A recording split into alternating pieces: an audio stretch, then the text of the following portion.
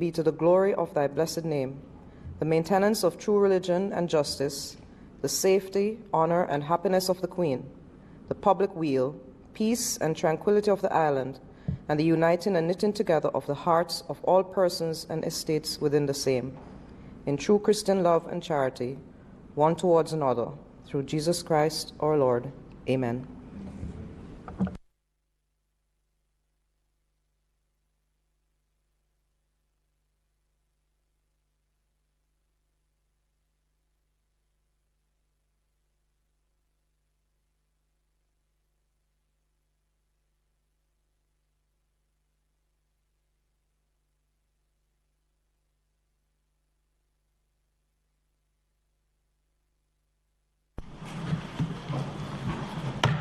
This meeting of the Honorable Senate for Friday, the 14th day of May, 2021, is called to order. Before we begin the business of the day, students and teachers from the Cockburn Garden Primary School and the Cockburn Garden Junior High School are joining us today virtually, and I'm informed that they are in fact viewing proceedings now. So we welcome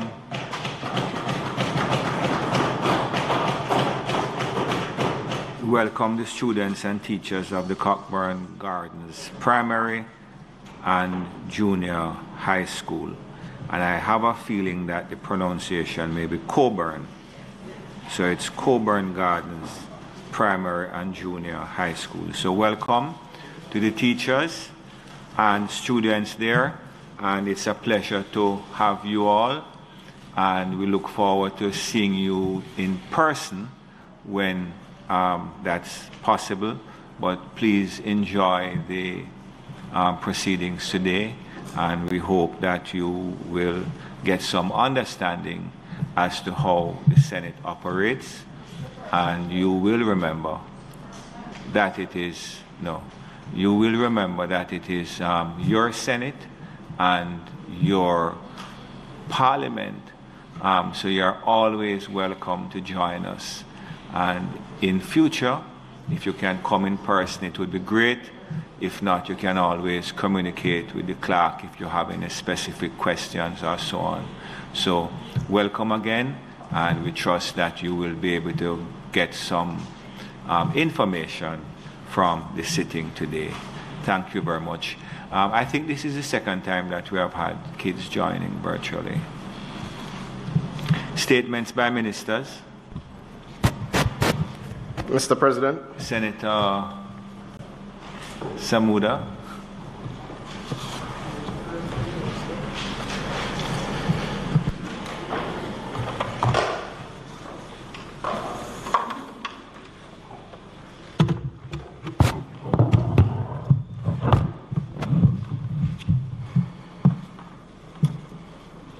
Senator Samuda, the statement that you are to deliver has been circulated. I've provided copies for it to be. I'll just wait until there. Here are some additional copies if needs be.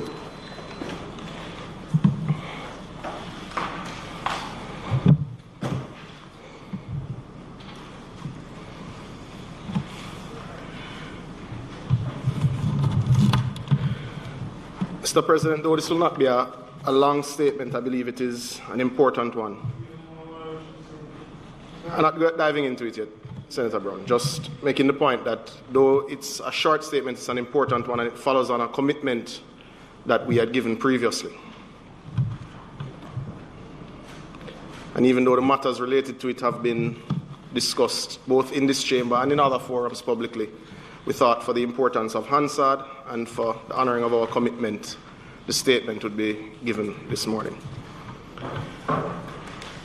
Mr. President, the honourable members of the Senate are being asked to recall that in June 2020, the case of Noel Chambers was brought to the attention of the government and the general public by way of the Indicom Quarterly Report, 1st January to March 2020. Mr. Chambers, who at the time of his unfortunate passing in January 2020 was an 81-year-old mentally ill inmate being held at Governor General's pleasure. The Indicom report highlighted systemic concerns, particularly the conditions which persons are kept at the Tower Street Adult Correctional Center. Following on this discovery, the Ministry of National Security undertook an audit of the treatment of mentally ill persons within correctional facilities. The Senate may recall that in the sitting of the Senate in February, at a sitting of the Senate in February this year, I committed to providing an update on this matter. The usual parliamentary cycle would have interrupted this update, and admittedly, I had considered addressing it in a complete manner in my State of the Nation presentation. That is still my intention. However, given the commitment that I had made and the wholly appropriate levels of public concern with the matter, it was the assessment that the summary findings of the internal audit should be brought to the attention of the public through this Senate. Mr. President, the Senate is advised that the audit was completed in January 2021 and the key findings subsequently submitted to the Cabinet accordingly. Mr. President, I have heard the concern of the length of time this statement has taken to come to the Senate, but this administration is not in the habit of only announcing what is to be done. We also prefer sometimes to indicate what has been done. And here we have been able to report that consultations have been had and systems put in place in a bid to improve accountability in the nation's correctional facilities and reduce the opportunity for another unacceptable case similar to Noel Chambers. We are operating in a challenging environment. However, we have to be diligent in putting our best foot forward and being methodical about correcting problems which have existed for many, many years. The summary of the findings of the primary findings of the internal audit were as follows: excessive delays by the courts to request mentally ill inmates to be placed before the magistrates, 1. 2. Inadequate medical professionals on staff to provide sufficient care to the mentally ill. 3. No written SOPs to guide correctional officers in the care for mentally ill inmates. 4. Mentally ill inmates were being housed among the general population, both at St. Catherine Adult Correctional Center and at Tower Street. Overcrowding of blocks within the facilities. No established psychiatric wing within DCS penal institutions. Mr. President, the Senate is reminded that the DCS has suffered significantly from a lack of investment due to fiscal constraints and competing needs for continued demand within other critical sectors such as health, education, and indeed our infrastructure since independence. The findings of the internal audit highlighted what we know anecdotally. More has been spent on improving the correctional facilities. More has to be spent, rather, on improving the correctional facilities and bringing the Jamaican correctional system into the 21st century. We have taken some actions to address the gaps, not just outlined in this internal audit, and I think members would recall that the issues highlighted here are consistent with those that would have been highlighted in the Indicom report, they would have been highlighted in the subsequent Public Defender's report, and they would have also been highlighted in the Chief Justice's report, a report that the Ministry of National Security and indeed DCS participated in the production of. So the issues are consistent but still needed to be read into Hansard as the commitment had been given. Some actions that we've taken, Mr. President, include, or rather what is more important than knowing what needs to be done from our perspective, Mr. President, is however actually getting things done correctly. In light of this, the Ministry has undertaken the following to address some of the notable concerns previously highlighted. These include, inter alia, the Department of Correctional Services has, since the report, began to ensure that a master listing for the respective courts are prepared and submitted accordingly. This is crucial that we meet our legal obligations in a timely manner. Mr. President, I'm happy to report that that listing is indeed up to date, the last listing being submitted for April 2021. 2, to address the notable deficiencies in our human resource, particularly medical. A review was done on an organizational chart prepared by the medical unit to provide a strategic roadmap to address the staffing issue. This was submitted for approval to the Ministry of Finance and Public Service. The MOFPS has approved this as at December 1, 2020, and we are working to provide the upgrade in the Specialized and Medical Services Division. DCS is working on this area with special emphasis on engaging a senior psychiatrist. Colleagues should note that this is not necessarily an easy position to have filled, but it is now on our establishment and we're seeking to have that happen. A specialized project is also being undertaken, Mr. President, in the interim, given the urgency of the situation. The MNS has sought assistance from our development partners to fund this specialized project. It is intended that a cadre of psychiatrists will be led by a notable psychiatrist who I will announce certainly in my State of the Nation to provide for the requisite assessments and to ensure that we're up to date with our reporting requirements and indeed to provide some remedial care. To treat with the overcrowding issue, the MNS and DCS are currently seeking to provide for renovations within existing facilities despite the lack of capital budget. The budget that exists, and we'll go into it at another time, does allow for some of these renovations, and we believe that it will significantly reduce the issues that we face. The myriad of infrastructural concerns, however, though, Mr. President, will indeed take several $billion and years to catch up. 5, we are leveraging the partnership with civil society and NGOs. In recognition of the fiscal constraints and the need to urgently address the issue, the MNS has led discussions with notable NGO, Missionaries of the Poor, and we are looking at a project which should be near to completion soon to relocate our bedridden inmates in a manner that would allow them to receive the sort of care that they deserve. Mr. President, colleagues, I've provided updates every time DCS has been brought into focus for issues of national concern. I committed when this issue was raised that we would not allow Mr. Chambers' death to be a 9-day wonder for his death, not also to bring about the changes so desperately required for those in our custody. The commitment still stands. I'll provide a complete update on the work being done in our correctional facilities and indeed our program for reform during my State of the Nation address. Thank you, Mr. President.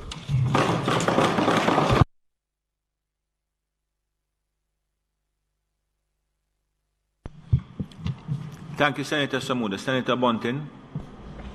Thank you, Mr. President. I think Minister Samuda has been perhaps surprised that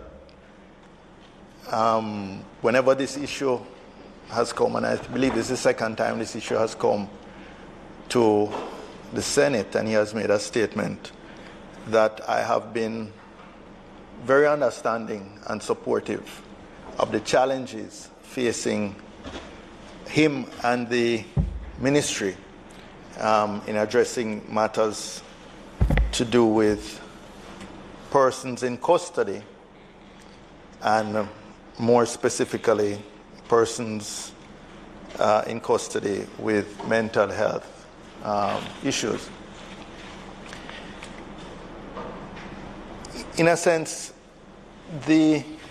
what we're facing here is the nexus of two streams of challenges in our society, somewhat because of our cultural approach to it.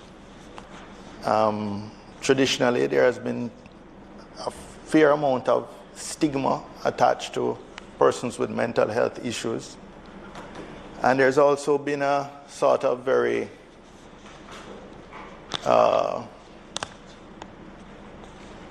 punishment-oriented approach to the work of the Department of Correctional Services rather than a rehabilitation orientation.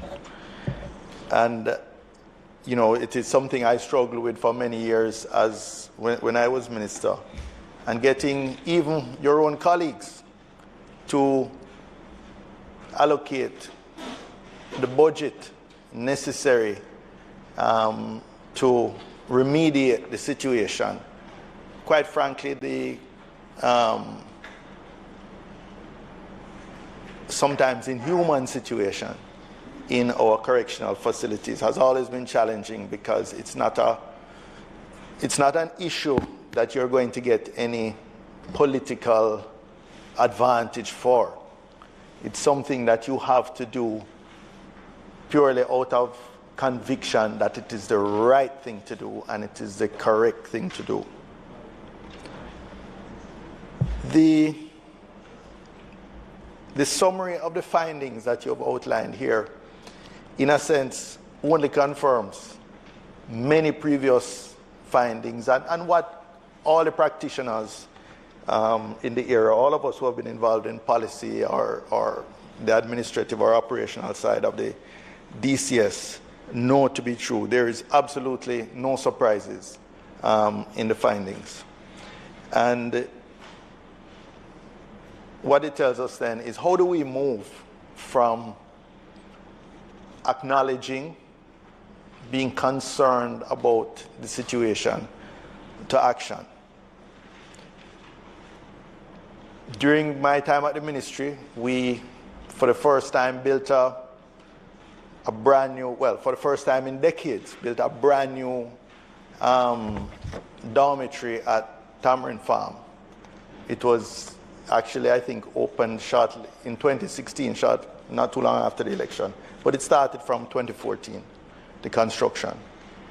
And part of that, the objective... Sorry? I didn't... You're right. And part of the goals of that was to reduce the overcrowding in Tower Street in particular, but between Tower Street and St. Catherine.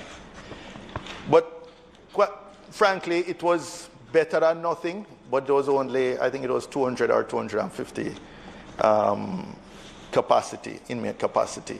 So it was a modest relief. But the idea was to continue in that direction. But the more critical thing was to establish a forensic psychiatric facility. Whether, and this was up for debate, whether it would be properly located in the Department of Correctional Services or in the Ministry of Health. Because really what a number, scores of the inmates who were there because of mental health issues, what they needed was a therapeutic facility, not really a correctional facility. Perhaps with the exception, with exceptions of particularly violent inmates who probably could not be dealt with, or patients who probably could not be dealt with in the healthcare context.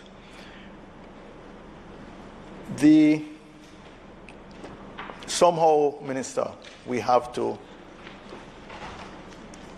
develop the commitment, the determination, the conviction across the aisle that we have to address this totally intolerable set of conditions we have in the not just in our correctional facilities, but including in our lockups.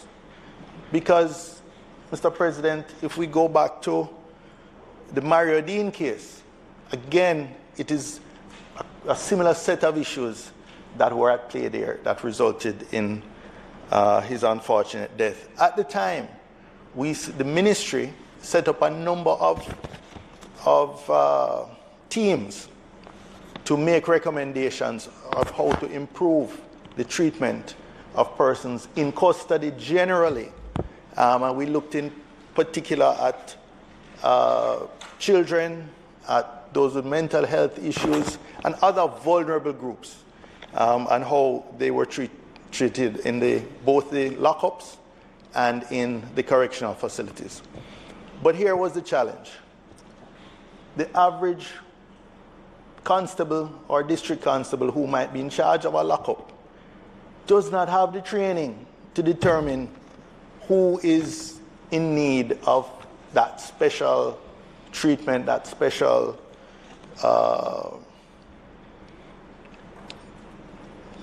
professional approach, assessment. They don't have that set of skills.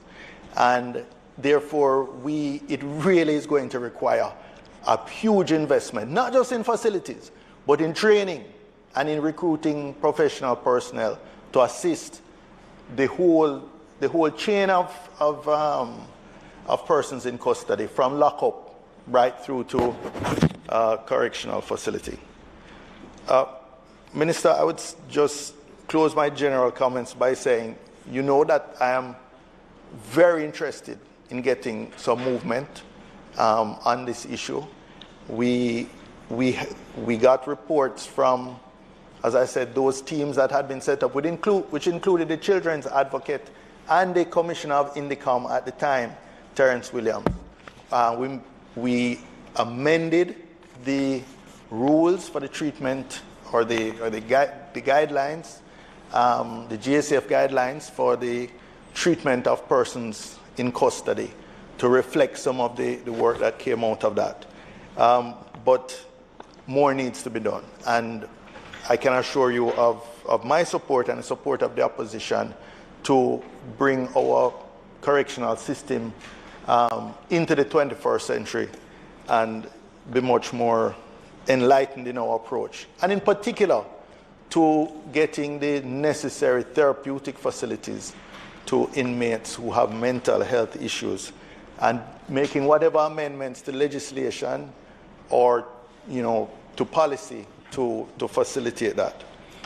I would just move now to a specific question I had in terms of the... I was going to ask if you had a written copy of your statement, but I don't know. With respect to the number one in terms of actions, you spoke to the listing, an updated listing, and this listing being submitted for April 2021.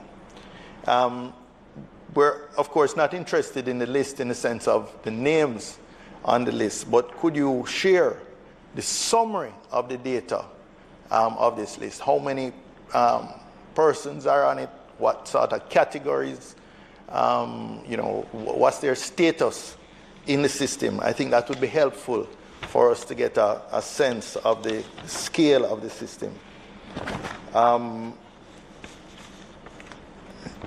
In terms of the second question is around point 3 in the actions. You speak to getting assistance from development partners to get a cadre of psychiatrists. I know sometimes, again, we have long lead times in getting these projects funded by international partners. Is it something that we could engage a cadre of private psychiatrists to support the ministry, whether at the Department of Correctional Services or in the JCF lockups, that even in the interim, and it might be an expensive solution, but in the short term, at least it could immediately address the challenges that we have there. And finally, I noticed the partnerships with the NGOs, and that has always been very useful and very helpful. But at the end of the day, it's a responsibility of government. And I don't think we can, overly rely. Every little bit helps, and we certainly encourage NGOs, but I think we have to face it frontally. This is a responsibility of government, and I speak of government in the widest sense, not just the executive, all of us here in this parliament, to address this issue with urgency and with effectiveness. Thank you. Thank you, Senator Bunting. Minister? Thank you for the lengthy but certainly measured response, Senator Bunting.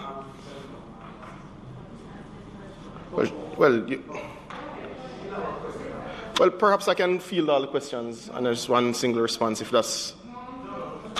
All right, so members would recall the statement given, you alluded to it in your rebuttal, related to the Rio Cobre report, which we'd addressed in this chamber. Some of the steps being taken overlap, and as I said, adhering to the parliamentary process and the commitment, but still trying to save some of the information as well with the politically for state of the nation, etc. But we had committed to a few things. We've formed a working group looking at the issues related to how we hold juveniles in state care, certainly within the correctional services, within the police lockups, etc. That working group is being chaired by our CTD in charge of correctional services, but involves the agencies across the state, notable attorneys who have dealt with some of these cases, including the Armadale issue, and NGOs that are noteworthy in this space. And I've given the statement to the full membership in the past, and indeed I would encourage members to look at the Correctional Services website, which has the full details of that working group and its TOR that's under the resources section on the website. I think that's particularly important. So we're looking at the issues in terms of how we treat our inmates. We started looking immediately as this process had started with Mr. Chambers at how we treat our mentally ill and indigent. We have a separate program running concurrently looking at how we treat our juveniles. I'd also announced a program to do a complete engineering assessment of where we were with our facilities, because you find that everybody that goes and looks at the facility says, oh, the facilities are abhorrent. That's great, but what is the assessment of what it needs to fix it? What is the true life left in any of these facilities, and what really isn't, as opposed to what the untrained eye may assume.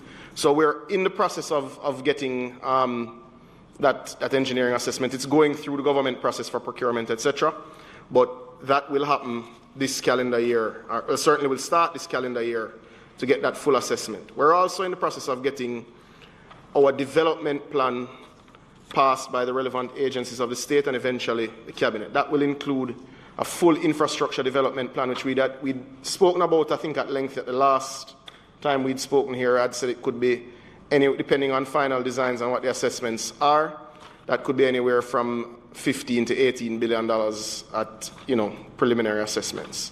We'd spoken clearly that the staffing issues, from how they are vetted, how they are trained, continuous training, continuous investment in their own well-being, continuous investment in making sure that they're performing in line with best practices globally, had to change. And I'd made the point that we are approaching the legislative framework in a phased basis. There are some security concerns that need to be addressed in the existing legislation that we believe can be dealt with in the first phase, which will happen this calendar year, certainly in the coming months. And then there's the total overhaul of the Act. We had spoken that we are working indeed on the offender management policy, which will create the framework for this legislation. So I think that's important, just to put that on the record. And, Senator Bunting will recall from his own time, there are constantly plans for places like Carlatry, and when it goes into the budget cycle, it doesn't necessarily make it, despite the plans that are there. But we are putting it through the entire process so that our Ministry of Finance understands the objectives, that it goes to PIMC, that the total, all of government understands what we need to do over a 5 to 10 year period to truly transform the correctional services. Now, to the specific questions, the reports would relate to 9 inmates held at court's pleasure, 16 inmates held at Governor General's pleasure. Important to note, though we've been going through so the reports would relate to 9 inmates held at court's pleasure, 16 inmates held at Governor General's pleasure. It would be important to note that this number has decreased since this issue would have been raised, that we have been able to secure release for 3 inmates, and I expect by the time we speak, certainly at State of the Nation and at other times we address these issues, that this number will continue to be reduced. For note, and because this is all of our collective problem, we have 146 mentally challenged inmates who have been sentenced, and we have 96 inmates who are in our custody, or remandees rather, who are deemed unfit to plead. So the reports go to the courts for these inmates. Now, one of the challenges that would have been brought about. Sorry, the 96 are awaiting assessment or are deemed unfit to plead. So if the status changes, you have 96 persons deemed unfit to plead, awaiting what? Awaiting action from the court or change in assessment. In some cases, when sometimes they end up going to health facilities, sometimes, depending on the decisions of the courts, they are released to families. Sometimes, when they're fit to plead, the cases do start. And it is not a comfortable position to say that they languish, but that is the state of that's what the legislation. And those 96 are on remand at the General Penitentiary? They're split between the General Penitentiary and St. Catherine. The reports, and one of the issues that used to face these persons was that because we didn't have adequate staff, the reports could not be on time because the assessments that had to be done by psychiatrists could not be done in a timely fashion with the numbers of persons that you had. Agreed. And one of the ways that we brought this up to date and to deal with your second question, Senator Bunting, was that we did have to carve out some funds and get some support from private psychiatrists to bring this up to date and to deal with this issue. We expect through the recruitment process that we're going through now, that hopefully we won't backslide in terms of the capacity, but certainly where we need to use private psychiatrists to keep up with our legal requirements, we will have to do so until you have the type of staff that's necessary. So I think that answers 1 and 2 in the same space. You mentioned I think your third question was related to the NGO partnerships that we wish to engage in. You know, in other topics to do with national security, we speak of the force multiplier effect. We're not retreating from our responsibilities, but certainly we have some inmates that require some extra care that isn't provided for by the staff on our establishment.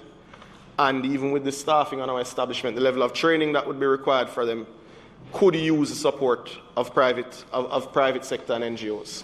Because we know we need it, we are putting in place the financing to deal with the issue, but we sought some additional support. We're certainly not backing down from the fact that wherever they are will have to be gazetted as a correctional facility, and we will have to provide the necessary financial support for them. We're not backing down from that point.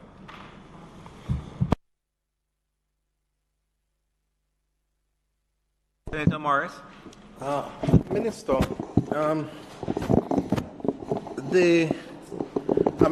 very grateful that you brought this update to the Parliament, and I have a particular interest because the UN committee, of which I'm a member, is moving in a particular direction in terms of deinstitutionalization of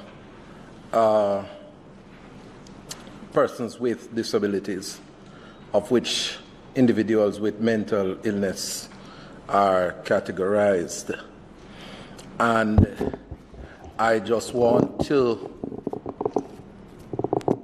extend an invitation to you to have a discussion with you at some point in time as to how to treat the matter, because since Jamaica is a signatory to the Convention on the Rights of Persons with Disabilities, we are obligated as a state party to honor the treaty, and I would want to make sure that we are putting in place the requisite measures to ensure that what we are doing nationally is in keeping with our international commitment. So I'm just signaling by and extending that invitation for discussion.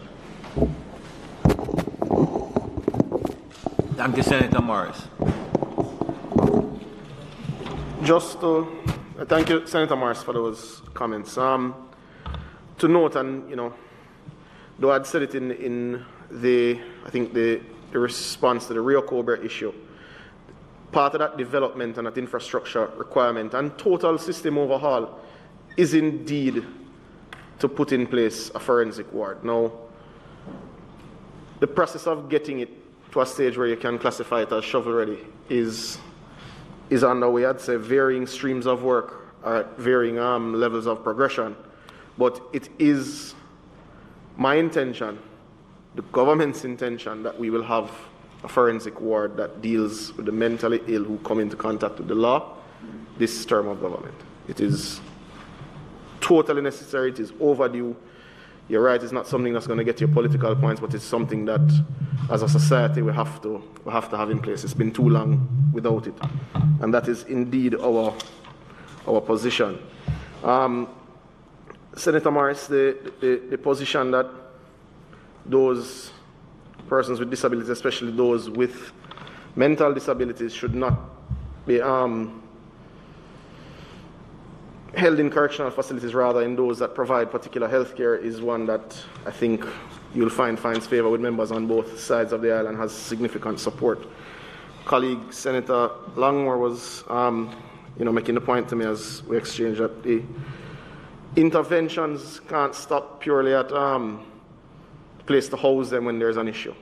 We're going to have to increase our community interventions in line with all that we have signed and agreed to, if we're to reduce the issue on the back end, and that is something I know that we are indeed looking at in terms of how to resource appropriately. The other point to make, I think, and just for colleagues and for the records, even with that working group looking at the juveniles within our care, there's representation for the disabled community, because even though we don't have any juveniles in our custody now that are physically disabled, certainly that I'm aware of as at this morning, we want to ensure that the SOPs and the development of our infrastructure takes into consideration the possibility that it could indeed happen. So we've ensured that as we're developing our plans, that they take into consideration the disabled community. Thank you, Minister. Senator Crawford. Thank you, Mr. President. I want to also thank Senator Samuda for bringing this update to the Senate, and to extend how proud I am personally as a friend of his for his efforts that I have seen him display in the short period that he has been a minister. I, however, want to ask a few questions. Firstly, I was a member of this House when a bill came for child diversion, the child diversion bill.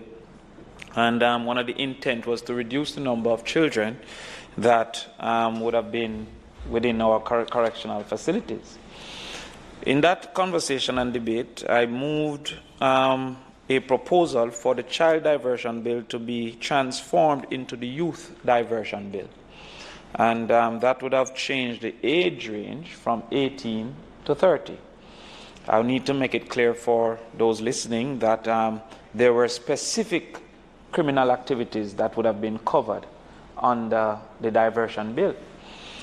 Now, understanding that we are overcrowded, and that would have been one of the contributing factors to the circumstance, and I'm very happy Senator Bunting also highlighted Mario Dean, who was not disabled, but fell victim to the realities of our correctional services.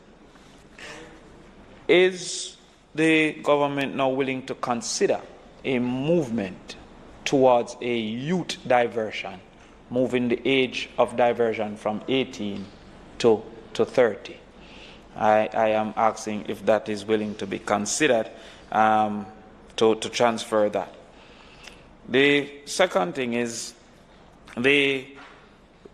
I think the Minister of Security, your colleague, because you are also a Minister of Security, suggested in his presentation that the clearing up rate has increased, I think from 32% to 51%, or 39% to 51%.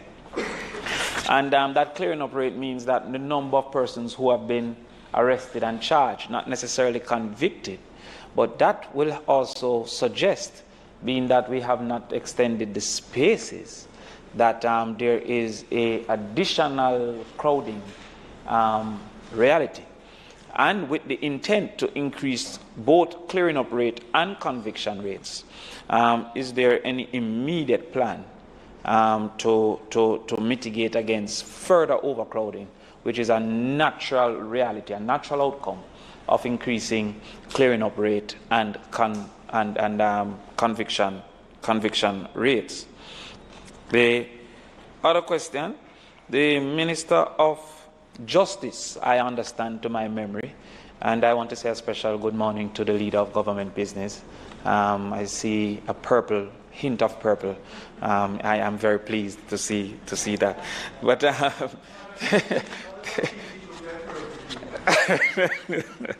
the Minister of Justice suggested that he wanted to see longer sentence times. I can be corrected, I'm now speaking from memory, but the Minister of Justice, I believe, in Parliament, or if not in Parliament, in the news, suggested that he wanted to see longer sentence time.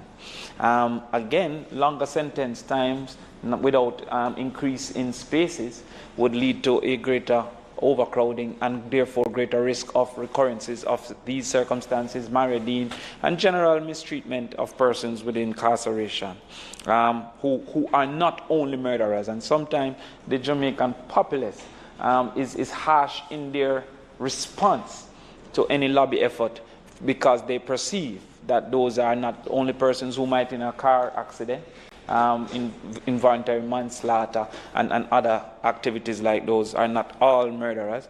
But with the call for longer sentences are the immediate plans to increase the number of spaces.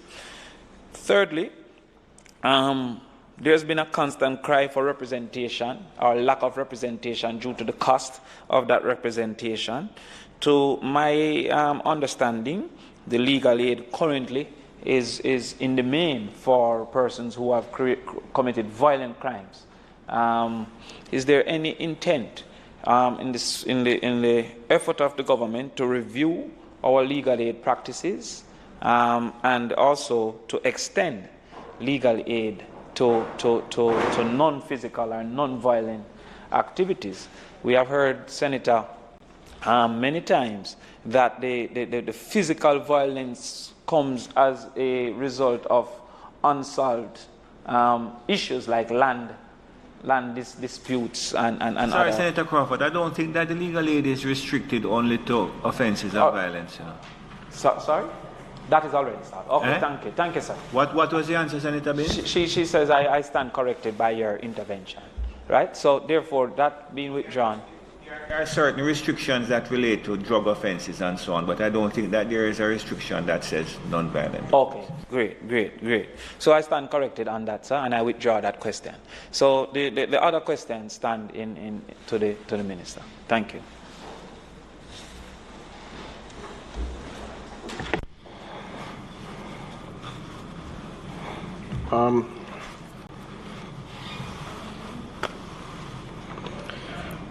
So, thank you, my friend, Senator Crawford. Tell them don't jump in our business, you know? But Senator Bin's all the best.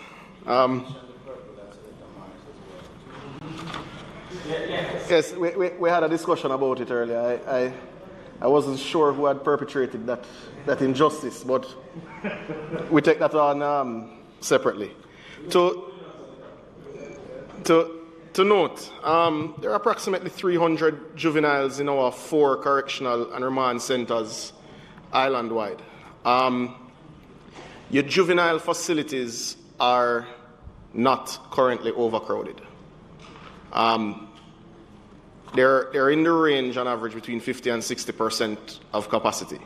So the overcrowding issue doesn't exist in those spaces for the correctional facilities. I can't speak to every single youth facility or child facility nationally, but certainly the ones within my oversight are not overcrowded. To note, we have just completed and will open shortly a new block for wards for us to consolidate the Hilltop and Rio Cobre facilities. So a brand new block is in place there that is in. It will lift the conditions that they're being held in, because Hilltop was not in the best conditions at that period, as well as significant renovations done to the areas that the boys currently are held in now at Rio Cobre, and new classroom block, etc. And save a few things. I'll save a few things for the SON, right? But so that issue doesn't affect there. And just for context, I think it's important that those watching, and even for colleague members of the Senate, to understand we have 11 correctional facilities currently active, and you have one which is grossly overcrowded, which is the Tower Street Adult Correctional Facility. South, the St. Catherine Adult Correctional Facility has 2 blocks which are overcrowded and some blocks which are undercrowded. There are some cultural nuances within the facilities that determine how and where persons can be held. So of your 11 facilities, you have one which is grossly overcrowded, and you have a Horizon, for instance, at 70% capacity, and you have a Tamarind Farm at 60-ish, that sort of range. But to answer, I think this answers both 2 and 3 in the same breath.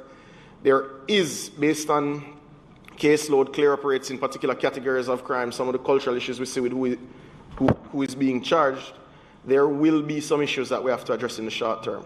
And we are getting those projects ready, shovel ready rather, to go into the next financial year to have them done. There is going to be some improvement and some increase in capacity both at Tamarind Farm and Richmond Farm, and there's going to be significant repairs to blocks which had fallen into significant disrepair and are not used currently, both at Tower Street and at St. Catherine. So I believe the immediate need, based on what the capacity is versus what the spaces, will be met with the additional infrastructure development keeping pace. The true adjustment to what is an abhorrent situation at Tower Street will not come before a new facility. So you will do things to let steam out of the pipe, you will improve sanitation facilities, you will improve blocks that had to be condemned and tear down and fix those in the interim. But the true transformation and the appropriate conditions for those being held there will not come without a new facility. And that is the honest answer. You'd made the point about the youth diversion versus the child diversion. I believe from a policy standpoint it would be appropriate for the Minister of Justice to speak on it. But I do recall your intervention. But I think and I will allow him to speak on it, but I think the analysis would also be important against the backdrop of what the 18 to 30-year-old cohort is being charged for, because the vast majority of crimes that are the vast majority of those who have received a corrections order to be in the facilities within that space wouldn't fit into your diversion category under the current framework for it. So I think there is more policy discussion to happen, but I'll leave that one to the Minister of Justice. Thank you. Thank you, Minister. Senator Brown. Senator Samuda, I won't be describing you as a friend, even though you are. And I won't be congratulating you for making a statement which is your duty to do. But from your statement, on page 2, under summary of primary finding and internal audit were as follows. The paragraph below the numbers states as follows. The Senate is reminded that the DCS, Department of Correctional Services, has suffered significantly from a lack of investment due to fiscal constraints and competing needs or continued demand within other critical sectors such as health, education, and infrastructure since our independence. That's approximately 60 years of neglect. Then on paragraph 3, you say, because this is coming to the question, first question I have, because I have a couple of others. The Ministry of National Security has sought assistance from our development partners to fund a specialized project. This is in regard to mental health. I wish to ask you whether or not these development partners include those who promise to cooperate and assist us with financing for a new prison, which is really what we need, as you have said, in all of this. Are any of these development partners those who were prepared to assist us with a new prison, which was rejected for political reasons? Senator Brown. Senator Samuda.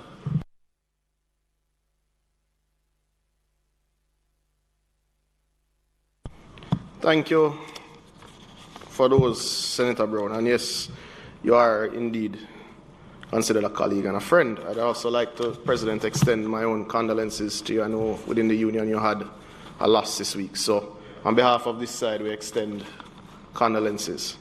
You want to elaborate on that, Senator Brown? Sorry? I remember my staff who served for 49 years. At the union? Yeah. Oh, well, my condolences to you too as well.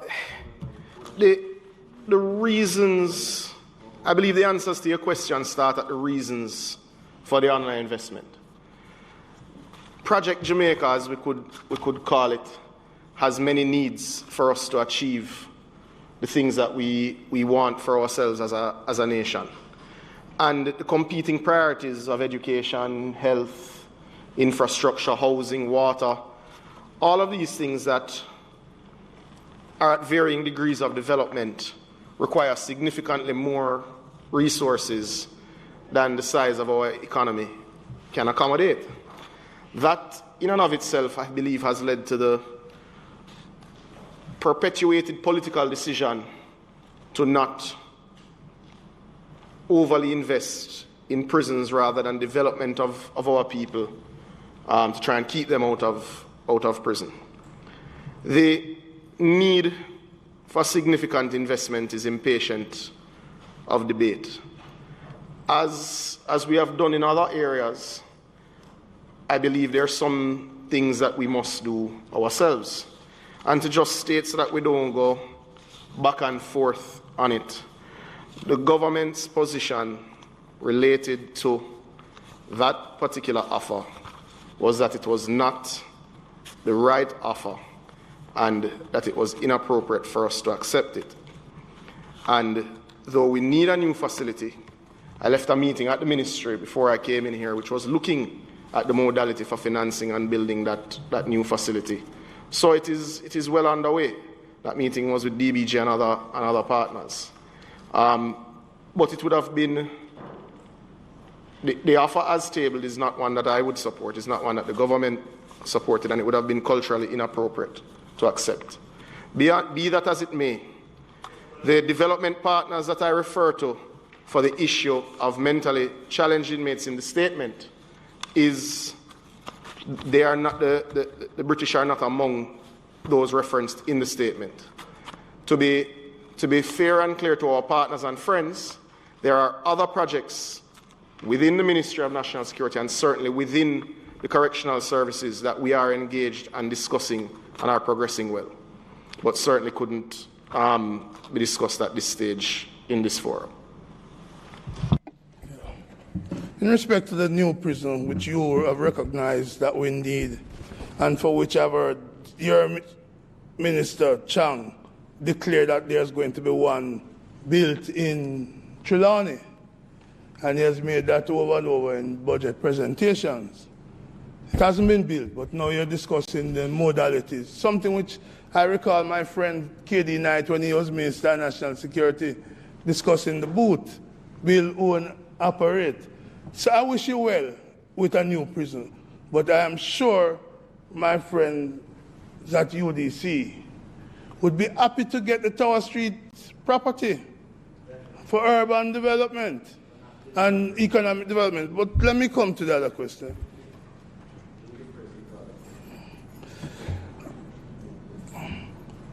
Minister, the prison system is very paper-based. From the reception of the inmate, it's all paper. Is there intention to do a new prison management system, to put in a computer system to take care of the records, numerous records in the prison? And let me tell you why I raised this. In 2003, there's the Alfred Ivan Barrows Nettleford case. Man lost in the prison system for breaking a window in Manchester. Spend more time in the prison waiting to be tried than if he was tried and convicted. And then we thought that would be the end of those type of prisoners. But we came up to Noel Chambers.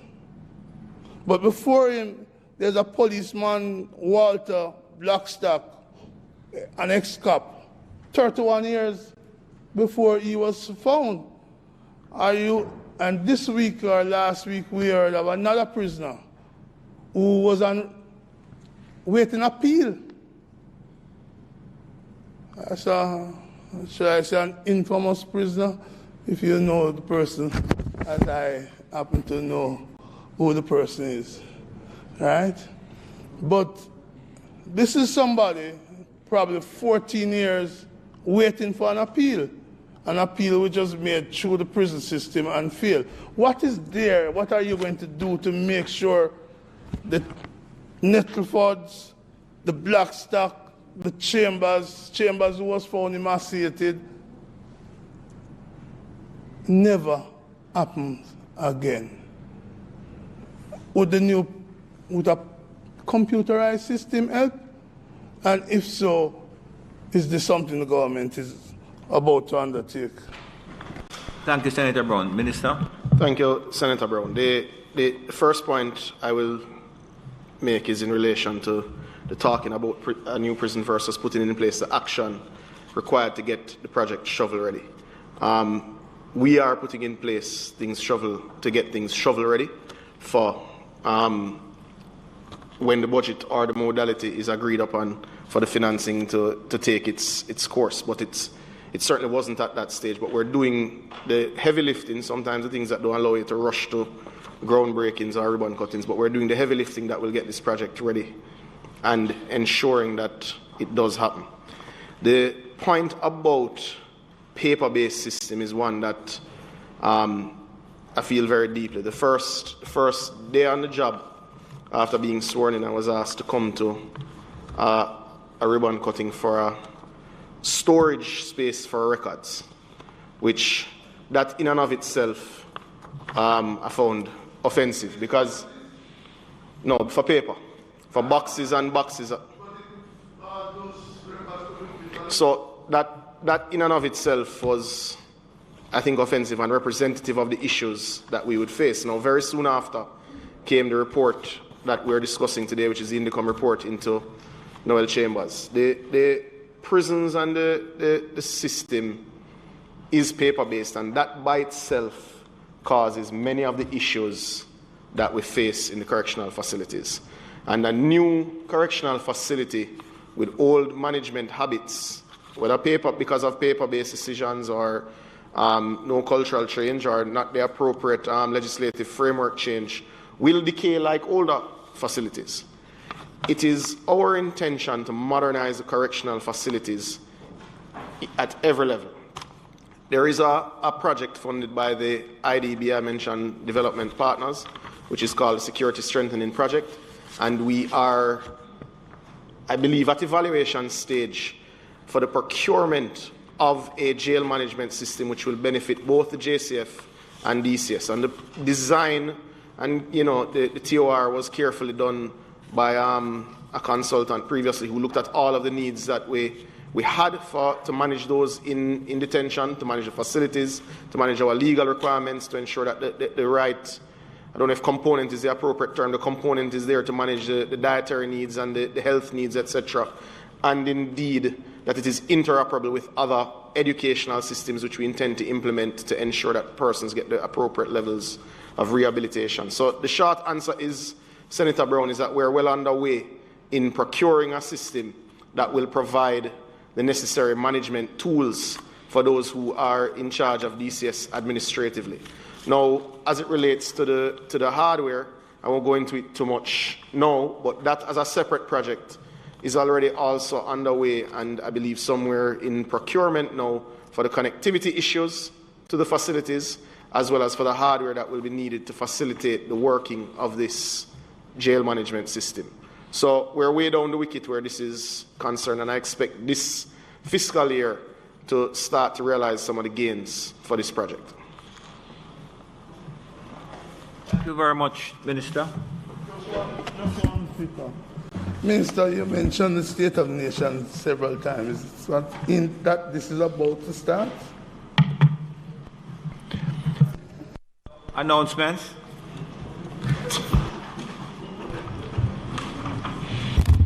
Laid on the table of the Senate today are the following: Ministry Paper number 28 of 2021, an annual report of the Planning Institute of Jamaica for the period ending December 31, 2019. Ministry Paper number 29 of 2021, entitled Annual Performance Report for the Ministry of Agriculture and Fisheries for the financial year 2020-2021. The University of the West Indies Mona Campus audited financial statement for the year 2019-2020. The 2020-2023 biennial budget and 2021-2023 memorandum of estimates of needs, and annual report and financial statements of the Housing Agency of Jamaica Limited for the year 2018-2019. Thank you, Madam Clerk. Bills brought from the Honourable House of Representatives, petitions, papers, reports from committees, notices of motions given orally, questions and answers. Mr. President. I'm sorry. Mr. President, I beg to give notice that at the next meeting of the Senate, I will move the following motion. Whereas Section 2 of the Public Procurement Act provides that a national development project means a development project approved by the Cabinet and the Parliament, to which the Public Procurement Act, hereinafter referred to as the Act, or any provision thereof is declared not to apply by order of the Minister under Section 3.3, and whereas by virtue of Section 3.3 of the Act, the Minister may by order, subject to affirmative resolution, declare that the Act or any provision thereof shall not apply, A, to a public-private partnership approved by the Cabinet, B, to a national development project, C, in respect of procurement of any class of goods, works, or services, and D, to a public body, as the Minister may, subject to such terms and conditions, if any, specify. And whereas on the 17th day of March 2021, the Cabinet approved the declaration of a development project known as the Montego Bay Perimeter Road Project to be a national development project, to which the Act or any provisions thereafter shall apply. And whereas the Montego Bay Perimeter Project is a development project for the execution of works by China Harbour Engineering Company Limited, A, on the Montego Bay Perimeter Road, B, on the Barnett Street, West Green Avenue Road rehabilitation and expansion works, C, on the Long Hill Bypass to reduce road traffic congestion, and D, to conduct a comprehensive drainage study of the Montego Bay Bypass area. And whereas this Honourable Senate approves the declaration of a development project known as the Montego Bay Perimeter Road Project to be a national development project, to which the Act of any provisions thereof shall not apply, now therefore be it resolved by this House, this Honourable Senate, as follows. 1. This resolution may be cited as a Public Procurement National Development Project Montego Bay Perimeter Road Project Order 2021 Resolution. 2.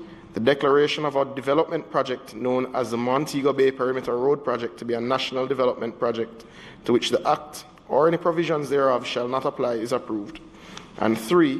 The Public Procurement National Development Project Montego Bay Perimeter Road Project Order 2021 is hereby affirmed. Mr. President, I further beg to give notice that at a later stage today, I will move for the suspension of the standing orders to enable me to take the motion. Thank you very much, Minister. Questions and answers to questions? Motions that may be made at the commencement of public business requiring notice? Motions relating to the sitting of the Senate? Motions for leave to introduce bills? The presentation of bills without the leave of the Senate first obtained? Public Business Minister.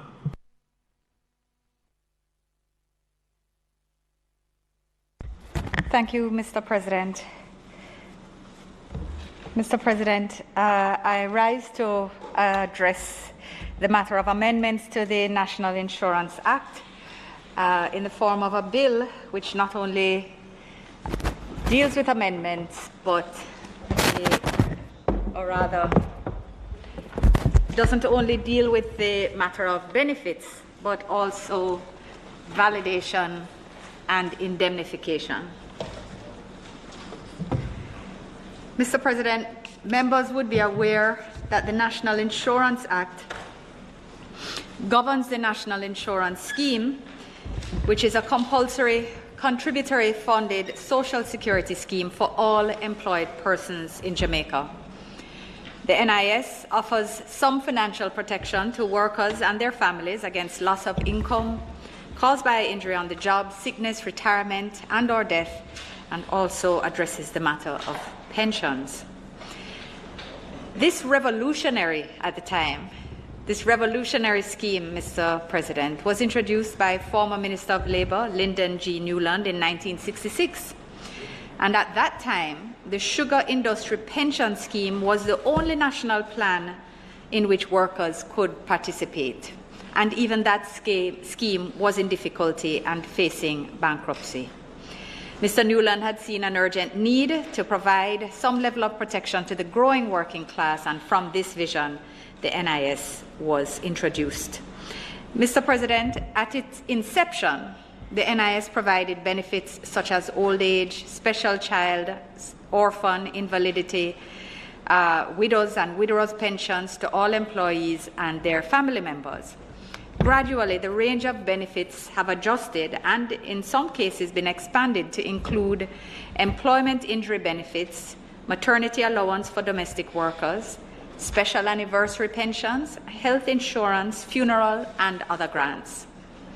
The importance of the National Insurance Scheme to the well-being of the nation and to our people cannot be overstated. The government is therefore committed to ensuring the scheme's viability and its continuity for the protection of workers and their families. Hence the work before us today. Mr. President, I can advise that in the last financial year, $20.013 billion in benefits were paid from the scheme.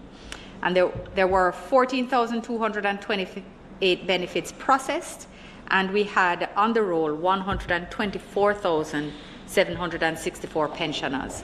So this is an important, very important scheme. Our commitment to protect Jamaican workers is manifest in the bill before us today, which seeks to amend the National Insurance Act 1966, the National Insurance General Benefits Regulations 1966, and the National Insurance Sugar Workers Transitional Regulations 1966. The Act will validate the measures which have been implemented to rescue the NIF from an untenable financial position, while giving legal backing to comparable measures in the future that will ensure the health and continuity of the scheme. So, Mr. President, members would be aware that NIS contributions and any interest earned thereon are placed into the NIF, which is established pursuant to Section 39 of the National Insurance Act. Indications are that since 2007, the sums expended for benefit payments have consistently exceeded contributions received by an average of approximately $2 billion per annum. This, Mr. President, this negative trend was broken only by the implementation of recommended reform measures to increase contribution rates, as in 2019-20 was when this trend was broken, Mr. President, when contributions received finally surpassed benefits by $1.02 billion. Mr. President, actuarial reviews are provided for in Section 41 of the National Insurance Act. And in fact, this is with effect from April 2016, when Section 41 of the National Insurance Act was amended to enable triennial actuarial reviews. Mr. President, reviews in 2013 and 2016 had indicated that if reform measures were not implemented as a matter of urgency, cash flow from the NIF was projected to become negative. Clearly, the reviews had different dates for the time by which this negative status would manifest itself and when the fund would become depleted. The 2013 review had shown that the fund would become depleted by 2033 if no reforms were undertaken, and some reform measures to sustainably increase benefits and the rates of contribution were implemented. And then in 2016, there having been an improvement in the performance of our investments, among other things, there was marginal improvement that resulted in an extension to the time projected for depletion of the funds, with a cash flow depletion then projected for 2029 and fund exhaustion by 2037. The reform measures recommended by the actuaries and approved by the Cabinet thereafter included, among other things, a phased increase in the rates of contributions to the NIS and an increase in benefits, both of which were undertaken and are addressed in the bill before us. Mr. President, I will therefore describe some of the changes, or rather the changes, to the legislation that the bill seeks to make and which will achieve validation of an increase in contributions and its continuation, as well as increases in benefits.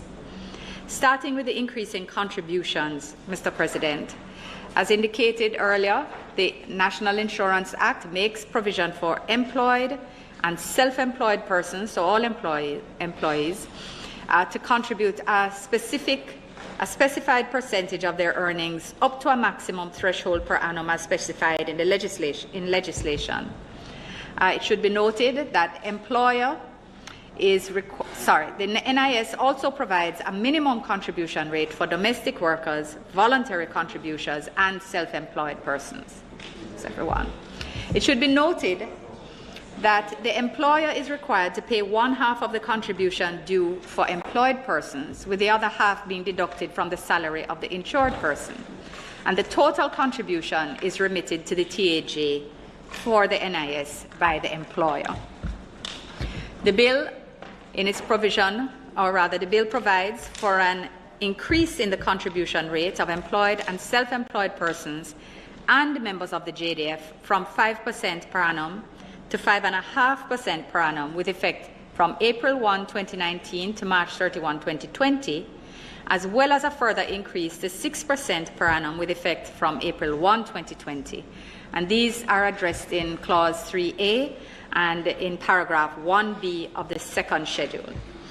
Additionally, Mr. President, the bill provides for an increase of the flat rate contribution of self-employed persons, domestic workers, and voluntary contributors from $100 per week to $150 per week, with effect from January 1, 2019 to December 31, 2019, and $200 per week with effect from January 1, 2020 to December 31, 2020, and then $250 per week with effect from January 2021. And these changes are addressed in paragraphs 1A, 2 and 3 of the second schedule.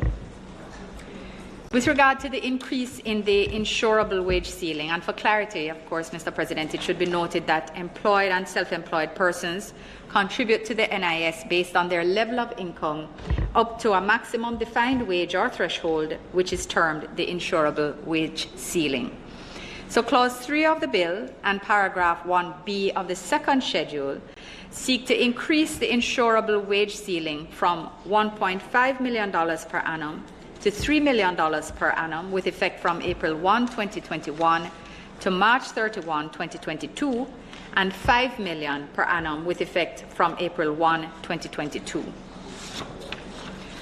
Regarding the increase in benefits, Mr. President, and there are several, I'll first deal with increase in old age, invalidity, and widows and widowers benefits. The various benefits which are paid under the NIS are set out in Part 3 of the National Insurance Act, and these benefits include old age, invalidity, widowers, and widowers' pensions. The amount payable varies according to the type of benefit, and the rates of the various benefits are specified in the third schedule to this bill.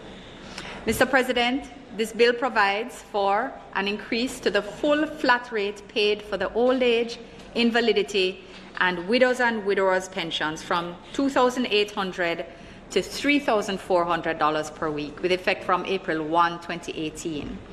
And this amendment is sought under paragraphs 1 and 2 of the third schedule to the bill. Paragraphs 4, 2, and 3, sub 3 of the National Insurance General Benefit Regulations 1966 makes provision for the payment of reduced rates of old age, invalidity, and widowers pensions in respect of persons who only partially satisfy the contribution conditions. Administratively, the reduced rates are referred to as a half rate and three-quarter rates, which are consistent with the method of calculation. Clause 8 of the bill seeks to amend paragraph 4.2 of the said regulations by increasing the three-quarter rate of said pension from $2,100 per week to $2,550 per week, with effect from April 1, 2018. In addition, this clause provides for an increase to the half rate as set out in paragraph 4.3 of the National Insurance General Benefit Regulations from $1,400 per week to $1,700 per week, with effect from April 1, 2018. Mr. President, in respect of the special and sugar workers' pensions, it should be pointed out that the rates payable to a special pensioner, and this is, everyone should find this interesting, a person born before the day 1st of January 1908. Yes. As specified in Section 10A of the National Insurance Act, and yes, such persons exist and are pensioners receiving under the legislation before us.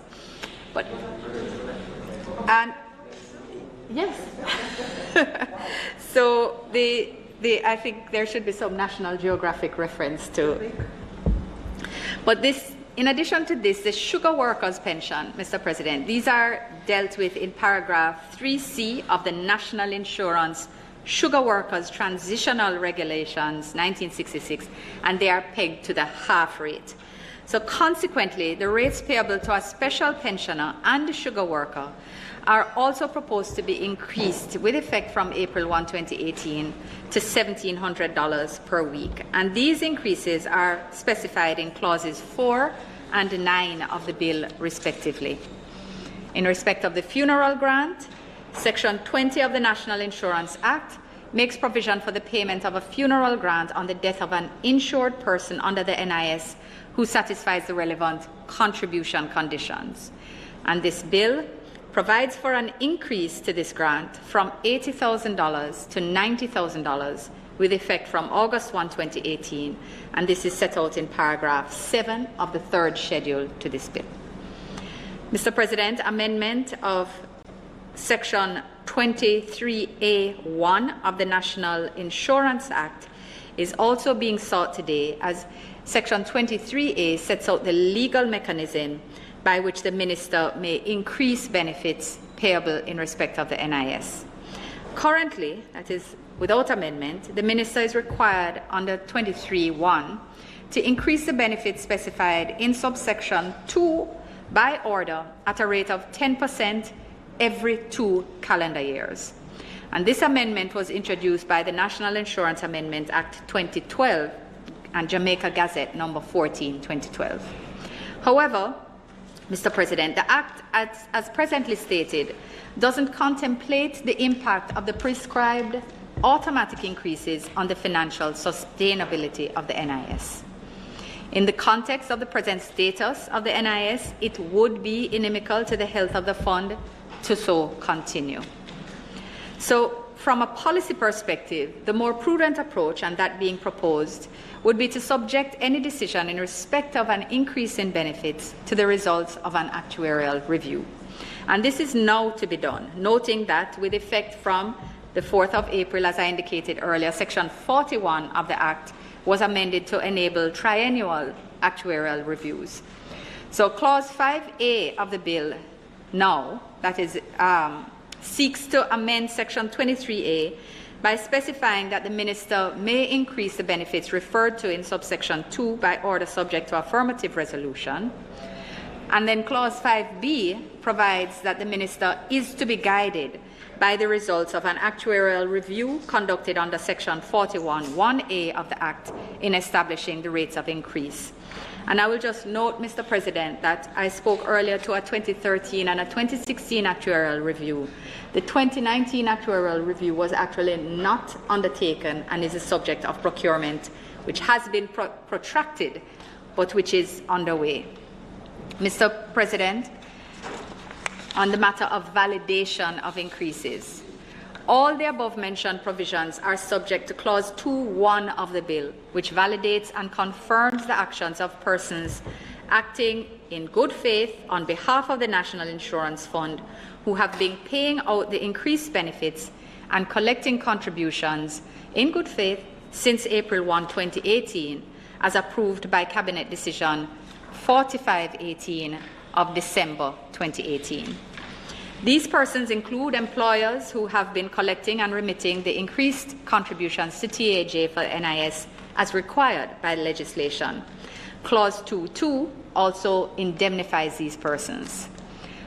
Furthermore, Mr. President, it is evident that the increase in contributions rates became effective before the legislative amendments were made. And it's therefore been recognized that persons could be liable for criminal prosecution for non-payment of the increased contribution during the period until this legislation is passed. So this, of course, would be a challenge, as the persons would not have been under a legal obligation to make these payments. Clause 7 has therefore been inserted to address this challenge, Mr. President. This clause exempts any person who has not begun to remit the increased contributions to the NIS before the commencement of the bill before us, of course, when it shall be passed, Mr. President. It shall exempt them from liability to criminal prosecution. This exemption applies to Section 44 of the Principal Act and the relevant provisions of the National Insurance Collection of Contributions Act. So, Mr. President, we're mindful of the impact of the pandemic on employers, workers, and the self-employed. However, they, and I quote, position paper on the reform of the National Insurance Scheme of Jamaica indicated that the price of delay is high, as with each passing year, the severity of the reforms required to make the NIS sustainable will increase significantly. This is why the increases took place immediately.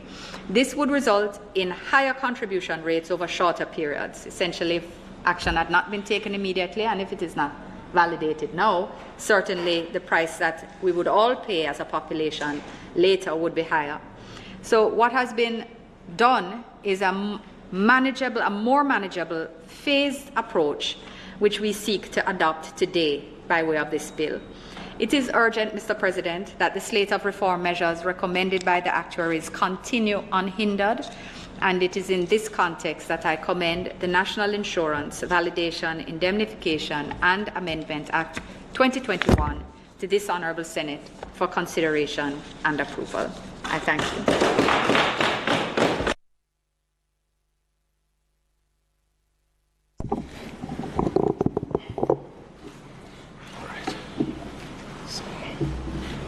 Thank you very much, Minister Johnson Smith. Senator Morris. Sinclair. Okay, thank you. Thank you, Mr. President. Yeah.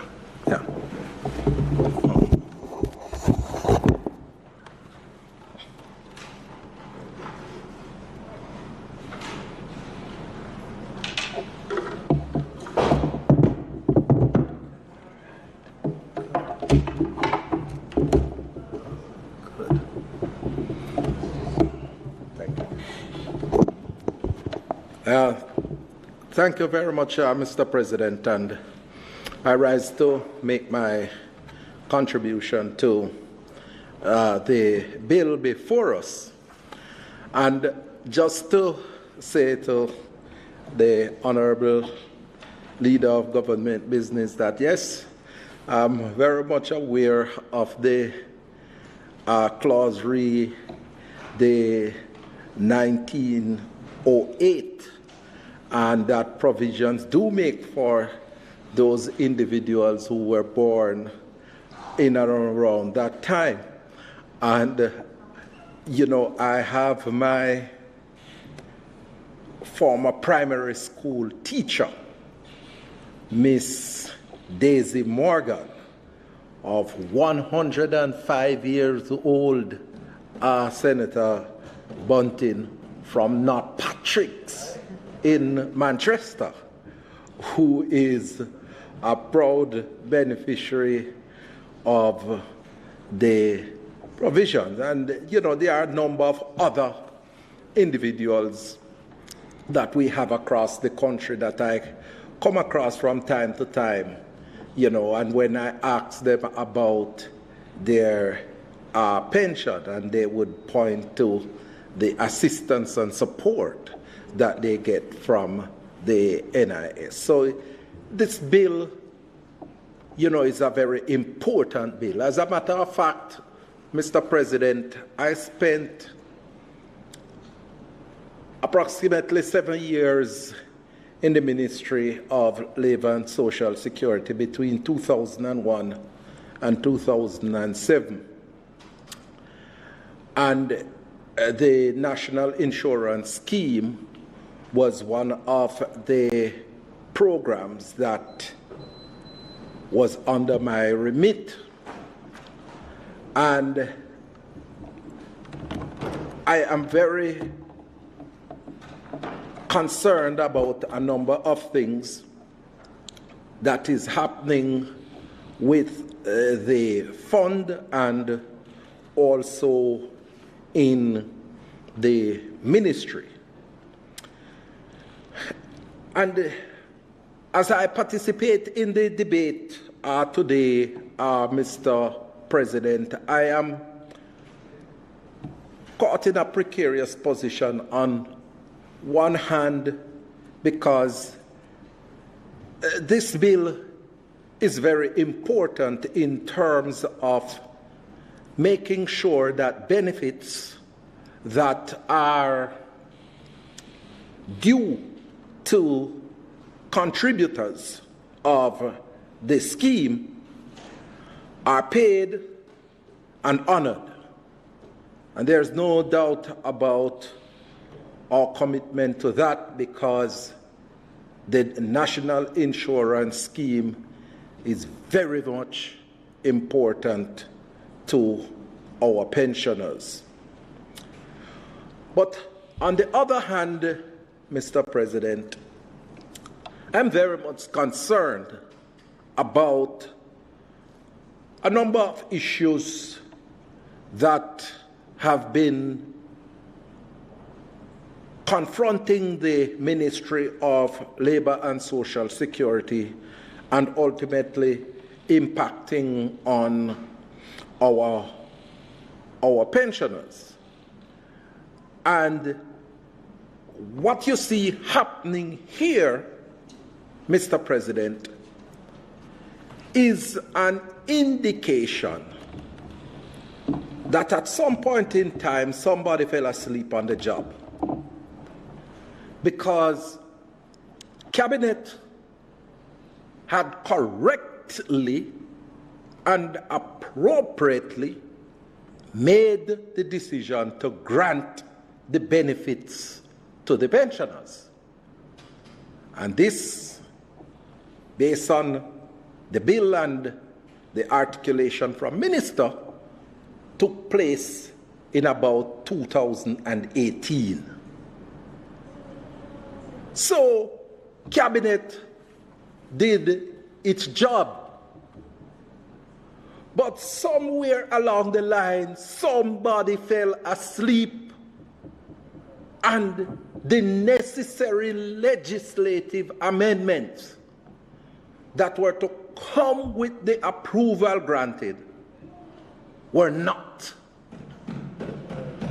And what we have is a situation where the funds were being paid out without the requisite parliamentary approval.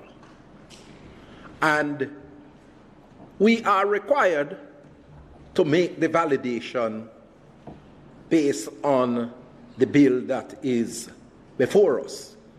But I could not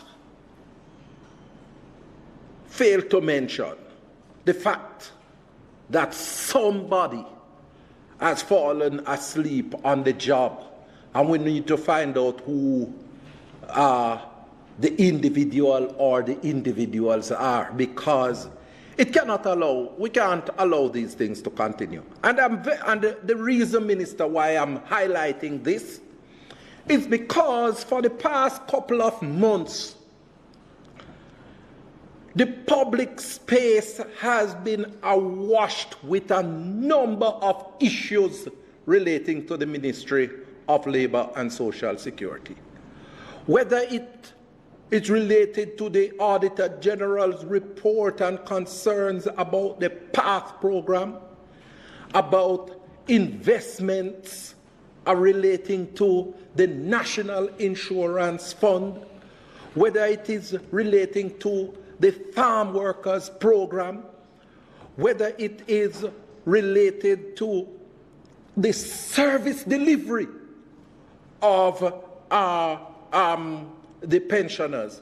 I have heard on the radio program, Senator Sabuda, a number of pensioners calling and crying out for assistance and saying that they are not getting accurate information as it relates to their benefits. And I have heard a number of individuals at the same time expressing their concerns about the PATH program. I am very much concerned with the undue delay in terms of the OSHA bill coming out of the Ministry of Labor and Social Security. And even more so, Mr. President, I am very much concerned about the fact that it has taken the Ministry of Labor and Social Security 7 years to bring the Disabilities Act into operation. 7 years. But, you know, my colleague and friend Senator Lambert Brown, who has courage for disability issues, will elaborate on that. But just to say that no self-respecting democracy could allow its parliament to pass a piece of legislation, and it takes 7 years for that legislation to be brought into effect. And Madam Leader of Government Business, what it is saying is that somebody is falling asleep on the job.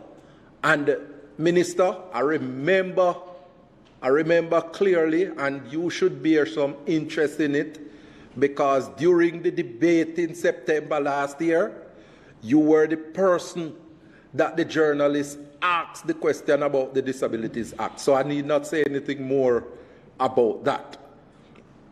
But you can understand, colleagues, my concerns about what is taking place in the Ministry of Labor and Social Security, and the mere fact that we have this legislation seeking the validation before us is a vindication of my concern. And, you know, Mr. President, when you look at the fact that this legislation is about validation and also at the same time enacting and enforcing legislation to make sure that the rates that are payable have legal grounding, I want to highlight some concerns, some further concerns. Because I want to make it clear that the adjustments in the rates are necessary for the viability and sustainability of the fund. Minister, you pointed out correctly that it was N.G. Newland who established the fund in the 1960s, 1966. But I am also forced to remind this honorable chamber that it was in 1991 that then Minister of Labor and Social Security, subsequently Prime Minister of Jamaica, the Honorable Portia Simpson Miller, invested the first $1.5 billion in the NIF fund, which has caused that fund to grow into a mighty oak tree where over $100 billion are there in the NIF anchoring the national insurance. And so last year there was a return to the tune of just over $11 billion from the NIF. And what happened is that the contribution income coming into the NIS wasn't adequate to pay out to pensioners. So they had to take about $2 billion thereabout to top up the contribution inflows. And so the NIF is fulfilling its role in ensuring that the pensioners get their pension. But the ideal situation is to make sure that your pension fund is growing and you are collecting sufficient to pay your pensioners and invest some of that collection. And so some of the amendments that are proposed are designed to do that. But whilst we're moving the rate for employers and employees from 5 to 6%,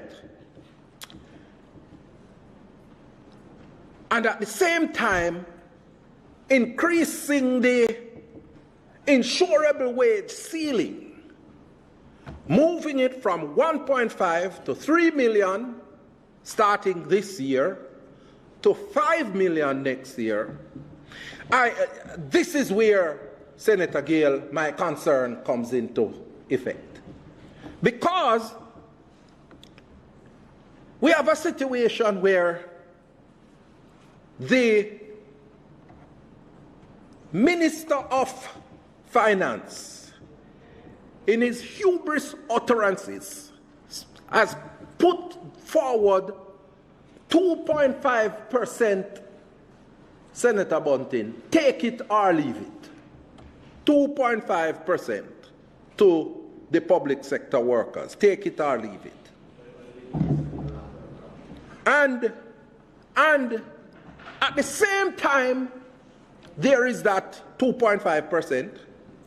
There is inflation that I understand about 6.3% thereabout.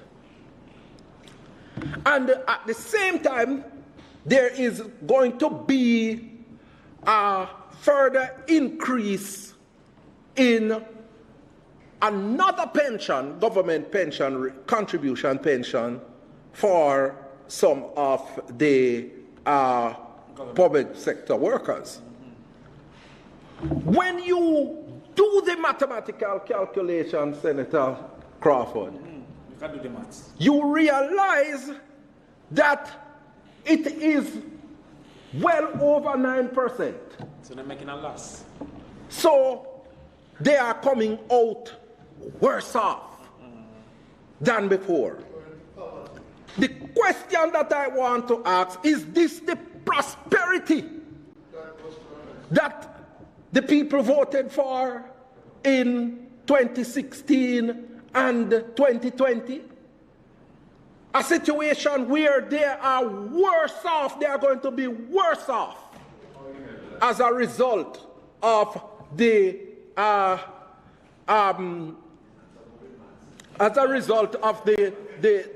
measures that are put in place right now.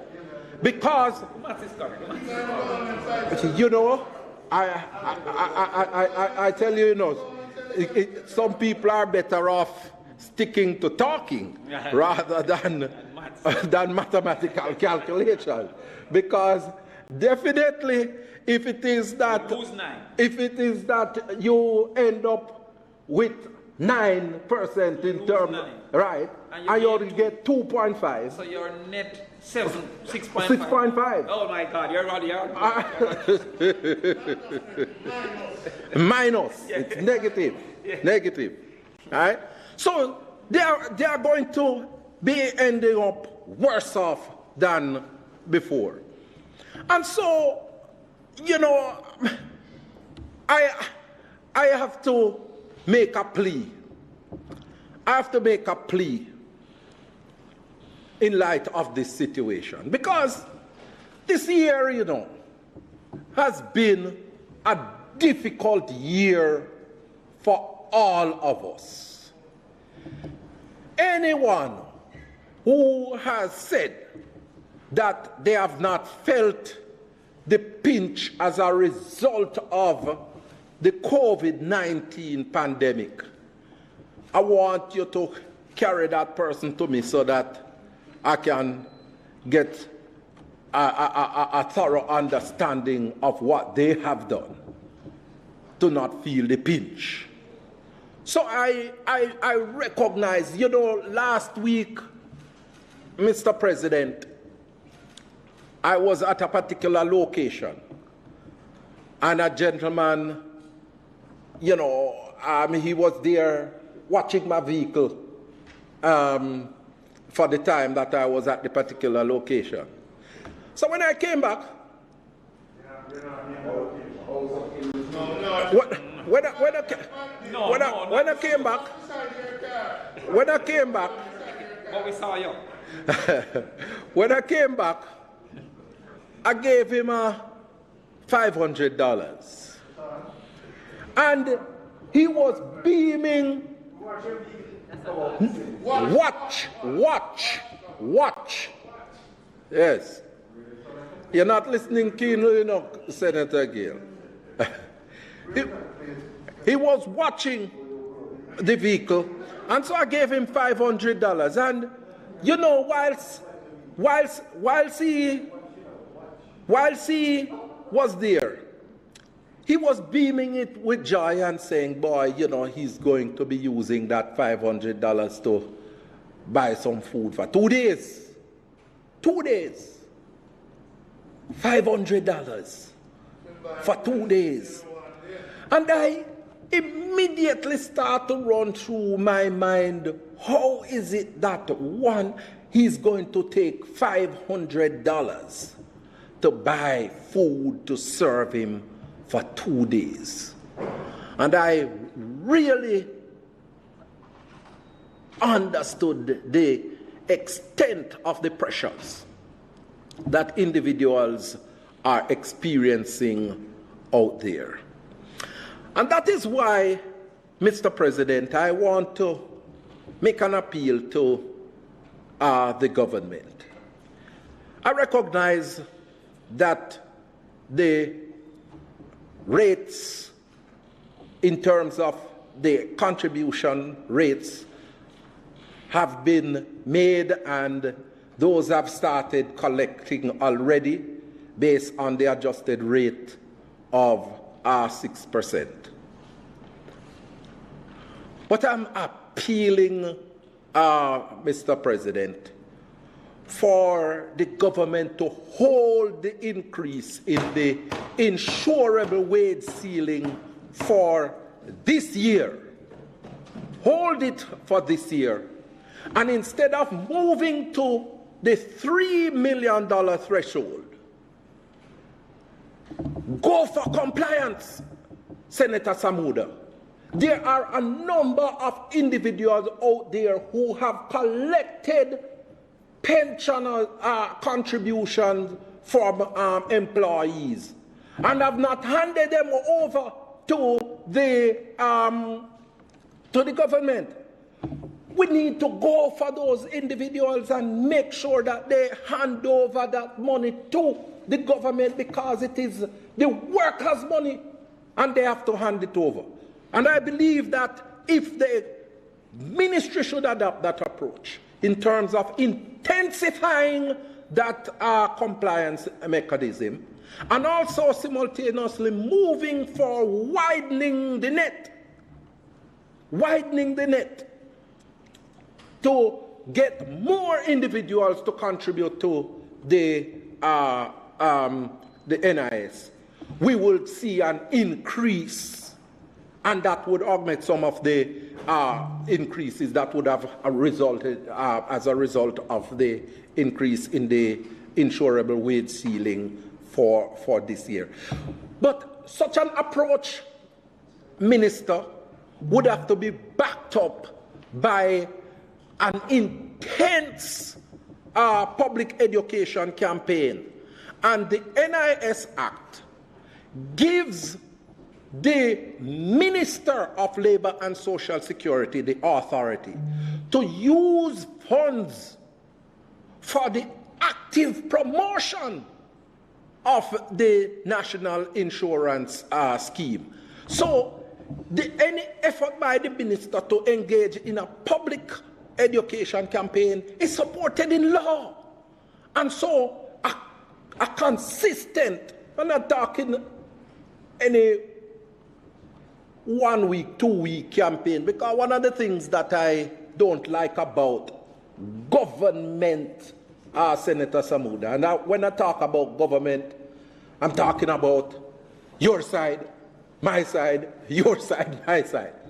What happens is that we treat public education campaign in a little, use Jamaican word, dibby way. We focus on something today and for 2 weeks and expect that it is going to bring the desired results. It has to be consistent. It has to be consistent. And I believe that we need that sort of campaign to help demystify some of the myths associated with the NIS, because some people believe that NIS is a tax on them, and the NIS is not a tax. I mean, it is a contribution scheme where you are bound to get your returns once you put in. And you know, my mother started to collect her pension in 1991, somewhere thereabout. My mother is now 92.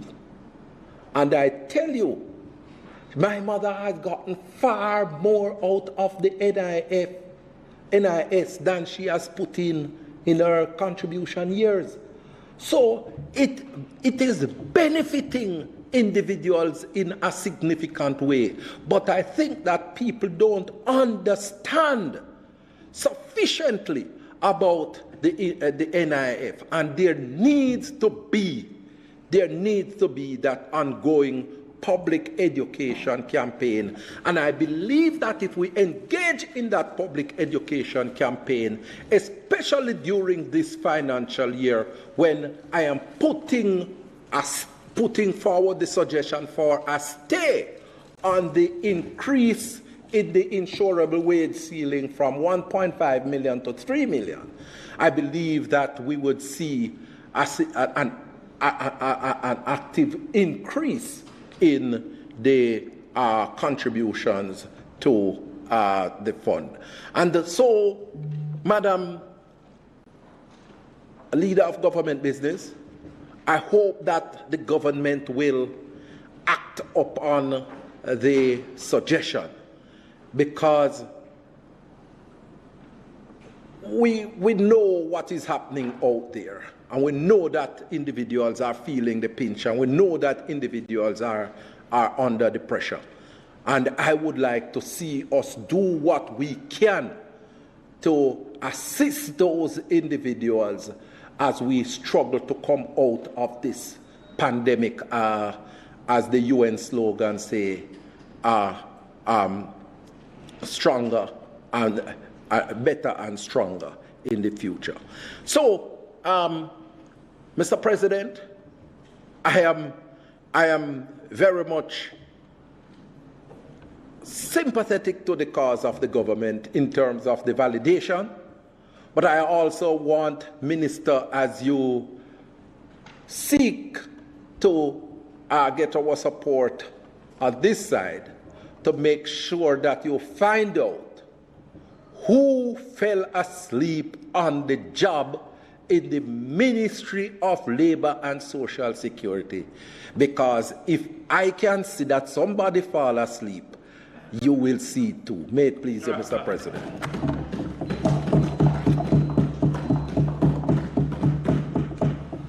Thank you very much, Senator Morris.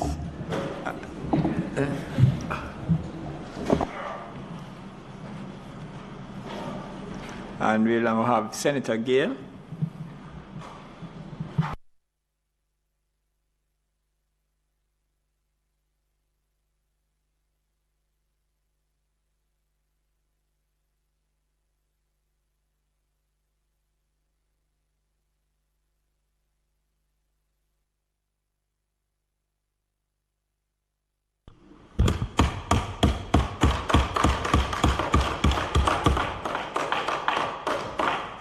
President, in participating in this debate around the proposed bill, I have listened to Senator Floyd Morris in terms of some of the representations that he has made. And there are some that I agree with, not in entirely as how he has represented it. Some of them I'm going to treat with later on in my presentation. But there are two that I want to take up front. You made mention of the Minister of Finance 2.5% wage offer. And you indicated, in my terms, that it appears take it or leave it. Now, the Confederation of Trade Unions, to which my union is a part and your own colleague is a part, I believe he's a vice president, understands very well that in the course of negotiations, when an offer is placed on the table, it is just the start of negotiations. And that is how the Confederation of Trade Unions intends to treat that matter. The second thing you made reference to which I want to deal with up front, you made reference regarding the occupational safety and health legislation, to which was tabled in Parliament, based on a resolution of Parliament, became a review of a joint select committee. That extensive work was done. And I want to commend the technical team and the members of that committee for the tremendous work that was done as part of that review. It was so extensive that they have gone back now to create what that proposed bill ought to be. And I see this, I share your concern because the call for that piece of legislation has seen one of the longest gestation period for any legislation that I've seen. But I want to take the opportunity to commend former Minister of Labour, the Honourable Shahini Robinson, for bringing this legislation to Parliament. President, the bill that we are dealing with today, this act is to amend the National Insurance Act to increase contributions paid to National Insurance Scheme and to increase benefits payable under the National Insurance Scheme. It is also suggesting that it's to validate and confirm the payments of certain benefits made in good faith by persons acting on behalf of the National Insurance Fund and the collection of contributions done in good faith and to indemnify certain persons in respect of those payments and contributions. And President, it speaks to validate the collection of increased contributions and the payment of increased benefits under the National Insurance Act, and to indemnify the government of Jamaica and every person acting on behalf of the government of Jamaica from liability in relation. It also speaks to the increase in the contribution from the 5 to 5.5% from April 1, 2019, and 6% with effect from April 1, 2020. And the Minister spoke about the increase in the insurable wage ceiling from the 1.5 to 3 million with effect from April 1, 2021, and 5 million with effect from April 1, 2022. And the increase in the minimum weekly contributions of domestic workers, voluntary contributions, and self-employed persons. President, these were actions that had to be done at a particular point in time. And I share the concern that, as a parliament, we have to continue this validation of actions. It's something that I had raised in the past, and it's something that we hope that we don't continue to see, but it is inevitable. President, we know that the National Insurance Scheme is a compulsory contributory funded social security scheme which requires contributions from persons 18 to 65 who are employed.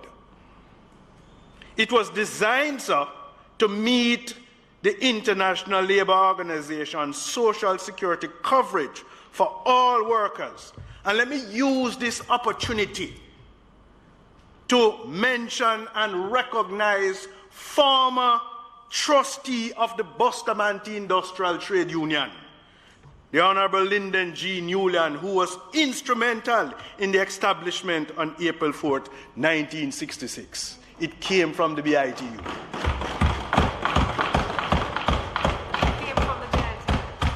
The benefits that are available under the scheme is administered under the Act through a network of some 13 parish offices and 6 specialized units. And some of the benefits include retirement pension, old age widows, widowers, invalidity, special child, orphan, employment injury, employment debt, employment injury disablement, maternity allowance, to which the minister spoke about, and funeral grant. Mr. President,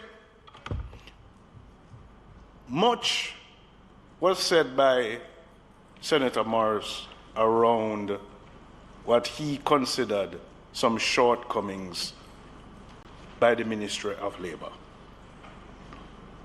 But I want to use this opportunity I want to commend the Ministry of Labour, and particularly the NIS division, for its work done in meeting certain targets between 2019 and 2020.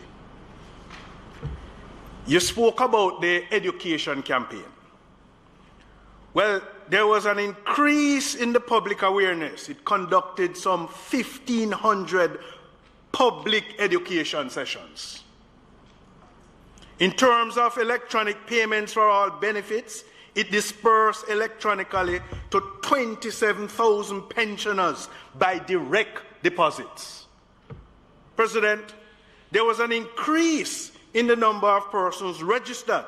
65,300 new NIS contributors, an increase of some 24.7%, and 52,419, and also registered some 9,599 pensioners for the NI Gold insurance, health insurance.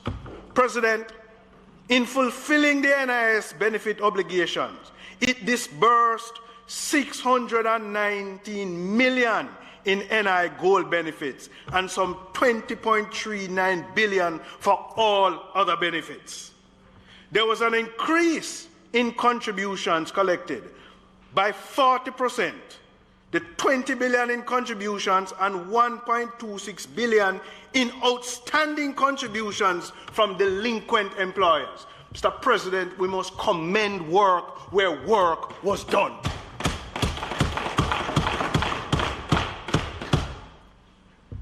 Senator Morris, I accept the view that there are some employers who deduct the contributions from the employee's earnings and don't pay it over to in terms of the obligations. And I share the view that it is wrong. I also share the view that these delinquent employers must be dealt with, because it's an unfair and unreasonable practice by any employer to deduct from the employee's earnings and don't remit where it is required. And we must get to the stage where we must name and shame some of these employers. Mr. President, the National Insurance Fund Secretariat is responsible for managing the assets of the NIS to ensure that growth is realized over time. And these funds are used for periodic increases in NIS benefits. The National Insurance Fund's primary focus is to maximize returns within acceptable risk limits, whilst maintaining a level of liquidity to facilitate the timely payments of NIS benefits, bearing in mind, sir, that the scheme's operation continues to experience a deficit on an annual basis. The fund, I must say, continues to be viable and a sustainable institution. And as at February 28, 2021, the fund was valued at approximately 123.98 billion, which represents an increase of some 2.18% in net asset value for the corresponding period. President, the first of various measures was implemented on April 1, 2019, with the increase in the NIS contribution rate from 5% to 5.5% and from 5.5% to 6% on April 1, 2020. And this has resulted in positive net contributions of some 476.2 million as at February 28, 2021, moving from a deficit of negative 245.06 million as at February 2020. President, as I have said, these are critical actions that need to be taken. The bill speaks to in clause 2, the validation and indemnification. And so That's what we're seeking to deal with today. To indemnify and to validate against the actions that were taken and for the protection of those persons who were involved. President, clause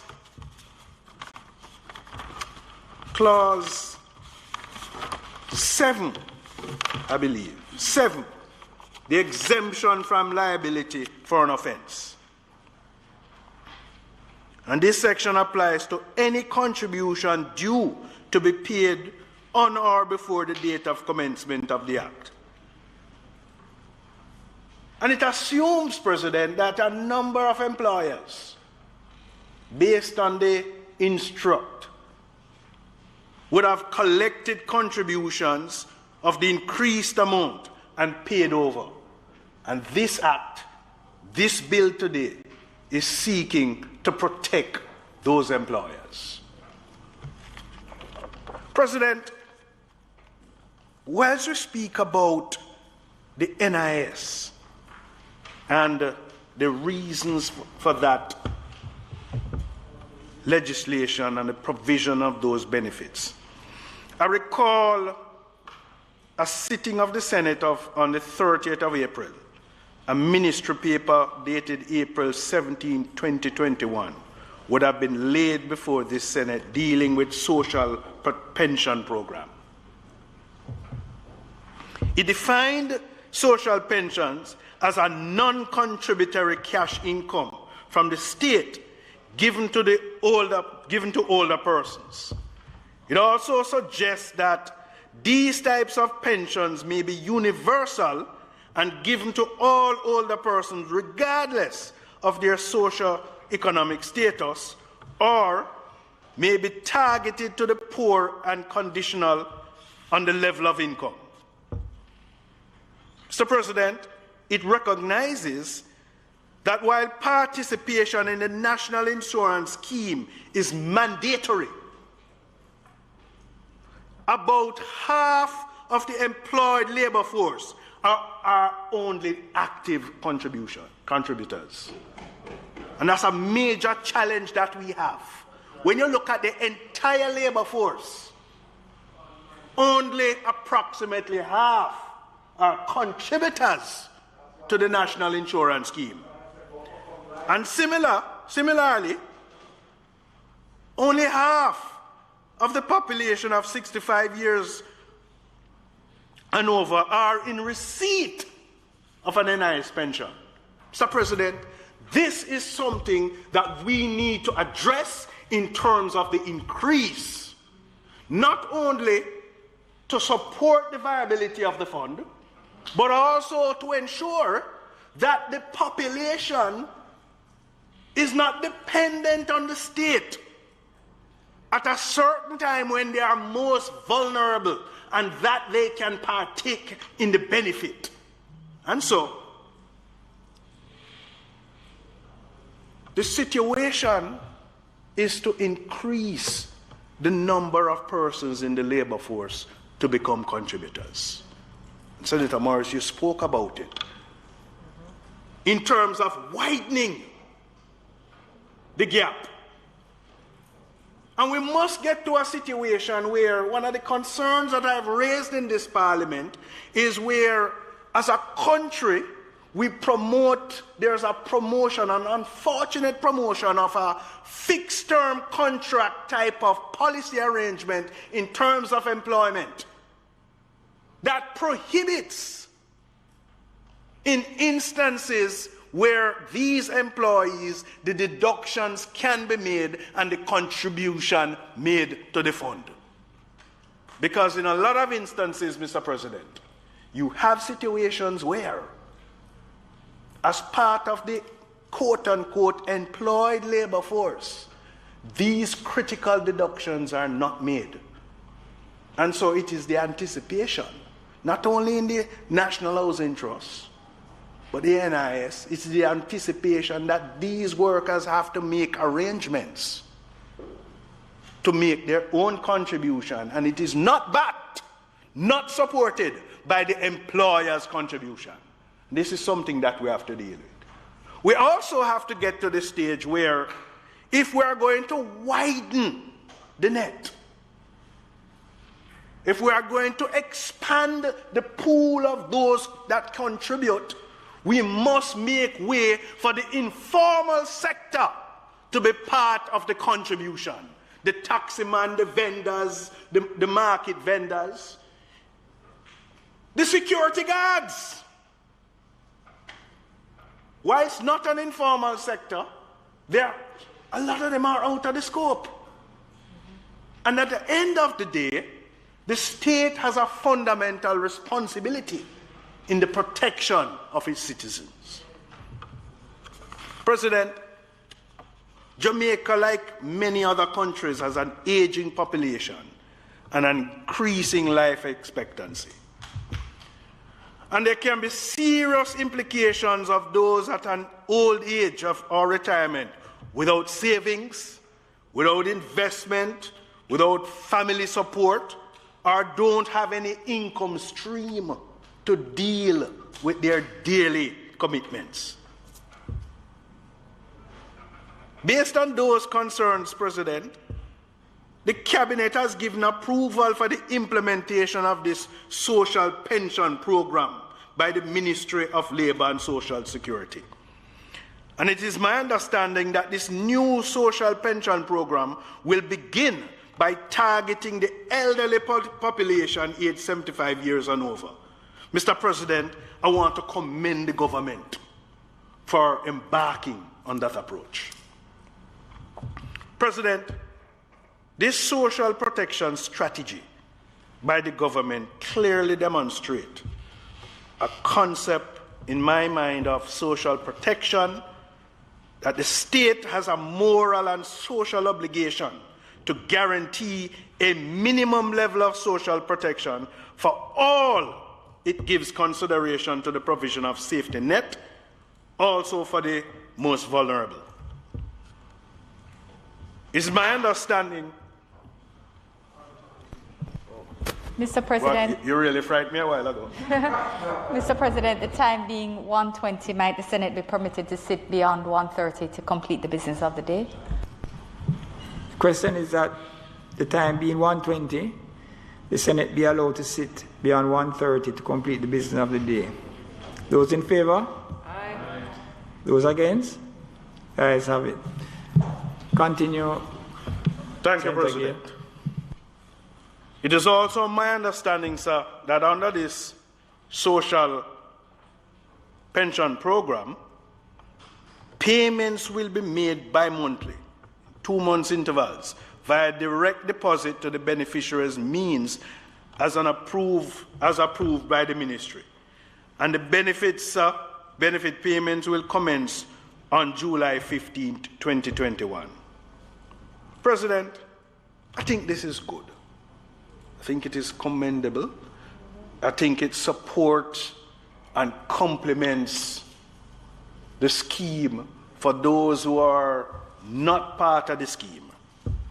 President, as a country, our social protection agenda must continue to advance policy reforms and the implementation of targeted programs in income security, social services, and even social infrastructure. I would want to suggest that we must continue to utilize the support of development agencies, such as the IDB, in this venture. And a final point, sir, and the last time I heard mention of this was in Senator Ransford Braham in one of his presentations. During 2019, a national health insurance plan for Jamaica was drafted and approved as a green paper. And the overall aim is to provide appropriate levels of access, coverage, and financial protection to the population. President, it is a mechanism that is offering financial protection against what I consider unpredictable burden of illness, so that those needing care can have ready access and service. and it would have been more pronounced now in the advent of this pandemic. And it is viewed as a benefit package that can serve to expand access to key services and to provide better coverage for primarily health care. Mr. President, I am calling today that I believe that this representation of a national health insurance plan should be brought back to the table for discussions and deliberations. I believe it's critical. I believe it's badly needed. I believe there ought to be some level of urgency involved, because this is another dimension of social support that, as a state, we have an obligation to provide for our citizens. Thank you, Mr. President.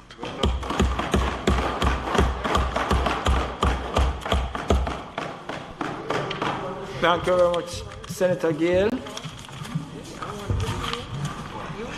Senator Crawford.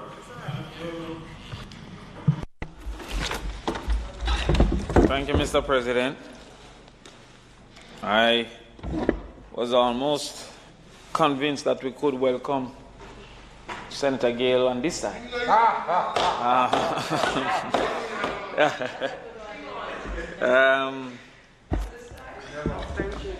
I'm working on it. But Senator Gale, you may remember in the closing of the budget, when we were discussing those issues, I highlighted that a reputable insurance company, one of the largest ones in Jamaica, indicated that a national insurance could cost about 22 billion Jamaican dollars. Health insurance, 22 billion Jamaican dollars. And that is assuming that we were to pay the total amount for all Jamaicans. You will agree that there are some Jamaicans that don't need the total amount. Persons like myself might need 50% or 60% or 40%. Persons like Senator Gale might need 1% based on his income. And this lovely watch that he's displaying disqualify him from any qualification at all. But if we could do a quintile health card where persons in the highest quintile, meaning the richest of us, like Senator Brian, who funded many of my activities as a youngster, so therefore he can afford it. But if he says that's the reason for his current circumstance. But more seriously, if you look at the highest quintile to say you're 20%, and by extension your contribution is 80, government will give you 20. And it continues to 40, 60, and the lowest quintile being 100. That mathematics suggests that Senator Gale, $11.7 billion would be sufficient. That is not outside of our competence. And when we look at a $800 billion budget and a $250-something billion available for discretionary spending, we have to raise the conversation. We don't want a Jamaican to say, oh, they have 800 billion. Senator Campbell, we don't have 800 billion. We have to pay some debt. We have to pay staff. But our discretionary spending, what we have control over to decide, is 250-something billion, Senator Will. And with this COVID now telling you that all kind of things, the men are now nervous in Jamaica because we hear that erectile dysfunction is a negative outcome of COVID. The Minister of Health tweeted it. But a possibility. Oh, yeah. Experience teaching. But what are the other negatives? Respiratory. What are the other negatives? Mental. especially from the response to COVID, and how would the least able, income-wise, be able to find corrective measures? Now, the other negative, Senator Gale, is that this pandemic might be the worst, but not the first, as it relates to big impacts based on health, because we had this other thing created by the mosquitoes, Zika and chickpea, and dengue was an outbreak recently as well. And so maybe climate change is contributing, I don't know what are all the, but more and more you're having not individualized health problems, but at least large groups health problems. I therefore welcome your call and I join again. And Senator Brigham is from good stock. Good stock. My genes, he shares some of my genes. Yeah. But to join in the call for that consideration as a part of the safety net. I want to go further, Senator Gale. In our proposal to the public in our manifestos, we suggested that to renew 5 days before your birthday, you had to get a checkup from a clinic or something. And I want to tell you why we suggested that. If we caught a lot of these ailments early, the cost of it would not be so great. If we caught a lot of the diabetes early, blindness would not have been the outcome. If we caught some of the diabetes early, amputation would not be the outcome. I had the fortune and sometimes misfortune of having been a member of parliament. And when they come to you as their line of last defense, no, as well. But the goat is now a big thing now in the government's proposal. You know. I'm glad I'm one of the first movers. I get in some of that goat infusion of money. I'm getting some of that. I have the model farm. Yes. But when I was an MP, as the line of last resistance, I remember a lady, she came, she wanted a pacemaker. And when we check it out, it was nearly $800,000 for the total package.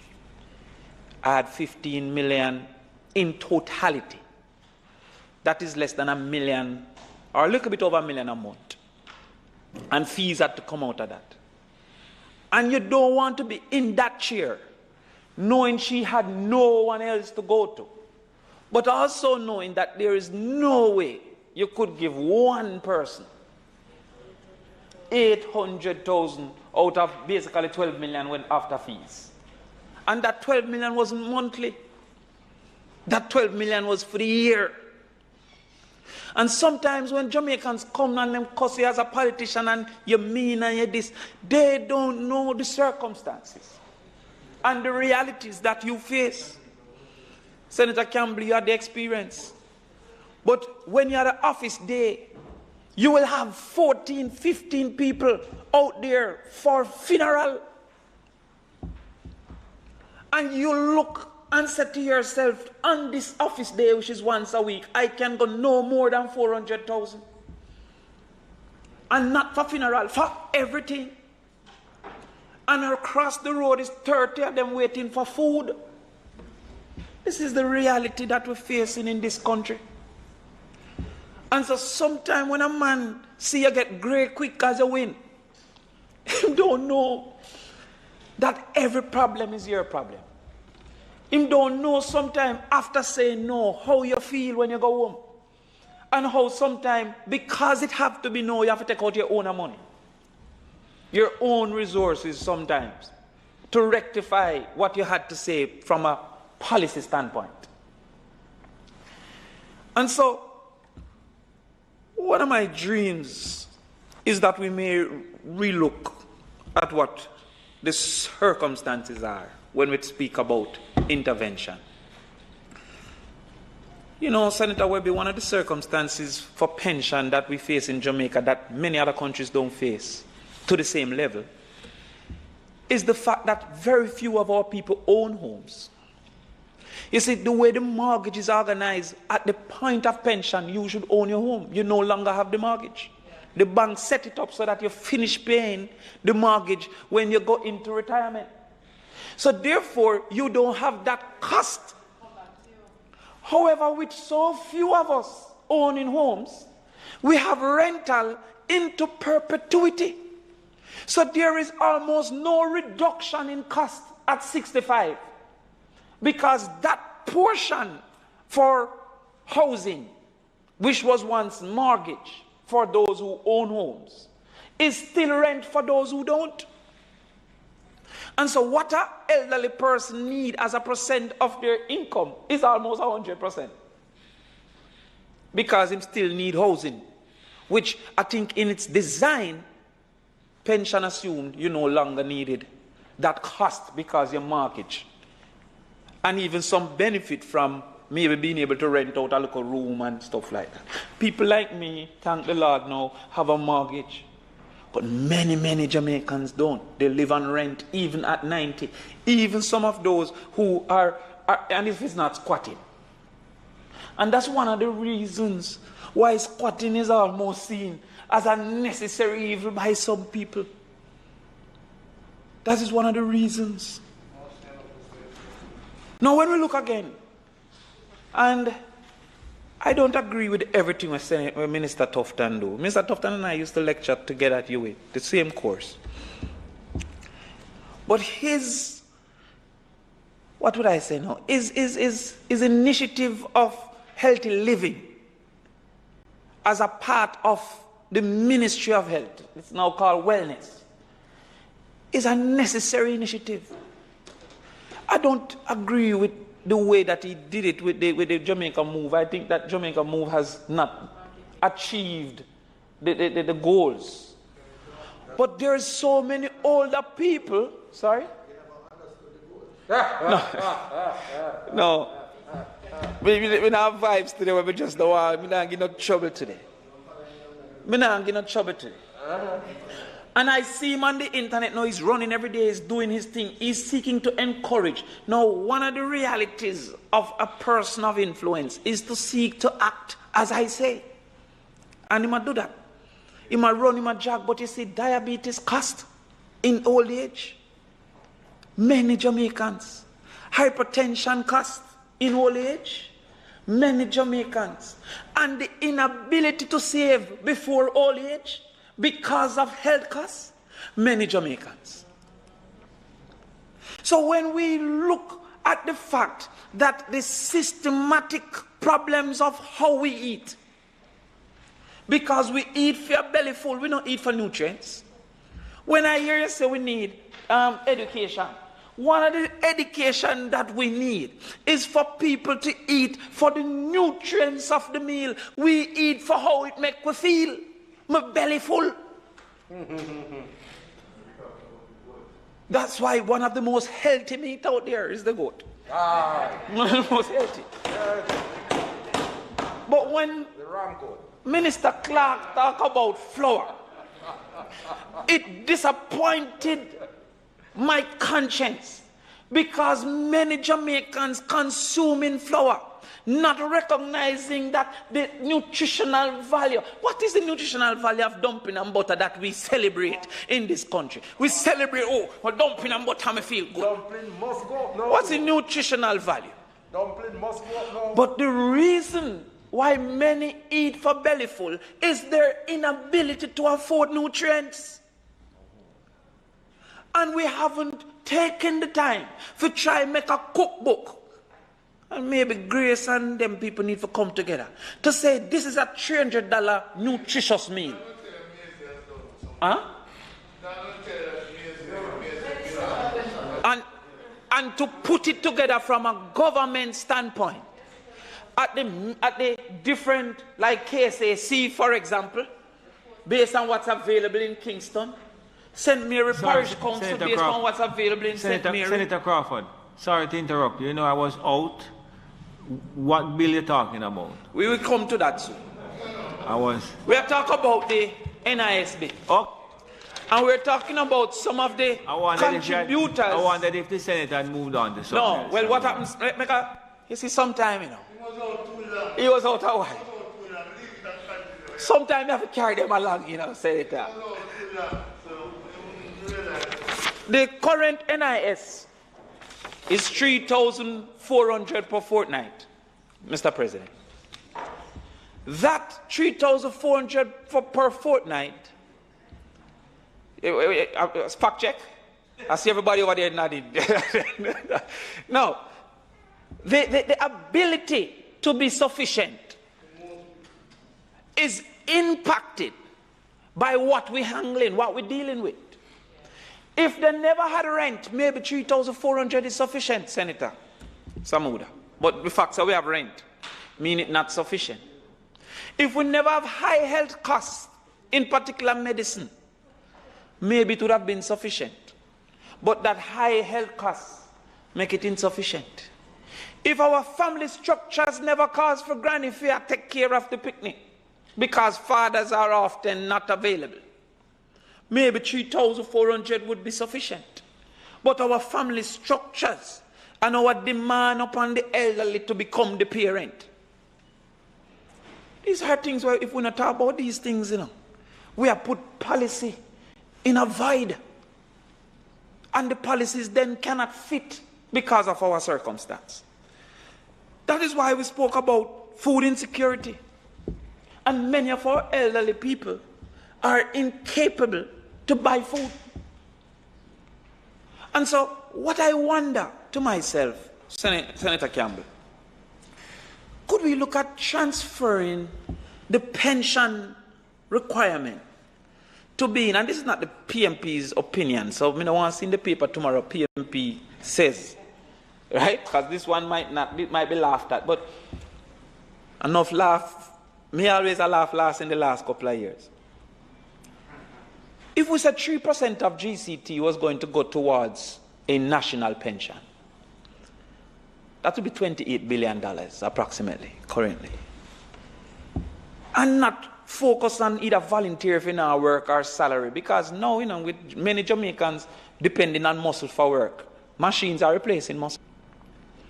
And with other Jamaicans who were saying we're safe in services, artificial intelligence is causing for that not to be of great protection from technology now. When I call for help now, it's a machine answer me, whether the bank or the phone companies. So if we move it to VAT, value added, to GCT, and say 3% of the GCT what we collect is for a national pension, guaranteeing all Jamaicans a minimum of, in this case it would have been nearly $20,000, based on the amount of people currently on pension and the amount we are earned, without any benefits of investments and returns. Senator Samud, I'm saying, if we move the cost to consumption tax, and no. Me come back to you. One of them day one time we are talk one away. Because no. Senator, it was outside. I don't want to be distracted right now.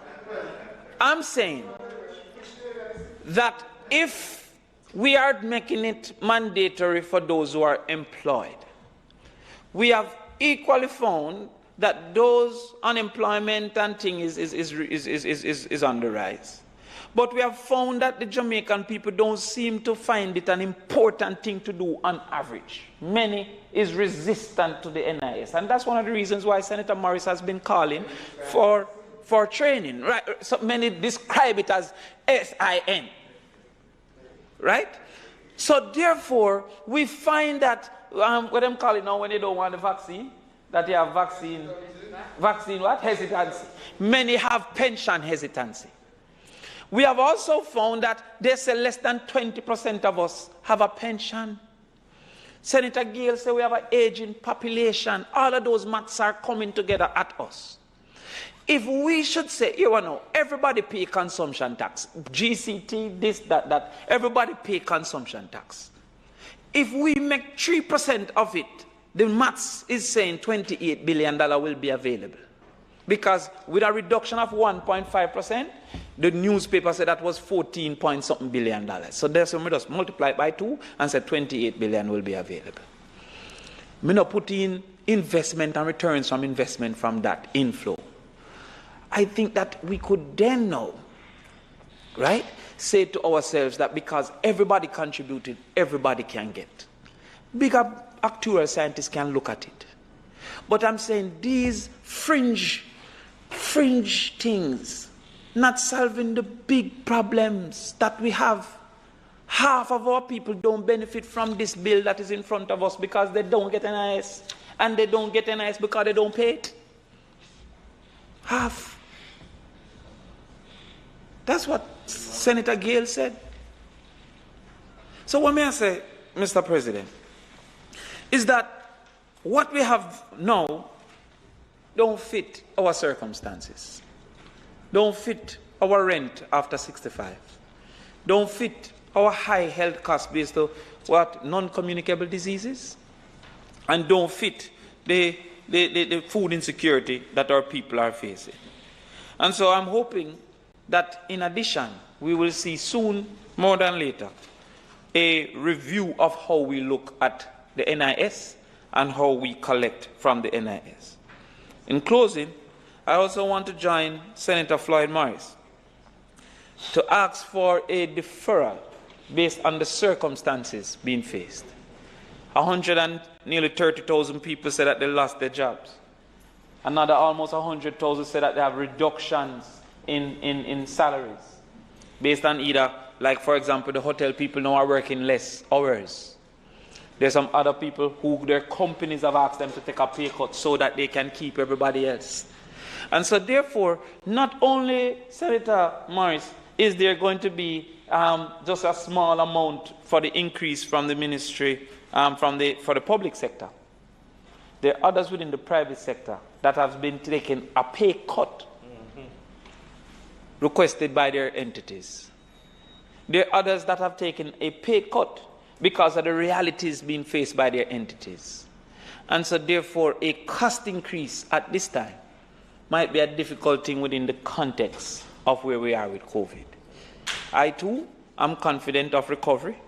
I too feel we may recover, as the JP said, maybe even stronger. But I believe that the impact on the people of increased cost now would be a preemptive one when we expect for a return to maybe viability in another year or two. So I join to ask that this be deferred, the cost of it on the people with immediate effect. Thank you, Mr. President.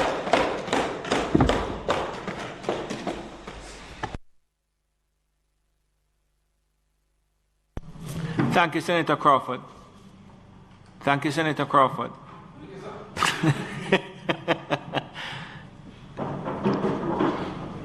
Senator Campbell Rodriguez.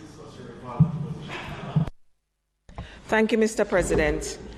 And while I plan to be very short, I do have to take a few seconds to acknowledge that there seems to be a shift not only in Senator Crawford's thoughts on value-added tax, but we're in the middle of champs, and as a Wilmerian, a proud Wilmerian, I must note that he's wearing maroon.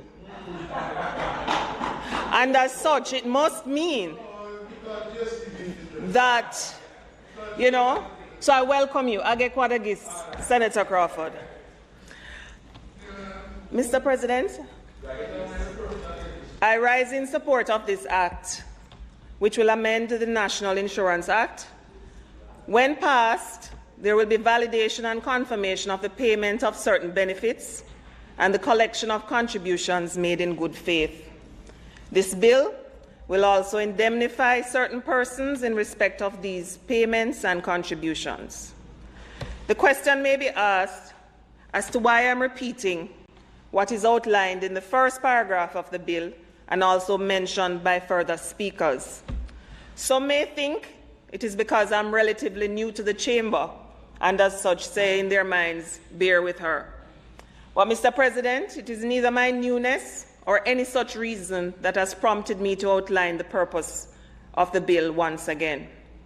I do so because I wager that the majority of persons who will be significantly affected by the content of this bill may not understand its nature.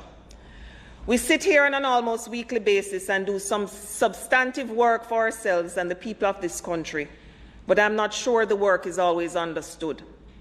Sometimes, Mr. President, I see the comments on YouTube and other social media platforms and wish I could provide that extra information to those who truly want to understand.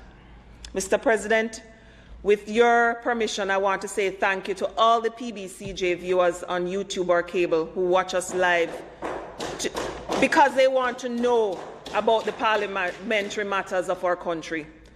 I say we appreciate your time and want you to continue to keep us in this honourable House on our toes.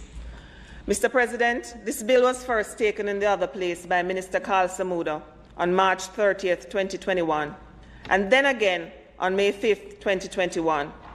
For those who have not followed the inner workings of the country's national insurance scheme, it was brought to the fore that this compulsory contributory fund scheme had some trouble.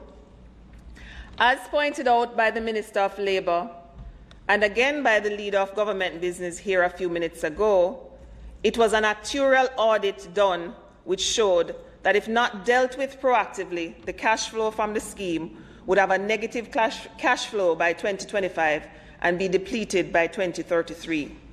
Mr. President, payouts from the fund exceeded payments into the fund by a sizable amount. Let that sink in. We as a people stood to lose protection to workers and their families against loss of income from injury on the job, old age, sickness, and/or death. There was need for immediate reform. My colleague across the aisle, Senator Morris, focused on who dropped the ball to allow this legislation to come so long after the changes were made. But, Mr. President, I am more outraged that our country's NIS-NIF scheme could have been allowed to get to the brink of danger. Someone or several people were asleep for decades. That must never happen again. Fortunately, through the reform measures advised and undertaken, a shift in this deficit is now in place. There is still more review and work to be undertaken, but there is now a delay of 4 years to negativity and depletion. Still not out of the woods, but there is additional time to get it right. Additional time to be proactive about protection for our women, men and children who benefit with what may seem small to those with private independent pensions. There is zero doubt in my mind that the Andrew Holness-led government will continue to be proactive and to solve this and other similar problems, which requires foresight and a meticulous, stable approach to development. For example, in the bill, Clause 5B, which states, before making an order under subsection 1 and establishing the rates for any increase that is to be made, the minister shall be guided by the results of a review conducted in accordance with section 41(1)(a). It's not about making willy-nilly decisions. It's about being meticulous and being careful with how decisions are made so that we don't end up back at the point we were. Mr. President, in addition to the substantive tenets of the bill, which has been and will be debated thoroughly, I wish to point our minds to the unity shown between the two caucuses in the other place on March 30th and May 5th. The bill, though initially taken on the March 30th, was not passed on that day because, in his response to the minister's presentation, the opposition leader made a point which the minister took into consideration and delayed the vote on the bill to allow for time to consider MP Golding's suggestion. Mr. President, I was also pleasantly affected when the leader of opposition said that usually oppositions pontificate on the need to do better when referring to bills being handled which serve to validate action which was already in motion.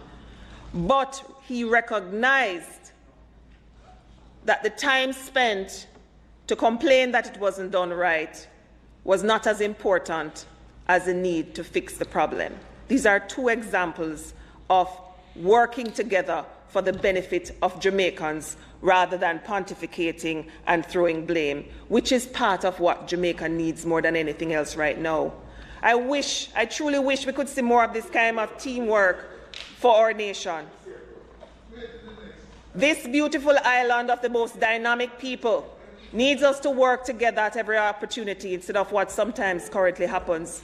We must look to our future with less confrontation because there are more harmonious ways to hold a government accountable. This we must do for ourselves and the wider population. In this time of Child's Month, let us think of our children and their future and create a space with less antagonism and more harmony while work is undertaken to provide greater social security for all who need it. Mr. President, I think as a nation we also need to do more to encourage and teach all workers in Jamaica to save and invest throughout their working life for the golden years. Saving for a rainy day and for old age must be promoted to become part of our culture. How do we get back saving plans in our schools among our students? The saving and investment culture must be fostered from an early age. I see the Pension Industry Association of Jamaica now active on social media and hope they can get the word out and encourage a change in our mindset, because when we retire, it should be with little or no worries as to where our income for survival will come. Today's bill before us has lessons for us, Mr. President, and I support it and encourage us all to take heed and act accordingly, if it pleases you.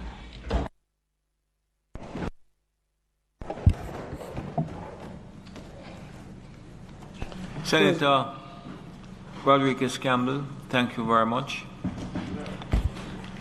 Senator Brown, thank you, before you begin, I invite you to place on the record of the Senate the passing of your colleague from your union. I intended just very much to do that, sir. But let me start by saying today, as I rise, I pay tribute to two contributors to the NIS who have passed.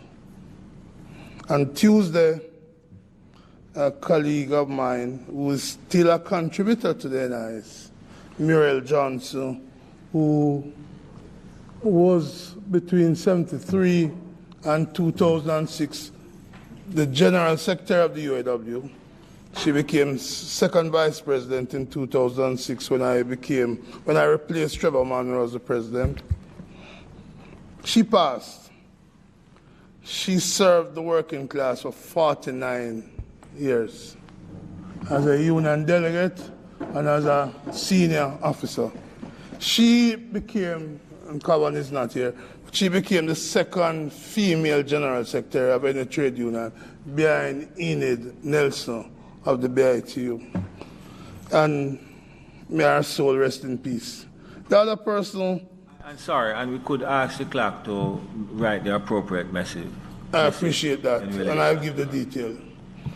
The other person, President, is Councillor Ivan McCormack, who started out in the struggle against toll roads, but became a councillor for the People's National Party in Greater Portmore. With sad news that she passed this morning. She was battling cancer for some time, and she too was a contributor and a supporter of the NIS. So I pay tribute to them and my condolences to their families, and may their souls rest in peace. Where's my friend, Senator Sinclair? Last time Senator Sinclair spoke on the Standing Order resolution, he spoke about an event in St. Catherine with firefighters. I'm not going to talk about the fire truck burning up today, because that's not an NIS issue. But I don't know, President, if the vendor in the Charles Garden Market in St. James, which is reported was beaten by an agent of the Municipal Corporation of St. James, whether vicariously or otherwise, my sympathy goes out to her. Whether it's a stool or a piece of board, or anything else, the beating of our women must stop. Full stop.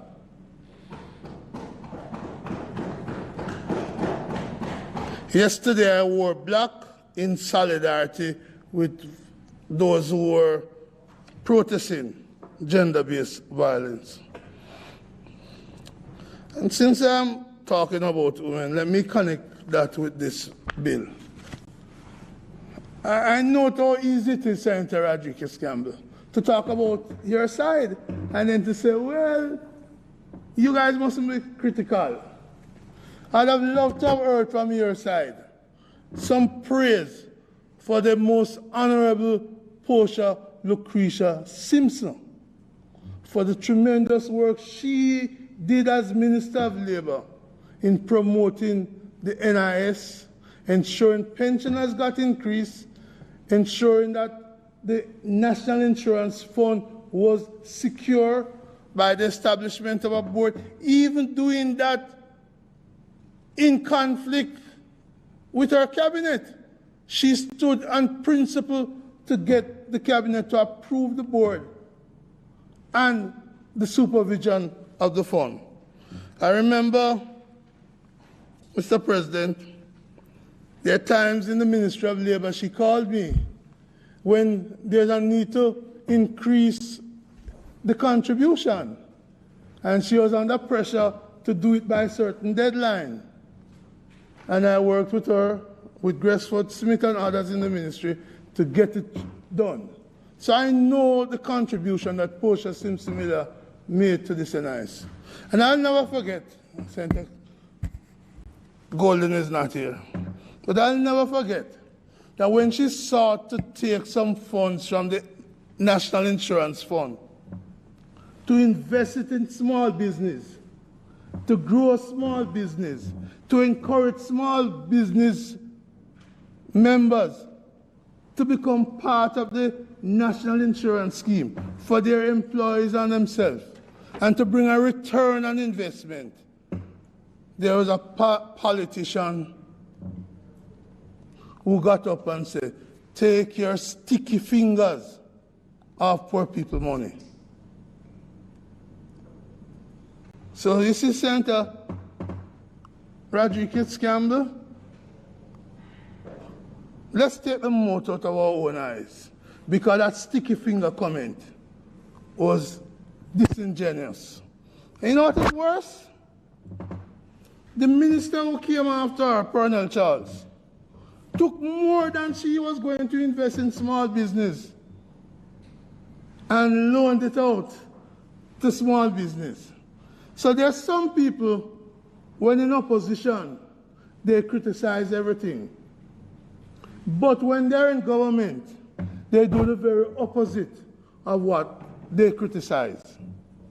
But Portia was principled. She stood her ground and she did what was right. And I want to commend her for that. So I start there by saying there are things we can do together that don't really require criticism. Let's work together to make it stronger, which is what we have sought to do with something that we never agreed with initially because the amount of money that was going to pay out was too small. Still too small, if you ask me. But we recognize the need to support it. And that is why you can quote Mark Golding as taking a principled stand, not disagreeing for disagreement's sake. That's what you're going to get from this opposition, because we stand on principle all the time. Pity I can't say that for your side. And we'll demonstrate that again later on when we come to the Montego Bay bypass issue. We stand on principle at all times, looking for what is good for Jamaica.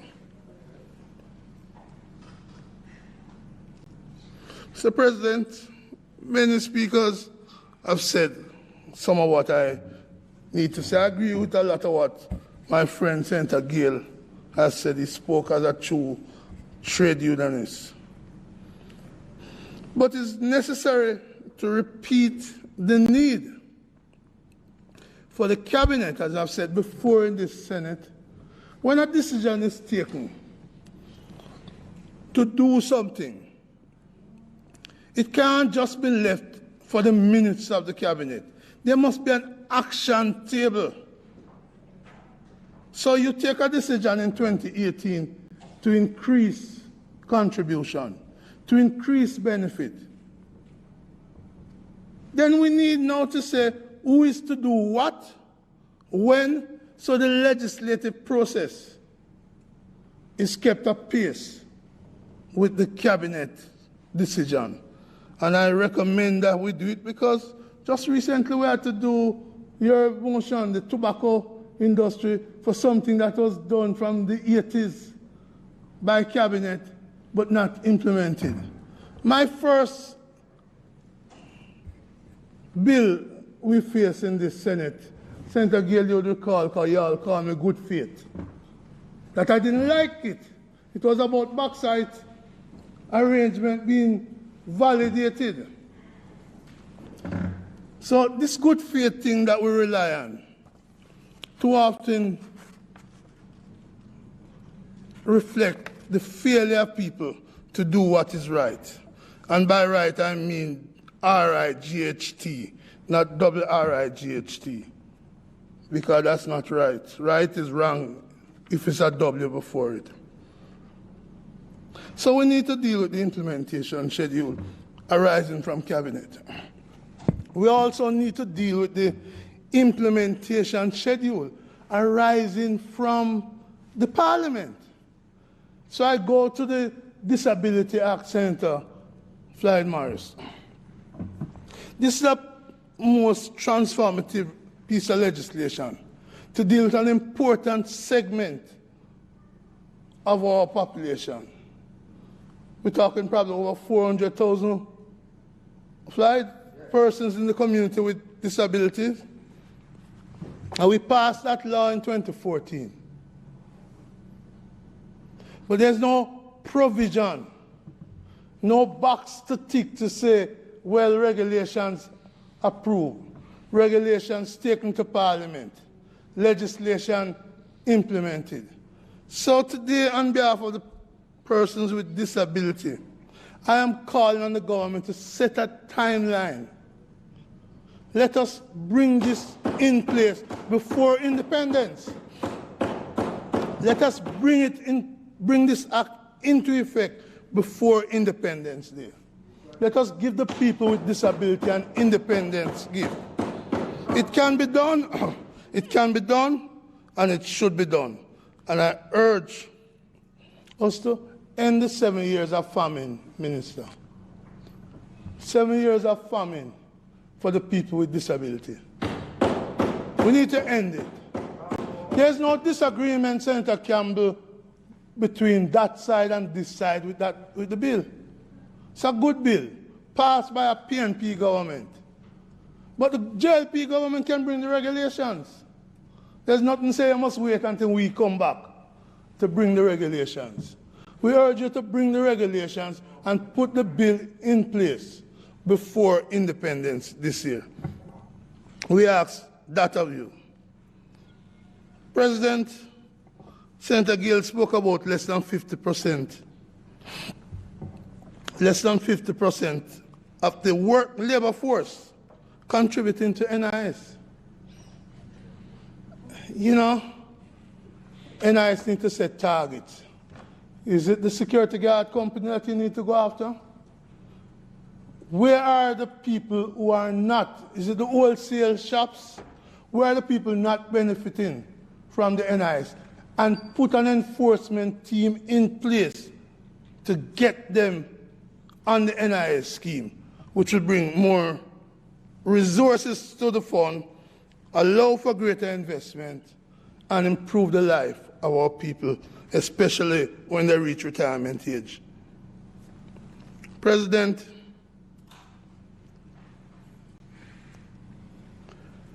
let me also say that the government of Jamaica entered into many contracts.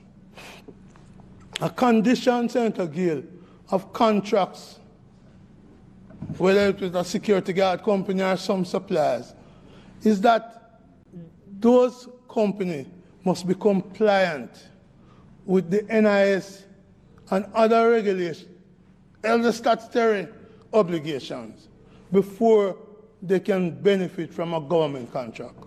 So, if a security guard company comes to secure the parliament or some ministry, they must demonstrate that their guards, their workers, are paying NIS, and the NIS center again is turned over to the government. Because in the end, the government is going to have to take up these persons in the infirmaries. We're going to have to come with social pension to address them, straight from the taxpayers, when a contributory scheme exists. So I can ask the government of Jamaica, as a condition of contracts it enter into, to say, be compliant with NIS. That can be done. That can get our support. Mr. President, before I shift to the issue of delay or not delay. Before you shift to the legislation? Sir? Before you shift? No, it's in the, no. You're anticipating wrongly. You're behaving like a KC man instead of JC man today. Huh? Yeah. I want to say that another thing that we did well, because we're going to come to the delay or not to delay the insurable thing, which is the legislation. Part of this money that is going to be increased, Senator Morris, is going to go to the National Health Fund. And I've heard a lot of discussion here this morning without regard to the tremendous and positive role being played by the National Health Fund. A fund that I am so proud to say that our party brought into being to benefit the people. So when you talk about vaccine for COVID, you talk about the National Health Fund built by the PNP. When you talk about medication cheaper for diabetes, blood pressure, lupus, you're talking about a National Health Fund put in place during those 18 years of the People's National Party, of which I am so proud, so very proud. Similarly, we put in place JADEP to make drugs cheaper for the elderly. We are proud of the role we play in the national social protection of our people. So it's not just Linden Newland doing it. We put in the NI goal as well to make it easier for the people. We on this side are proud of the support we have given to the NIS along the way to make life better for the people. So I come now to the question, should we delay the insurable rate? We agreed on it a couple of years ago. But the reality, Senator Gale, is the government had 2-3 years almost, knowing that this was coming. And you, like I, as a member of the Jamaica Confederation of Trade Unions, would be aware that in the month of April, many public sector workers saw a reduction of a couple $1,000s in their take-home pay. Reduction because more NIS has to be deducted, and reduction because the pension scheme, the public sector pension scheme, is demanding a bigger contribution from them.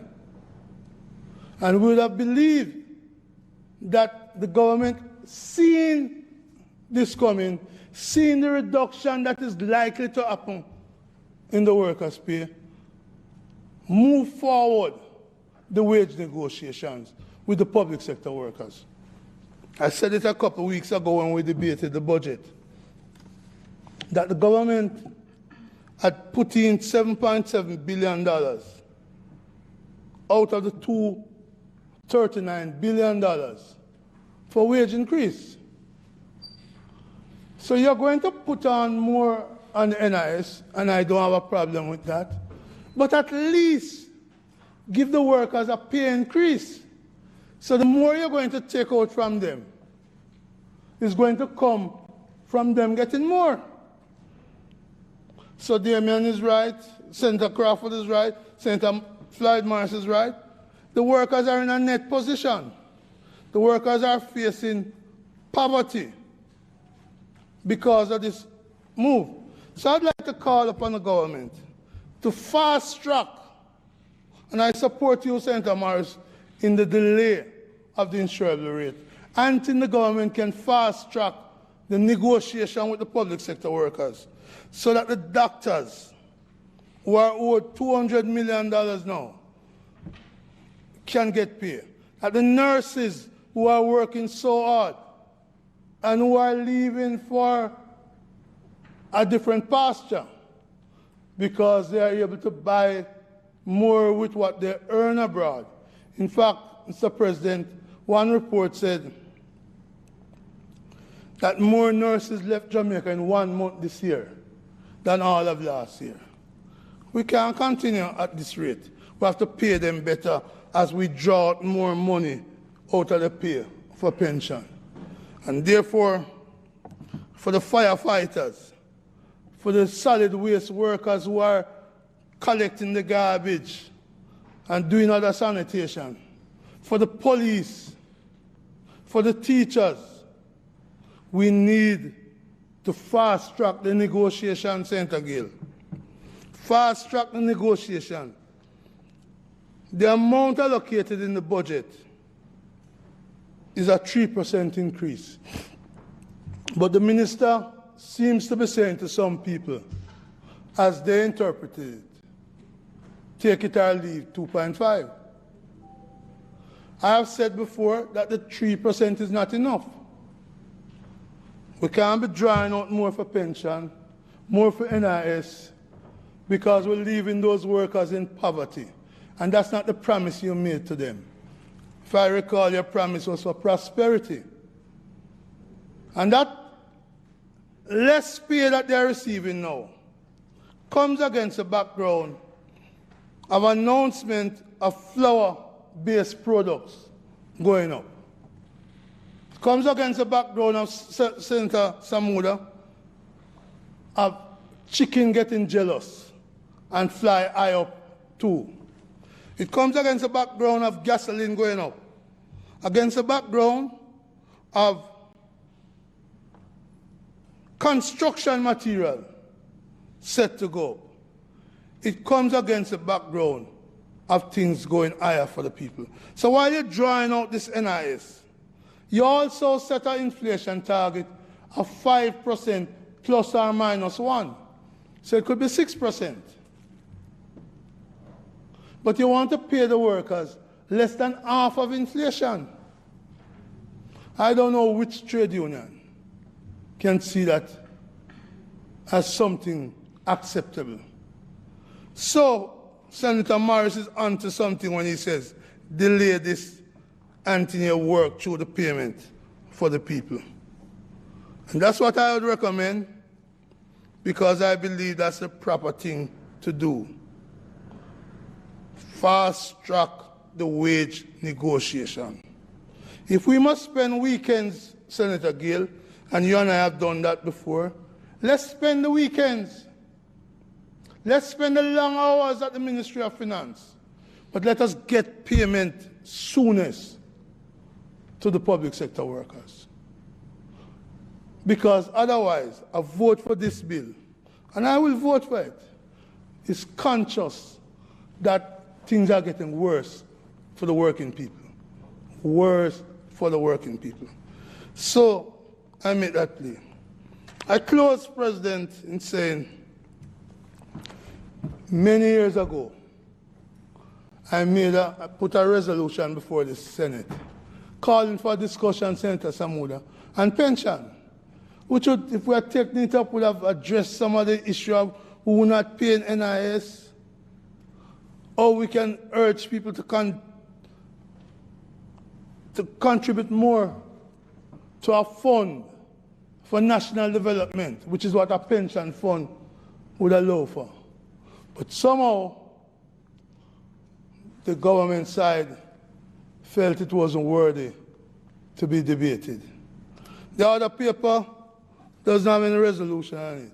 And I give notice, Minister, of bringing it back, the same resolution.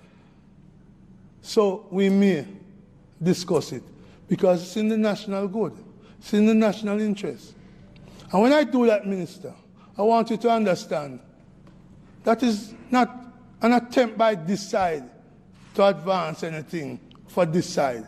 We're doing it for the people of Jamaica, to improve the life for the people.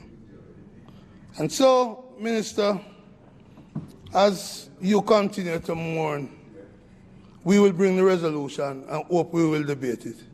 And I just also say, I hope, Minister, after the period of mourning, you will bring some emails to the Parliament to support the damaging allegation you made against people who sat among us as opposition senator. May it please you, Mr. President.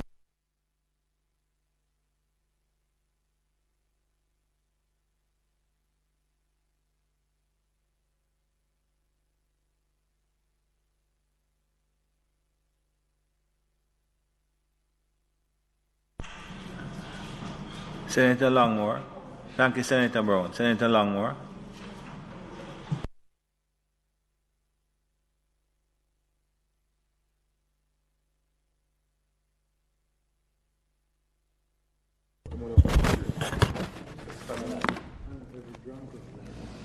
Thank you, Mr. President.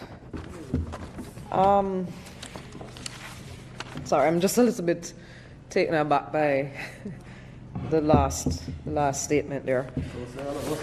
Oh, wow. Okay. Mr. President, I had to contribute to this discussion, and I clearly will rise in support of it for more than one evident reasons. The health care of a nation, Mr. President, is costly business, as we all are so very aware with the realities that we have had to deal with this pandemic. But what this is seeking to provide is health care for our most vulnerable, who may not be able to access what they may need when they need it.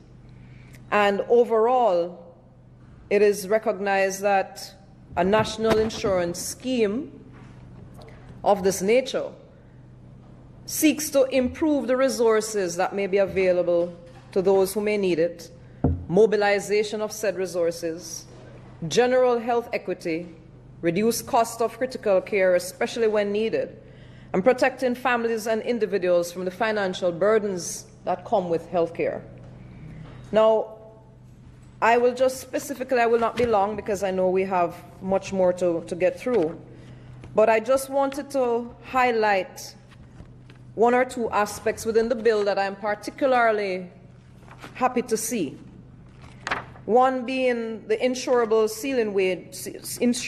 wage ceiling going from $1.5 to $3 million. And that essentially reflects that we're having a better resource in the bank. And with that greater investment there can be better benefits to the persons who may need it. One or two other specific changes that, and I must go at this point, recognize Senator Gale's consideration re the social safety nets, and one or two other speakers also mentioned this. And I am very much in keeping with that effort to see to more vulnerable groups being included in this provision. But with this bill, we see where old age and invalidity pension specifically increased. We see the benefit for widows and widowers increased, and we see primarily the funeral benefits increased. And the reason I'm trying to highlight this is, as Senator Brown mentioned, in terms of a public relations campaign, I think it is very critical that the campaign seeks to inform the persons who are not as au fait with the legislative wranglings behind insurance and what may be beneficial to them out there. And I say this as a practicing physician. We see so many persons coming into our urban centers for healthcare treatment that are coming from the rural parts of Jamaica. A lot of farmers, a lot of self-employed individuals who do not know the benefits that they could be had, and are not aware of some of these significant efforts that are being made available to them. And so I hope that in that public relations campaign, there is a specific effort to target especially individuals in the rural parts of Jamaica, and particularly farmers and self-employed individuals who may not recognize that they have this resource available. The other critical thing that I want to highlight is something that Senator Crawford touched on, but actually is a very significant part of my contribution, is the need for us to recognize that we not wait until it is the time for treatment and cure of disease that we use these facilities. A significant difference is made when we act to prevent, when we seek to screen and identify disease before they reach a point where it is significantly different in cost to care.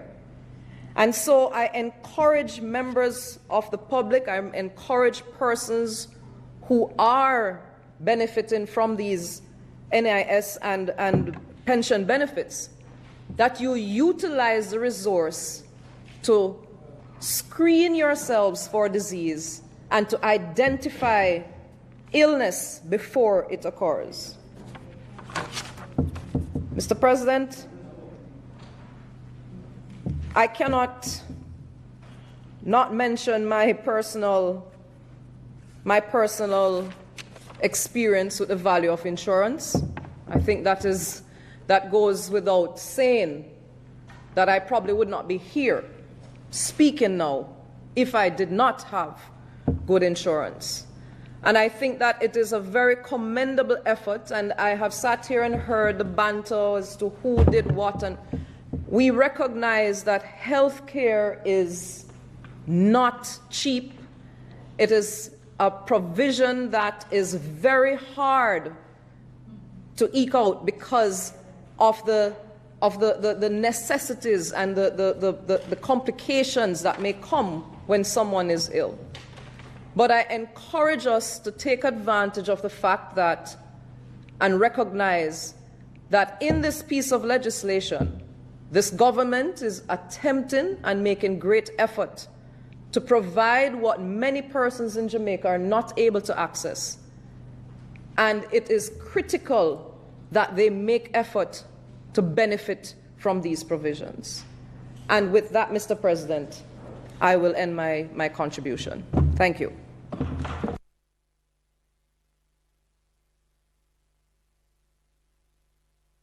Thank you very much, Senator Longmore. Minister. Thank you, Mr. President. And I thank all contributors to the debate on what is an extremely important bill before us. As explained earlier, not only the increases which it seeks to embed in respect of benefits but in respect of the validation and indemnifications provided for therein. Mr. President, just to associate myself with the recognition by members that that it is absolutely critical that we do encourage more persons to participate in the NIS, that it does provide a benefit in most vulnerable years and at the most vulnerable times in which persons are in need. And it is important for us to improve our public sensitization and public awareness of the scheme and its potential benefits.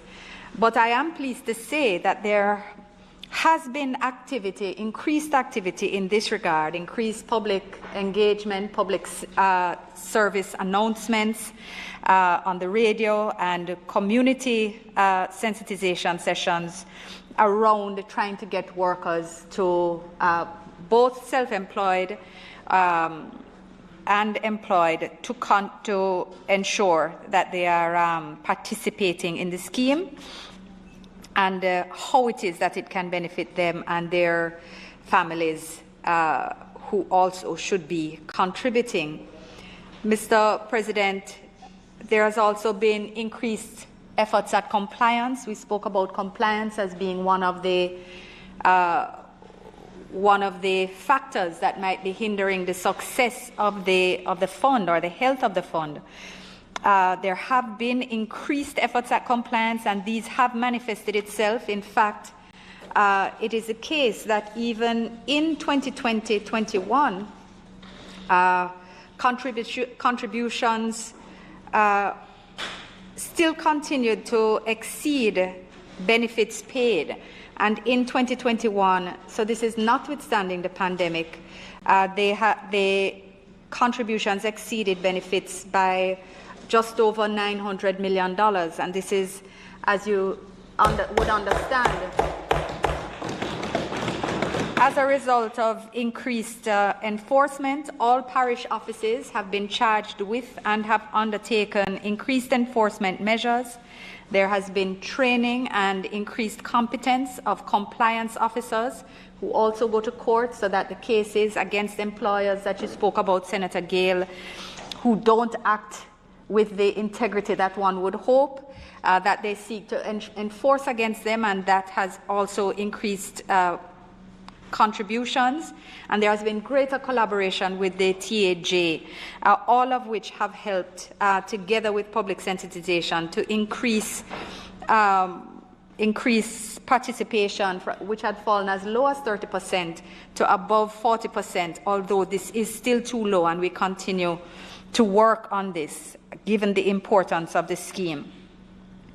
In terms of a call for a delay in the implementation of the insurable wage ceiling, I recognize, of course, that this recommendation must come from a good place. It must come from a place of care about the burdens that currently everyone experiences as a result of the pandemic. But the recommendations that have been made on the basis of an actuarial review that has calculated how it is that the various adjustments may be made in order to secure the health of the fund. And if we do not secure the health of the fund, then it will be unable to provide benefits to the people who seek to rely on it. And this is just the reality. This is the reality. That if we don't secure that the fund is able to pay out the benefits, then its purpose will be lost. And therefore, it is a hard decision, but it is important that we ensure that we take responsible decisions about how it is we manage the fund, which we have all established is extremely important to the workers of Jamaica. So I want to say that this is not a function of any lack of care on the part of the government. It is, in fact, our care for not only present but future generations, that we do ensure that the fund, which will be exhausted if the relevant recommendations are not implemented, and accordingly it is the only responsible path is to continue as the actuaries have recommended and as has already started to be implemented from 2018. Mr. President, I just want to make a point on the wage negotiations which had been mentioned earlier, just to say that I think it's a bit unfortunate that this is the space that's being used for what are always recognized as private and sensitive discussions that take place because of the very impact of the discussions. I think that to not only seek to picture, or rather to position the minister's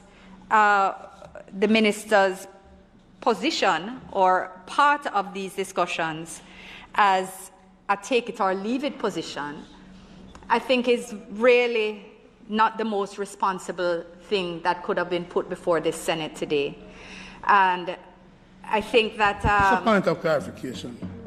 My comment is that others say it is a take it or leave it. You are not the only person who spoke, no, sir. I'm the only one in the Senate who No, spoke you are here. not the only one. You are the second one who made that comment, sir. And that's why I'm not didn't take my seat when you raised. Mr. President,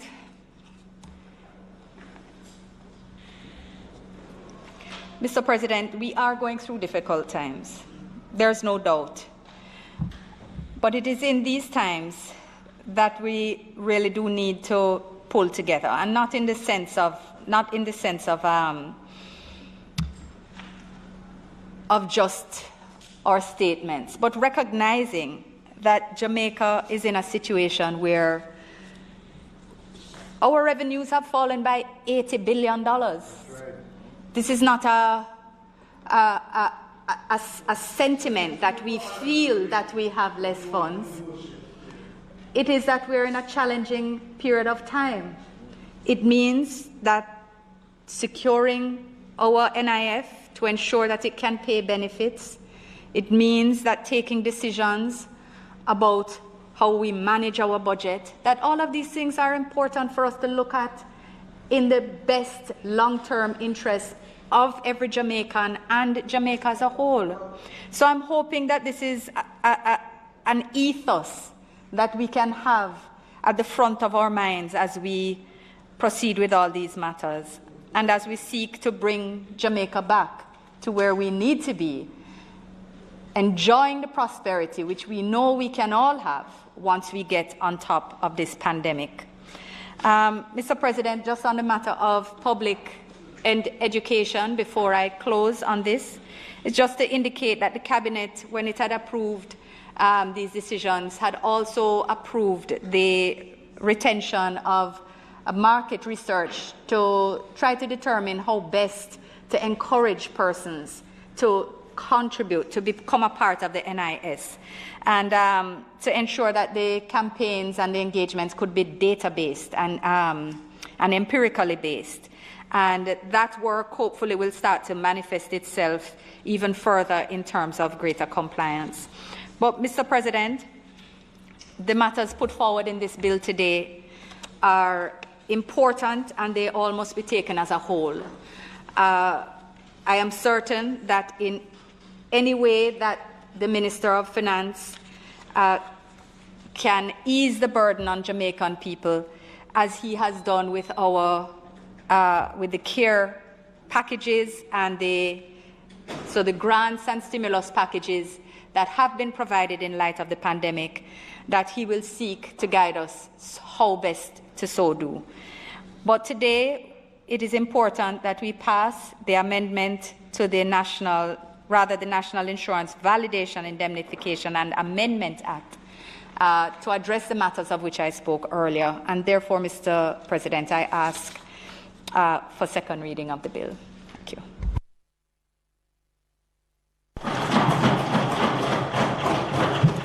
The question is that the bill be read for a second time. Those in favor? Against? A bill entitled An Act to Amend the National Insurance Act to increase the contributions paid to the National Insurance Scheme and increase the benefits payable under the National Insurance Scheme, to validate and confirm the payment of certain benefits made in good faith by persons acting on behalf of the National Insurance Fund, and the collection of contributions done in good faith, and to indemnify certain persons in respect of those payments and contributions, and for connected matters, read a second time. Thank you, Madam Clerk. The Senate will now resolve itself into a committee of the whole Senate to consider the bill clause by clause.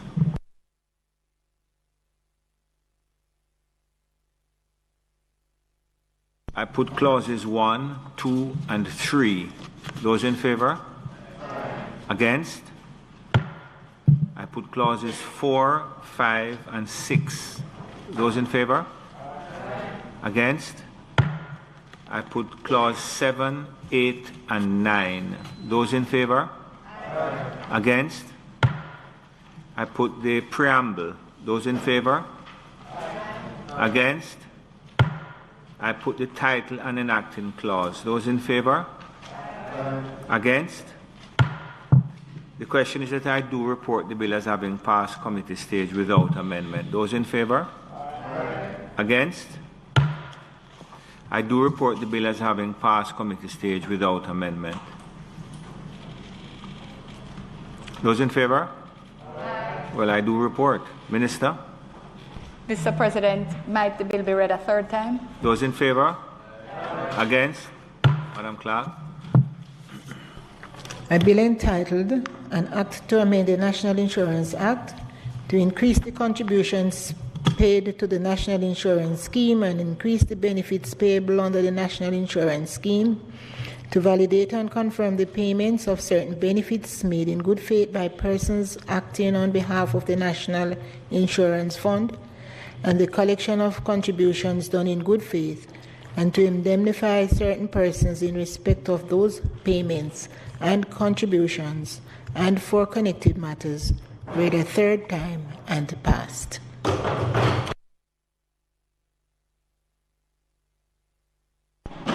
Thank you very much. Members of the Senate, it is 20 minutes to 3. I'm going to rise until 10 minutes past 3 to allow the staff and those members of the Senate who wish to refresh themselves to do so. The Senate now rises.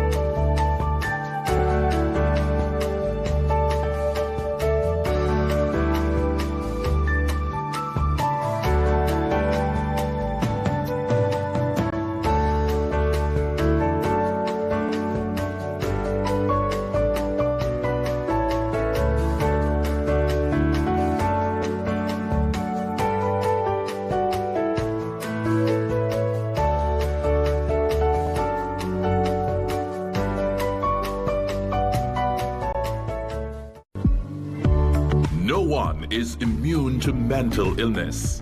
Your age, race, gender, social class, or economic status is no match for addictive behaviors anxiety or eating disorders, depression or schizophrenia.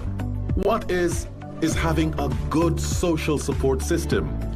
As the saying goes, in times of test, family is best. Unfortunately, many are denied the benefit of the support of family and friends because of stigma and an oppressive silence around mental illness. Let's put an end to the silence. Speak up. Speak now. End the stigma. Share your story. End the stigma. A message from the Ministry of Health and Wellness.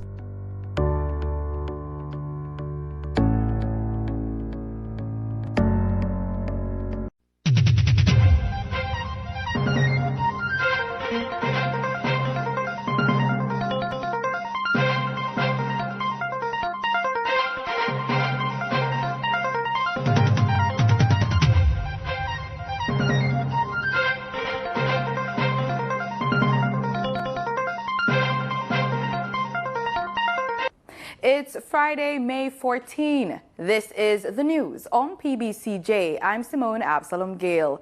Vaccine hesitancy is a troubling term that the Health and Wellness Ministry is ascribing to persons in the high-risk age group who have not gotten vaccinated or may be reluctant to.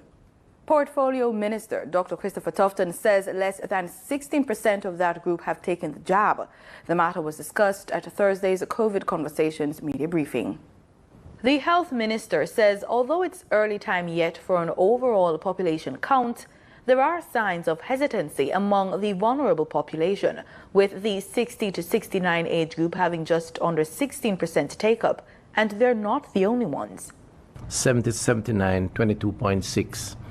And over 80, just under 18% take-up. Now, I'm not prepared yet to say, and we're not prepared yet to say that it's purely about hesitancy, because I think there is a need to ensure that there is equitable access by all the socioeconomic groups across the population. And I do believe that what the blitz that we had demonstrated with the involvement of our elected officials or members of parliament, councils and so on, is that their efforts and the mobilization to take people out of communities who otherwise may not have had either the means or the inclination, so they had to be convinced, that contribution made a difference in terms of persons coming out and persons coming out representing all the socioeconomic groups. He says the ministry is looking at inequitable distribution of the COVID-19 vaccine as a factor for the unsatisfactory turnout. There's going to have to be a strategy to ensure that when we declare hesitancy, it is based on persons having the opportunity to and the means to, but are not taking up that opportunity. And then we know we have to now focus on the convincing side. Dr. Tufton says people over 60 years should recognize that their age mates represent the highest number of persons who die from COVID-19 related complications. And so it is so important for them to take advantage of the opportunity to access the vaccine. And even with the challenges of sourcing supplies, the reality is that that opportunity exists now and has existed for some time. The Health and Wellness Minister says the low number of elderly persons taking the COVID-19 vaccine has influenced the decision to lower the age group to 50 and over, so as to utilize the doses now available for the most vulnerable. The Ministry of Health and Wellness wishes to advise that persons 50 years and older are now able to register to be vaccinated. This comes on the heels of the ministry's ongoing vaccination program. Persons wishing to be vaccinated are reminded that they must make an appointment through the ministry's website at www.moh.gov.jm or through the National Vaccination Hotline at 888-1-LOVE or 888-663-5683. We will continue to set appointments for persons in other priority groups to receive their dose of the AstraZeneca vaccines. which is, of course, the healthcare workers, members of the JDF and JCF, Department of Correctional Services, PICA, Jamaica Customs. So all those persons prior to this point who were considered priority will continue to be able to access. The public is being reminded to arrive 15 minutes before scheduled appointment and take along proof of appointment with a valid government-issued ID or a letter from a JP attesting to their age. The ministry, through each parish health department, is currently contacting persons to arrange for their second dose of the AstraZeneca vaccine. The ministry is encouraging members of the public who are due for their second dose and have not received their call to contact the National Vaccination Hotline. Additionally, persons are being reminded that they are not fully vaccinated until they have received their second dose of the vaccine. We have approximately 40,000 persons who are due for their second dose in the month of May. As at May 11th, 2021, we had inoculated for with the second dose 6,999 persons. The Caribbean Examinations Council, CXC, is being asked to review recommendations to the administration of this year's exams. CARICOM's Council of Human and Social Development made the call following its receipt of petitions against the structure of this year's exams. Teachers, unions, and parents of students due to sit the Caribbean Secondary Education Certificate, CSEC, and Caribbean Advanced Proficiency Examination, CAPE, wrote the petitions, which also cites opposition to the decision not to adjust the exams in light of the difficult situations confronting students due to the COVID-19 pandemic. The CARICOM group says CXC's response will be sent to participating governments next week before being taken to its governing council for approval. There is a new agricultural program set to attract more females to the sector. The program, dubbed Agriculture in Bloom, is being spearheaded by the Ministry of Agriculture and Fisheries. Portfolio Minister Floyd Green shared the details during his contribution to the sectoral debate in Parliament this week. Mr. Green said the ministry is seeking to engage 50 women who are at different ages of their agricultural and entrepreneurial engagements and help them to transition. This Agriculture in Bloom is a multifaceted program to celebrate our women involved in agriculture and fisheries and highlight them as examples to inspire other women. I want to publicly thank the participants for sharing their stories.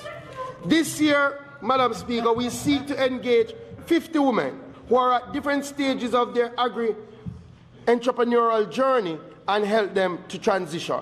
We will be providing inputs, training, and grant funding. The Tip Friendly Society recently launched its Tip Friendly MasterCard. We get more in this report from Melvin Pennant.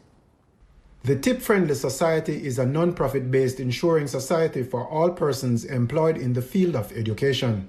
Recently, the society had a virtual launch of its new prepaid MasterCard.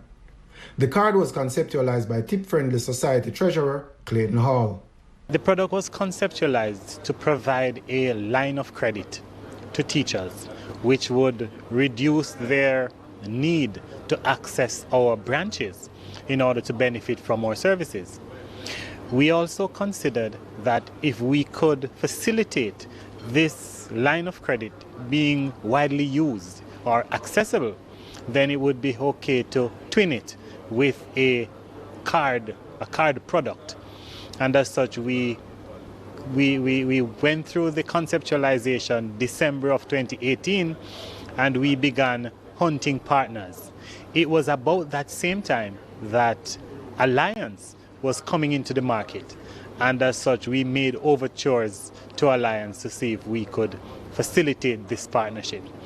The co-branded Tip-Friendly ePay MasterCard, which has been activated, is facilitated by Alliance Financial Services through its agencies island-wide and is aimed at reducing face-to-face transactions, especially in the light of COVID realities. The e-payment group provides technological support and accounting systems for the card. Card can be used at any point-of-sale terminal across the globe where MasterCard is accepted, or at any ATM machine also where MasterCard is accepted. The card can also be used online to make purchases, whether local purchases or international purchases, like any other MasterCard. The beauty about this card that it is linked to the Tip Lifeline product, and the Tip Lifeline product creates a credit limit that the card can access for loans for the persons that's the teachers and members of the Tip Friendly Society. Jamaica Teachers Association President Jasford Gabriel was also at the launch and endorsed the initiative. This is a revolutionary product, and it will certainly meet much of the needs and demands of our teachers across the system. It's a time that is so challenging for all of our teachers, and with the MasterCard benefits, it means that this card can be used at locations right across the world.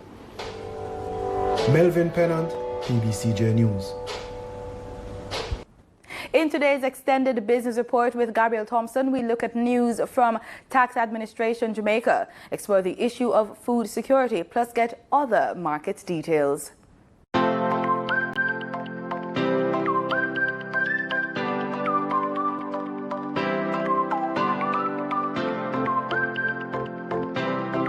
The Tax Administration Jamaica TAJ says approximately $75 billion has been transferred using its new Direct Funds Transfer DFT payment option since its implementation in January 2021. This amount equates to in excess of 6,000 transfers during the period January 11 to April 30, 2021. The service gives taxpayers the convenience to transfer funds from their own bank account to TAJ's bank account for the payment of several business-related taxes and fees. It is the newest addition to the tax authority's payment options, designed to reduce and remove the manual direct banking arrangements which previously existed. An additional benefit to customers utilizing the new procedure is being able to access and print their own official receipts from the TAJ website. The DFT payment option, which is semi-automated, has been developed primarily for customers of other banks, but is also available for customers of Scotiabank and the National Commercial Bank. TAJ says the use of the Direct Funds Transfer Number, DFTN, will enable its Revenue Administration Information System, RACE, to automatically generate the receipts for payments, which may then be printed by the customer. Persons may access additional information and details about the DFT through an information hub on TAJ's website at www.jamaicatax.gov.jm, which includes a brochure, guides, and other material. For further information and support, customers assigned to the large taxpayer office may contact their client relationship manager. Other customers may contact a taxpayer education officer, the TAJ Customer Care Center, at 888-TAX-HELP. That's 888-829-4357, or access the relevant how-to guides on TAJ's website. The new face of food is research. The Jamaican government has received approval from the Public Investment Management Secretariat for a 10-year, $5.4 billion project to continue the work of updating and upgrading the island's research and development facilities. Minister of Agriculture and Fisheries Floyd Green made the announcement Wednesday during his sectoral debate in the House of Representatives. Addressing the issue of food security, the Agriculture Minister announced that the National Seed Policy tabled in 2019 is being fast-tracked and spoke to investments and partnerships made to establish a certified cut grower scheme for commercial seed production. This will include colleagues registered and certifying seed producers, developing protocols, and identifying suitable tracts of land and facilities for commercial seed production. We've already started that journey. In fact, we invested, Madam Speaker, US $230,000 in partnership with Cardi to expand and upgrade the seed storage facility at the Bodles Research Center. This facility will host the best quality seeds, including our own seed source from locally developed and indigenous landrace types for vegetables, cover crops, field crops, and legumes. He also disclosed additional partnerships for research.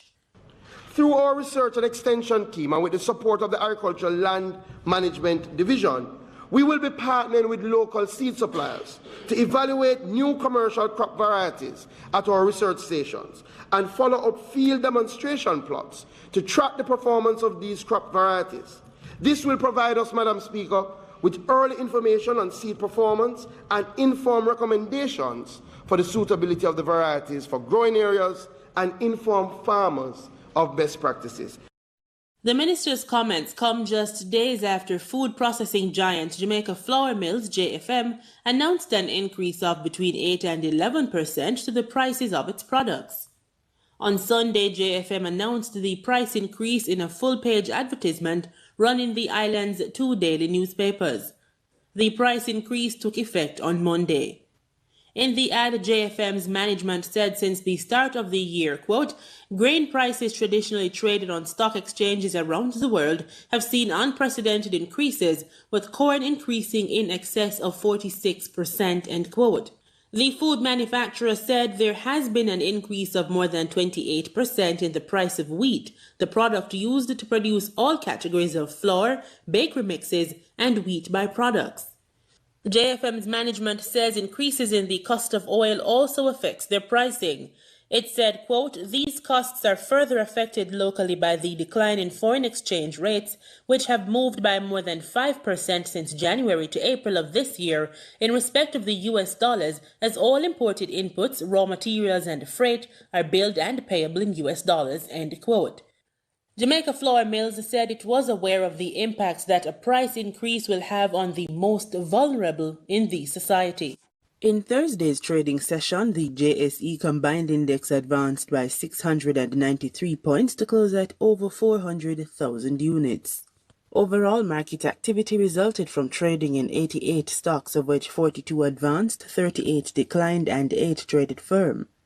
The Junior Market Index advanced by 1 point to close at over 3,000 units. Stocks advanced for Access Financial Services Limited, Berger Paints Jamaica, and Blue Power Group Limited. Stocks declined for 138 Student Living Jamaica Limited, Barita Investments Limited, and Caribbean Cement Company Limited. Trading firm were CAC 2000 9.5% preference shares, Caribbean Flavors and Fragrances Limited, and Siboney Group Limited. Jamaican Teas Limited was the volume leader with 6.7 million units, followed by Future Energy Source Company Limited ordinary shares with 5.2 million units, and Sagicor Select Funds Limited Financial with 4.9 million units. In foreign exchange trading for Thursday, May 13, the US dollar sold for an average $151.55. The Canadian dollar ended trading at $127.12. The pound sterling traded for $212.61, and the euro sold for an average $182.67. Oil prices rose on Friday, reversing some of the previous day's sharp losses as stock markets strengthened, though gains were capped by the coronavirus situation in major oil consumer India and the restart of a fuel pipeline in the United States. The two contracts lost about 3% on Thursday. Global equities rose and the dollar slipped on Friday after U.S. Federal Reserve officials said there would be no imminent move to tighten monetary policy in the world's biggest economy. Brent crude futures were up 66 cents or 1% at $67.71 a barrel. West Texas Intermediate crude futures gained 63 cents or 1% at $64.45 a barrel. And on that note, we close this Friday edition of the Business Report Inside the News on PBCJ. I'm Gabrielle Thompson. Pleasant viewing. In regional news, we begin in St. Lucia. The Petroleum Dealers Association is calling for answers after rumors abound over the introduction of a new player in the price-controlled market of fuel products. What would a new player in the price-controlled petrol industry mean for established petrol dealers on island? The conversation has been ongoing from 2020, when President of the Petroleum Dealers Association, Evaristus Jamari, penned a missive to the Minister for Economic Development, Guy Joseph, seeking, quote, information regarding the entry of a new marketing company in the local petroleum market, end quote. We sought to have an audience with the Minister of Economic Affairs, Mr. Guy Joseph, back in February 2020. A letter was CC'd to the Minister of Commerce, Mr. Bradley Felix. And essentially what we were saying is, look, we're hearing those rumors of another player into the market, which would increase the network of service stations. And we're saying, look, this is a control item. You have already decided what our margins would be on every fuel gallon of gas. Perhaps it would be important to have a discussion with us. The petrol dealer in his missive pointed to the importance of controlling the growth of the market to avoid retailers from operating below the volume of viability. This, Jamari says, may be contrary to popular belief that more competition may fare well for consumers. However, he notes this is not the case for a small island developing state. I know some people may think that generally, if there are more players in the market, somehow it's going to be a more competitive market, and therefore the price of the product is going to go down. Well, that obtains in larger economies where people have alternative ways of traveling across a country. For instance, you have trains and tubes, these are alternatives. But in our case, it's fuel, and there's no substitute for fuel. And it's not an accident that in all these smaller territories that fuel is a control item, because you let that get out of hand, it's very inflationary to impact the price of everything else. So that's why it's a control item. And so we need to have a discussion with the Minister of Economic Affairs. Jamari says the February 5th, 2020 letter by the Petroleum Dealers Association sent to the authorities to this date has received no response. We followed it up in July, saying this has become urgent because we are hearing moves on the ground that, in fact, the new operators had established an office in St. Lucia. We still didn't get any response, which to me is discourteous. It shows a certain contempt for the players in the industry. And now we are knowing with a fair degree of certainty that they have entered the market by route of supply of LPG, and that plans are afoot to establish somewhere, I think in the cul-de-sac area. Containers are already here with cylinders, and not a word. The managing director of Jamari & Sons is leery of the perceived lack of dialogue and introduction of a new player in the market. The government is treating its citizens and its business sectors of a particular sector of the community in a very shabby way and disrespectful way, and in some ways are doing things to undermine the viability of existing operators, and they need to, made to account for it. The petrol dealer calls for more transparency and accountability by the government of St. Lucia in a matter he says is undermining the current commercial players in the petrol industry.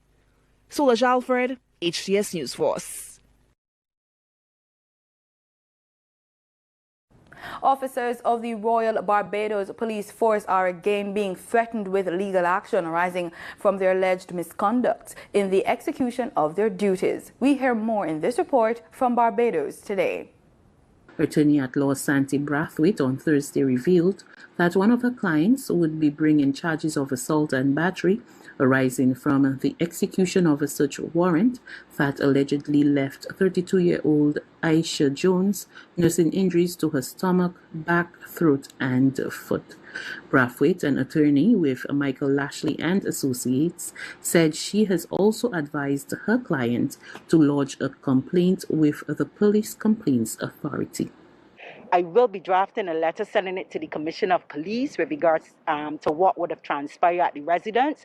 I've also indicated to my client to go to the Police Complaint Authority to institute the complaint against the police officers, and we'll also be bringing a cross charge, because in my estimation, if it is that these things are ongoing or continuous, the only way that it will stop is if an action is taken against the state and one of these same officers, and compensation in thousands of dollars are compensated to the ordinary citizens because of the actions of the servants of the state, the police officers. That's the only way that I believe that this issue will be slightly curbed. I say slightly, and I use the word slightly loosely, slightly curbed. Until then, we will continue to have this kind of behavior from police officers. In sports, we begin with athletics. After 3 days at the Issa Grace Kennedy Boys and Girls Championships at the National Stadium, defending boys champions Kingston College are in the lead with Edwin Allen pulling ahead.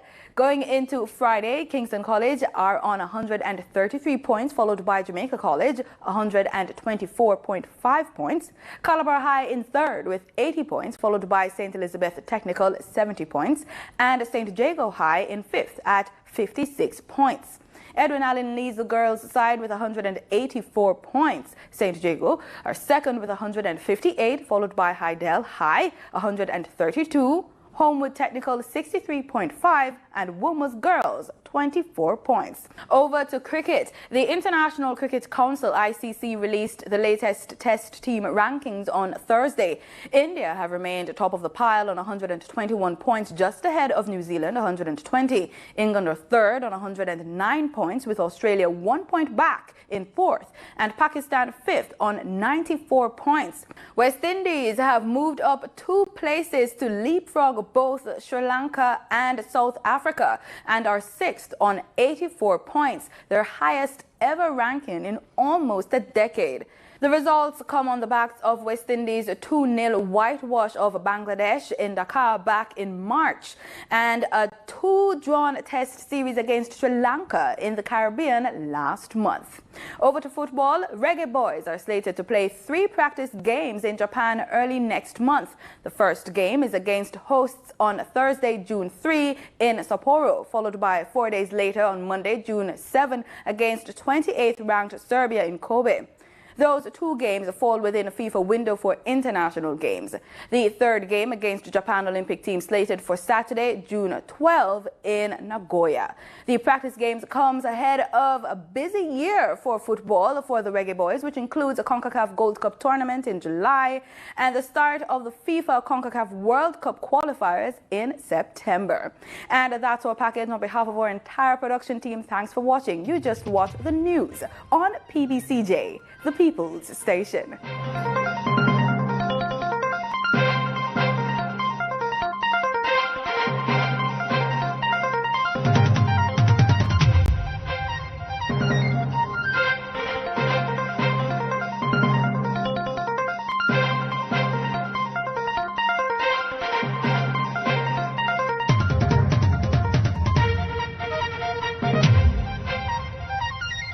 We are now open and ready to take our women in who are being abused. The facility will accept clients even while we continue to receive donations and build out our programs to help women to rebuild their lives and get back on their feet.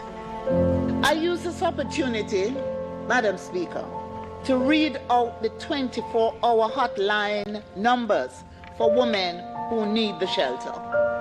876-553-0372 or 876-929-2997. The other 2 properties are now in early reconstruction and or refurbishing stages and will be transformed quickly into safe spaces for women. Jamaica is a beautiful place. Our people have a beautiful spirit, but we are too aggressive, and the way we interact with our friends and neighbors, I genuinely believe that we have the capacity to deal with this problem of violence. But it's going to take all of us. It's going to take every organized group of Jamaicans that we fundamentally reject violence. Violence has no place in a modern society.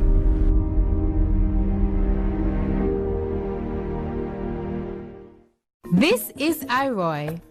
Iroy is a born Jamaican. Wagwan! Iroy and the other Jamaican iguanas live in the Hellshire Hills Forest in St. Catherine, Jamaica. Jamaican iguanas live in Jamaica and nowhere else in the world. Big up me crew! Iroy and his friends eat fruit, flowers and leaves and are not harmful to people. Me yam the seed. I poop it out. Look on that. New trees them out. The Jamaican iguana was thought to be extinct. Dead and gone. But in 1990, a small group was found living in the Hellshire Hills. Thanks to many scientists from Jamaica and around the world, their numbers have grown.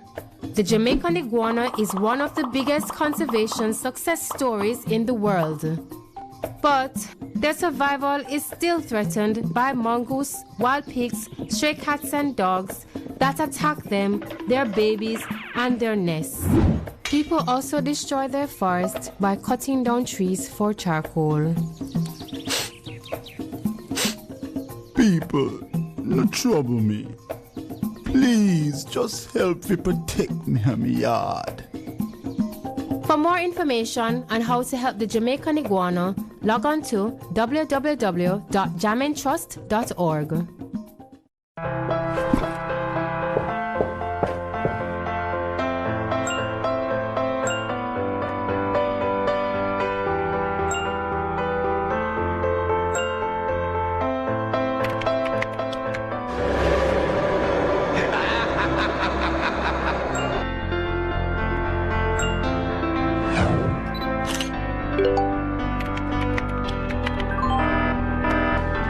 Did you know that in a recent survey done by the OCA in schools across Jamaica, 43% of the students received inappropriate messages from strangers? The OCA wants you to be smart online. Never speak to persons you don't know. Parents, encourage your children to be social but be smart. This message was brought to you by the Office of the Children's Advocate with support from UNICEF. CEF is for me and you. Beyond COVID, CEF is for me and you. Caribbean Economic Forum move. Beyond COVID, CEF is for me and you. Caribbean Economic Forum. Log on, tune in, and join the conversations and engage with the experts. Help to find common solutions for common problems during this COVID situation. We fighting to protect our livelihood across the nation. This is for we to learn, share ideas and concerns, to live life like we deserve. We must change we mindset first. Build strong economies, closer societies. We all have a duty. CEF is for me and you. Beyond COVID, CEF is for me and you.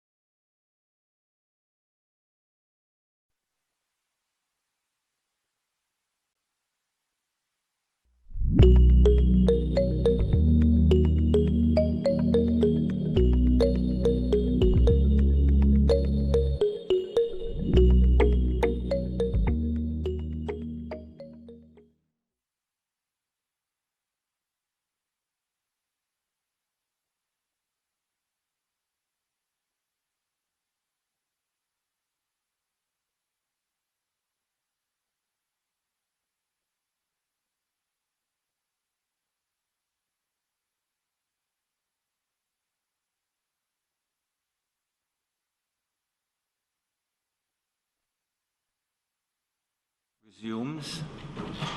Minister. Mr. President,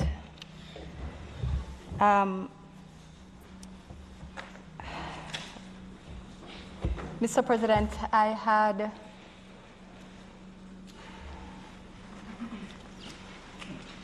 had made a statement, made a comment in the Senate on the 23rd of April, and it had generated some public discourse based on which I had prepared a statement,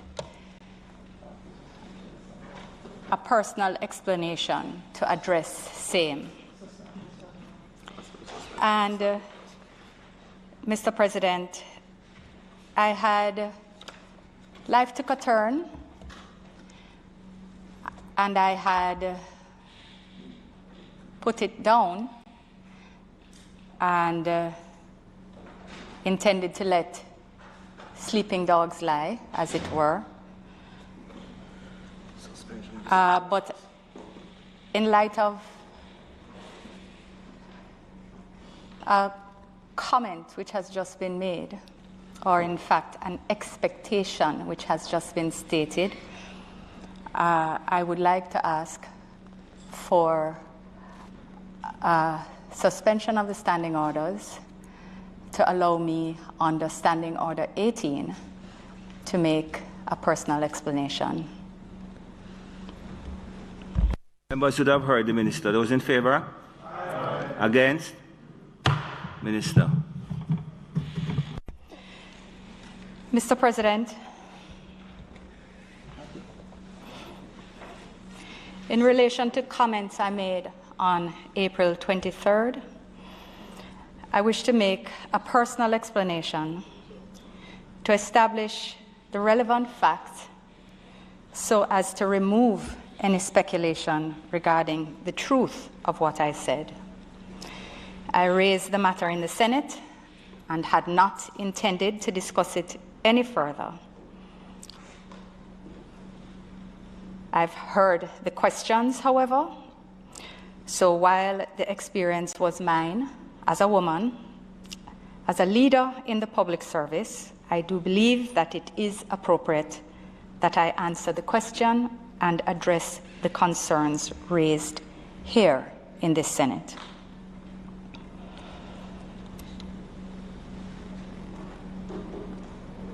The experience that I shared, as I stated, I had not intended to speak about it publicly. It was an instinctive response to assertions that essentially imputed that politics comes before principle for me, when to the contrary, in sharing the experience, I simply wished to make the point that even where I could have taken actions at a point in time which would have been viewed by some as politically advantageous, I did not. And furthermore, that making decisions on such issues are multifaceted and often deeply personal. I had hoped that the words were phrased in a way that was sufficiently benign so that only my intended point would be taken. The irony is that the very situation which I had wanted to avoid, that is, distraction from bigger issues, has been lost in a question, or rather in discussions, of my personal credibility. So on the emails in question. In 2018, I was sent emails which caused me apprehension of harm. They were sent by a former PNP member of the Senate and were of particular concern in the context of emails which had also been circulated as far back as 2014. Those earlier emails, which had not been addressed to me, but rather other members of the Senate, referenced my public comments on a flexi-rape comment made in the Senate as, I quote, a barefaced lie, I quote, evil, and also asserting, I quote, that lying lips are an abomination. They further asked a colleague to communicate to me, but let your colleague be assured that the evil people do, the big payback is coming. Mark my word. These emails, taken with certain physical gestures in the Senate, raised the concern back then to a level that had Senator Tavares Vinson, then leader of opposition business in the Senate, write to the then President of the Senate, Floyd Morris, attaching the emails and reporting the emailer's actions to the then Commissioner of Police and then Prime Minister Portia Simpson Miller. Although the President of the Senate refused to address the matter in the Senate, the author was warned by the police. I did not plan to publish the 2014 emails which were reported to the police by Senator Tavares Vinson at that time. I understand, however, that someone has shared them with a particular media house and they have written about them. These were not the emails to which I referred 3 weeks ago. I also still do not plan to publish those which I personally reported to the police in 2018. For clarity, however, the emails were sent to me on August 6, 2018 and September 23, 2018. I have decided not to release them as I am not trying to litigate the matter in the court of public opinion, having decided at the relevant time not to take the matter before the court itself. I will, however, share some details simply to support the veracity of the existence of the emails and for your understanding in the context of the threatened big payback which was to come and the odd content of the emails, I felt concerned for my safety.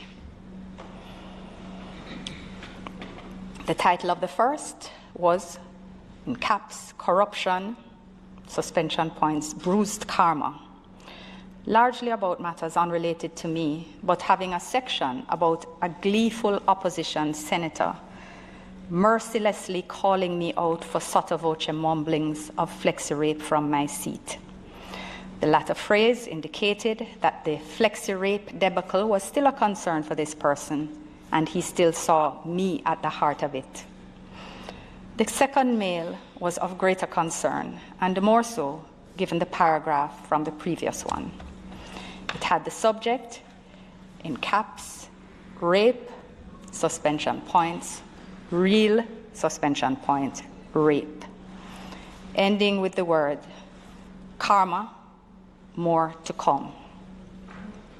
I replied only to that email of the 23rd on the same day, advising him to cease and desist from writing to me. I also sent the emails to the police.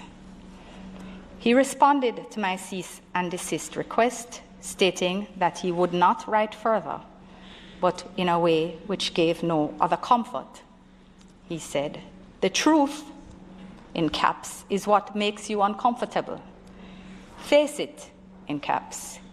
You will have to live with it uncomfortably. You will never, in caps, be allowed to forget," and stated that he was, and I quote, "satisfied that my message has hit the spot."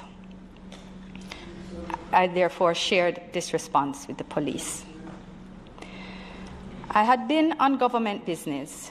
I had been away on government business. Shortly after returning to Jamaica, based on their initial review of the emails, I was interviewed by members of the CIB and CISOCA who indicated that they would do their investigations.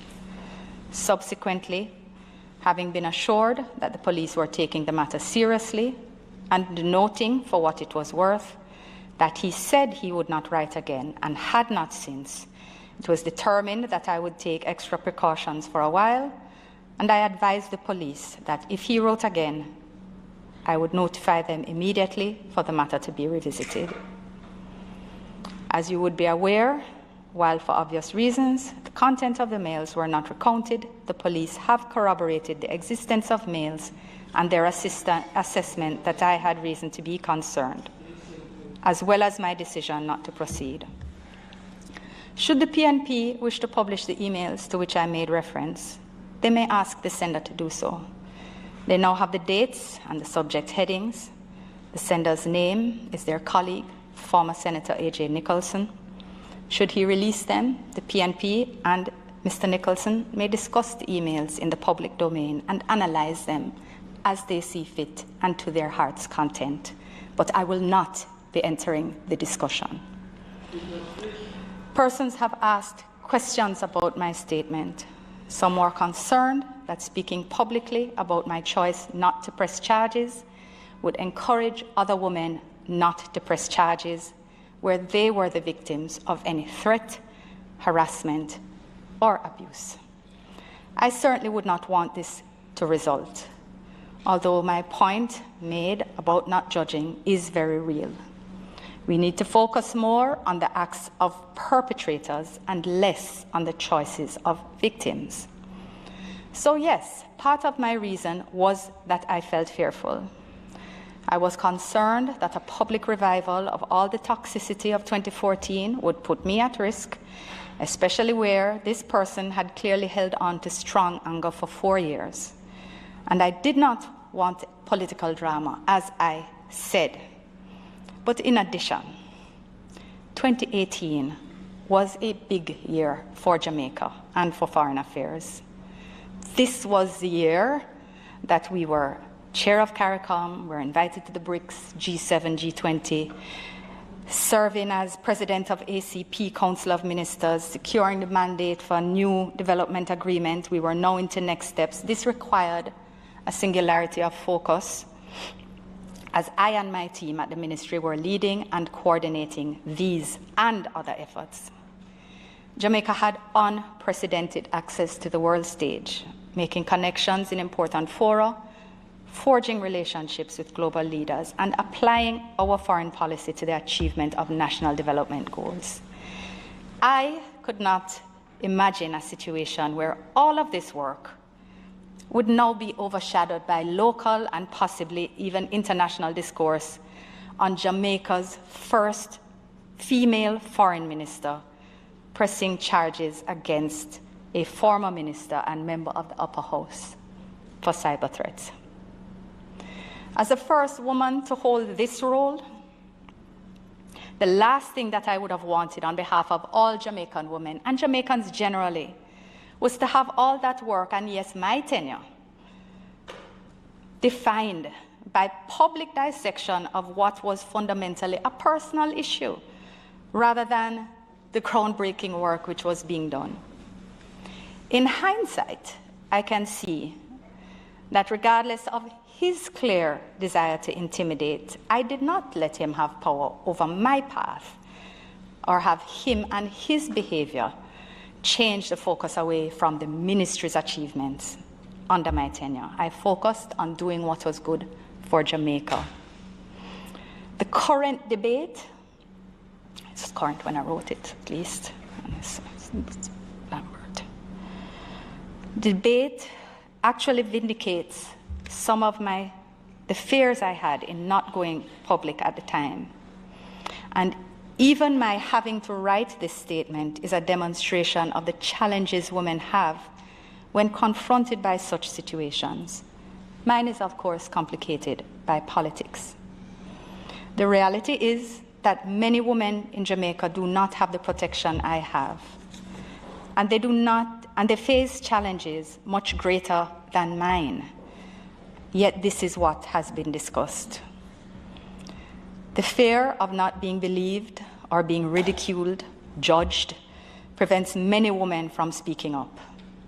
And the political response to my assertion has not helped. We must give women support, confidence, and safe spaces to take action where appropriate. And I use this platform today to say that were I to be confronted with the same situation today, I would probably take a different decision. So as I work within the government to strengthen our institutional protection of women, I encourage women to seek help in taking decisions that remove the power of their abusers the power of anyone who threatens them. Those decisions are difficult to take on your own. So seek help. If you feel uncomfortable speaking to a friend or a pastor or someone at work, call one of the helplines for an objective view. But take your life in your hands. I want to also specially thank all the women and men who have reached out to me directly or indirectly by sending messages of support and understanding without any question and without any judgment. I want to say to them, you are what is right with Jamaica. I also want to say that we should not lose sight of the national systemic issues that confront us as a country regarding gender-based violence in all its forms. We had an opportunity to take a unified position. The original statement could have been adjusted or supplemented, but we could have had a unified core. That opportunity was missed, but to me, the point is worth restating. The minister is making a personal statement. The minister is making a personal statement. The minister is making a personal statement. She is entitled to be heard in silence. That's subjective. Point of order, Mr. President. Mr. President, the standing order requires... Senator Brown, 1 minute, point of order. Senator Brown, I am entertaining no point of order, particularly from yourself, who has invited this statement today. No. So I'm taking no point of order. Minister, continue. Minister, I'm taking none. I rise on a point of order. Minister, you will continue. I rise on a point of order. Take a point of order on a person. I rise on a point of order. Senator Brown. I rise on a point of order. Senator Brown, listen to what I'm telling you. The minister is making a statement by way of Section 18, she must not which is a abuse personal... their standing order. Fine, excellent. I will determine that. Mr. President, Mr. President, with respect, Mr. President, a personal explanation. No controversial matter may be brought forward. Mr. Bunting, with the greatest of respect, every personal statement that has been put forward in the Senate in the years that I have been here have been controversial. So that is the practice. No. Minister, it is usually withdrawing something or Minister will continue and be heard in silence. Controversial and you're allowed to be heard. But you know, Mr. You are the person, Senator Brown, who invited the statement and you are now saying it is biased. You have done enough damage to yourself, the People's National Party and the Senate.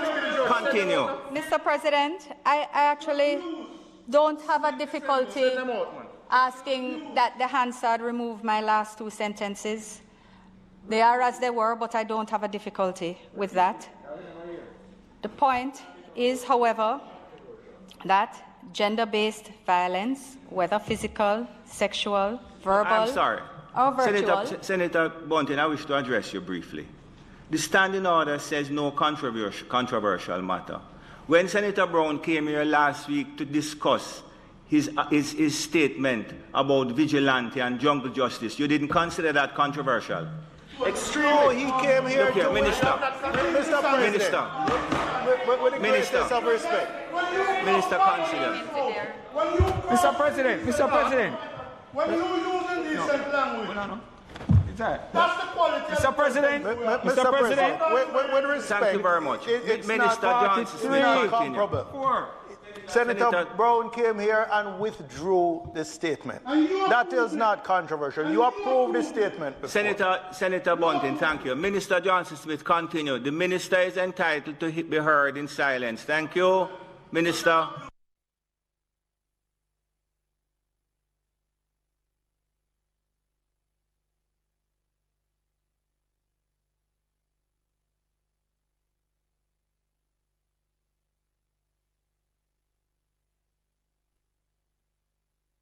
Minister, continue, please. Minister Johnson Smith, please continue. Twice or 3 times a week. I hope this is a state. I hope, Mr. President, that this next sentence is not viewed as one of controversy. Gender-based violence, whether physical, sexual, verbal, or virtual, should not be condoned, defended, or promoted. For a better society and a better Jamaica, we must work together and reject it. Jamaica is in fact evolving, and women are becoming more empowered every day. Better laws, more public education targeted at both men and women, safer spaces and community interventions are also underway. My commitment is to continue working within the government and the society to cause positive change, and I continue to believe that if we truly support each other, together we can make a difference. I thank you.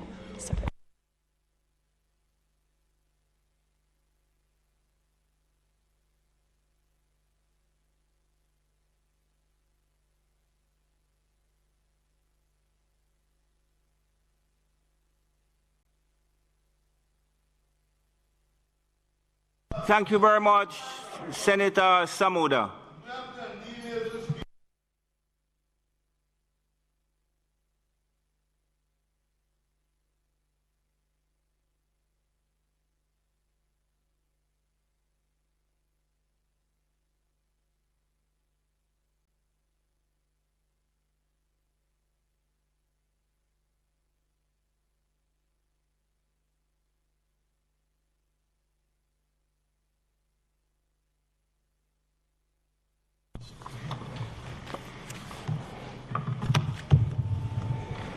Mr. President, it is now the intention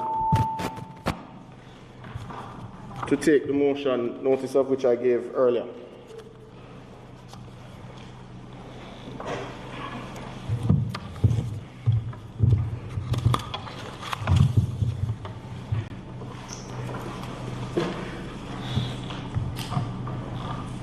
Mr. President, as this Honourable Senate may recall, the Public Procurement Act, which was passed in 2015, was brought into effect by an appointed day of notice along with the Public Procurement Amendment Act 2018 on April 1, 2019.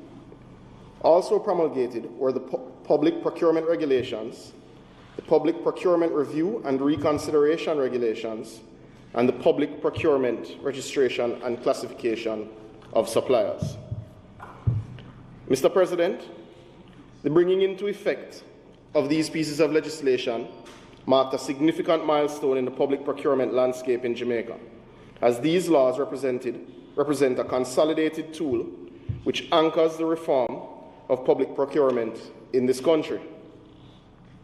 It is within this context, Mr. President, that I am pleased to table in the Honourable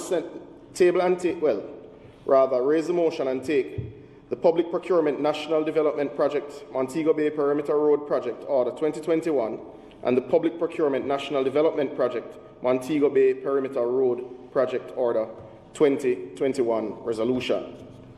The tabling of this order and resolution, Mr. President, also marks a milestone in the public procurement landscape of Jamaica, as this order represents the very first order being made pursuant to the Public Procurement Act, which this government is seeking to have affirmed by this Honourable Senate to declare a project a national development project.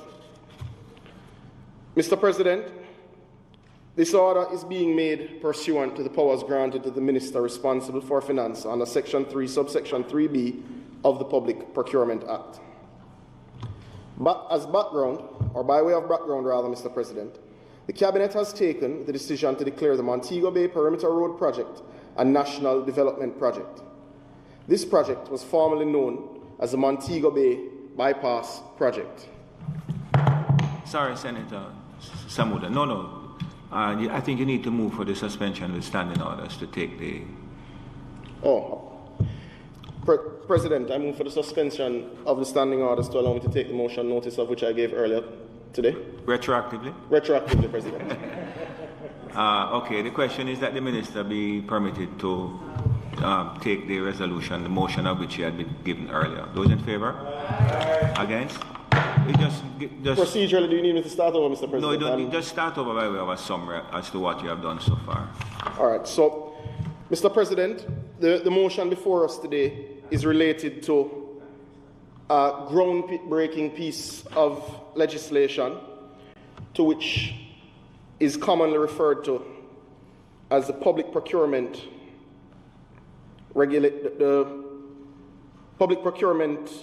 Amendment Act 2018 and related to the public procurement regulations. Mr. President, this is the first order generated under this legislative framework, and it relates specifically to the Montego Bay, the project formerly known as the Montego Bay Bypass Project, which we have now dubbed a project of national significance. It is the Montego Bay Perimeter Road Project.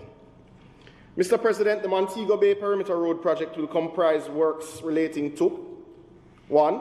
The Montego Bay Perimeter Road, 2. The Barnett Street West Green Avenue Road rehabilitation, the Long Hill Bypass, as well as a comprehensive drainage study of the Montego Bay Bypass. Mr. President, this project is expected to advance development and accelerate economic growth in the area. It is expected that the project will open up new areas up to the south of Montego Bay for further development and expansion.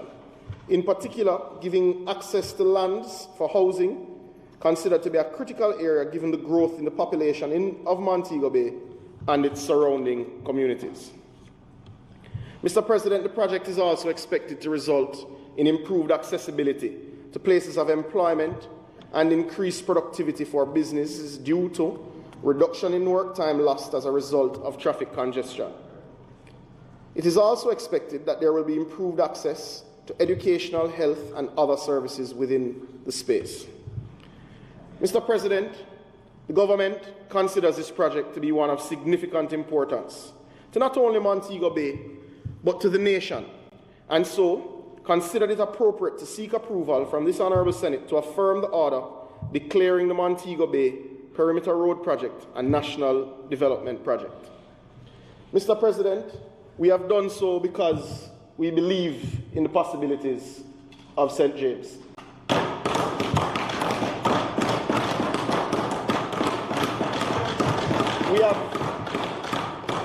We have done so because in the spirit of the support of this legislation when it was passed.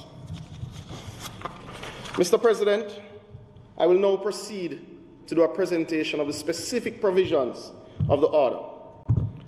The order is entitled the Public Procurement National Development Project, Montego Bay Perimeter Road Project, Order 2021. Mr. President, the paragraphs of the preamble of the order set out the statutory context within which we are seeking to promulgate the order. The first paragraph of the preamble sets out the definition of the term National Development Project as has been defined in Section 2 of the Public Procurement Act. The second paragraph of the preamble addresses Section 3, subsection 3 of the Public Procurement Act, which sets out certain matters for which the Minister responsible for finance may declare, subject to affirmative resolution, that the Public Procurement Act or any provision of the Act shall not apply. And, Mr. President, this paragraph indicates that the Minister responsible for finance has the authority to make such an order subject to terms and conditions which he may specify. And that is particularly important, Mr. President, and we will revisit those terms. The third paragraph of the preamble, Mr. President, addresses the approval given by the Cabinet for the declaration of a development project known as the Montego Bay Perimeter Road Project to be a national development project to which the Public Procurement Act or any provisions thereof shall not apply. The fourth paragraph of the preamble, Mr. President, relates to the approval of the Houses of Parliament for the declaration of the project as a national development project, which, Mr. President, we are seeking to obtain through the tabling, debating of this order and accompanying resolution in the Honourable Senate, in this Honourable Senate. We then come to the enacting provision, Mr. President, and move on to paragraph 1, which sets out the name of the order.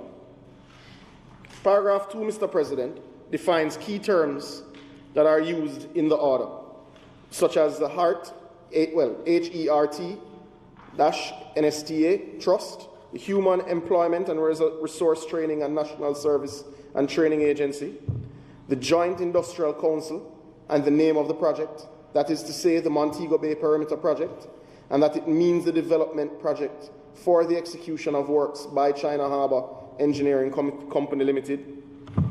This paragraph also sets out the works which will be undertaken under the project, namely works on the Montego Bay Perimeter Road, the Barnett Street West Green Avenue Road rehabilitation, which will include rehabilitation and expansion works. Indeed, the Long Hill Bypass to reduce traffic congestion, and a comprehensive drainage study of the Montego Bypass area, Mr. President. Paragraph 3 declares that the Public Procurement Act shall not apply to the Montego Bay Perimeter Road, which is a national project. Mr. President, paragraph 4 sets out the conditions that are to attach to the declaration of the Montego Bay Perimeter Road project, a national development project. As this Honourable Senate will observe, Mr. President, the conditions which have been stipulated are indeed aimed at ensuring that the project will engage a significant portion of Jamaican workers, and that those Jamaican workers who are considered suitable candidates will benefit from technology transfer, as well as a transfer of knowledge from the non-national workers who will be involved in the project, Mr. President.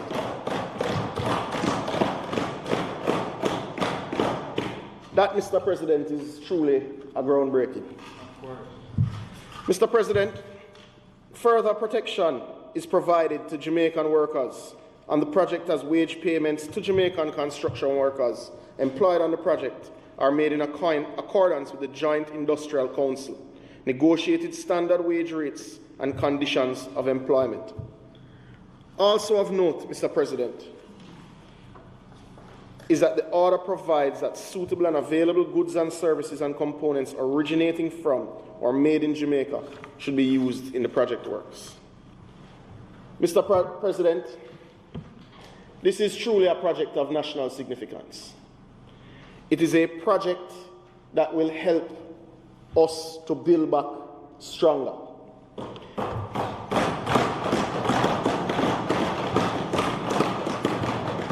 It is a project that we believe will jumpstart the once buoyant economy of Montego Bay, St. James, Mr. President. Mr. President, I would like to reiterate the importance the government attaches to this matter, as we see it as a project which will advance development and enhance economic growth. We have not sought to sacrifice good governance, Mr. President. We have, however, sought to use existing legislation to ensure that the people of Jamaica, the people of Western Jamaica, and indeed the people of St. James can truly achieve their potential, and that this, Mr. President, can function as a springboard. Mr. President, I invite my colleagues to offer their usual constructive commentary as we debate this motion, and I look forward to its subsequent passing this afternoon. Thank you, Mr. President.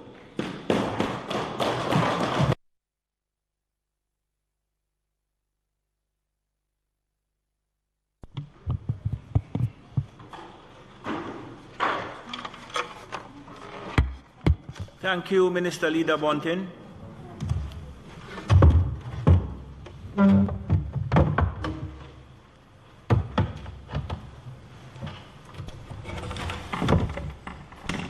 Thank you, Mr. President.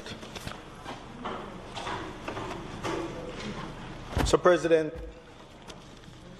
what are we debating here this afternoon?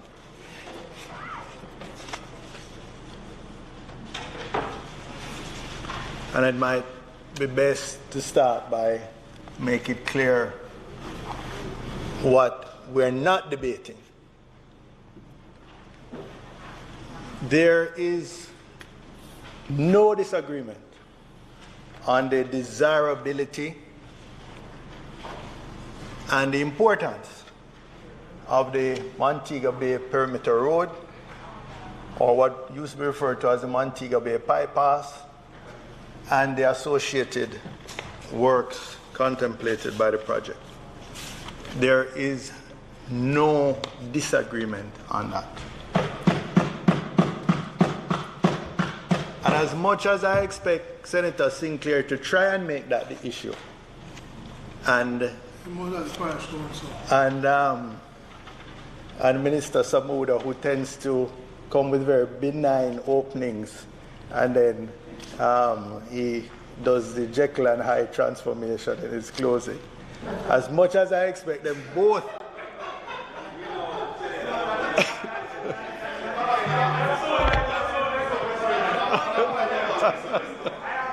I'm going to ask Senator Bunting to withdraw the Jekyll and Hyde.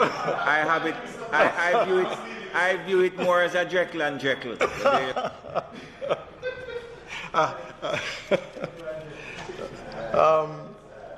So while it's very easy to anticipate that's what they're going to try and make the debate about.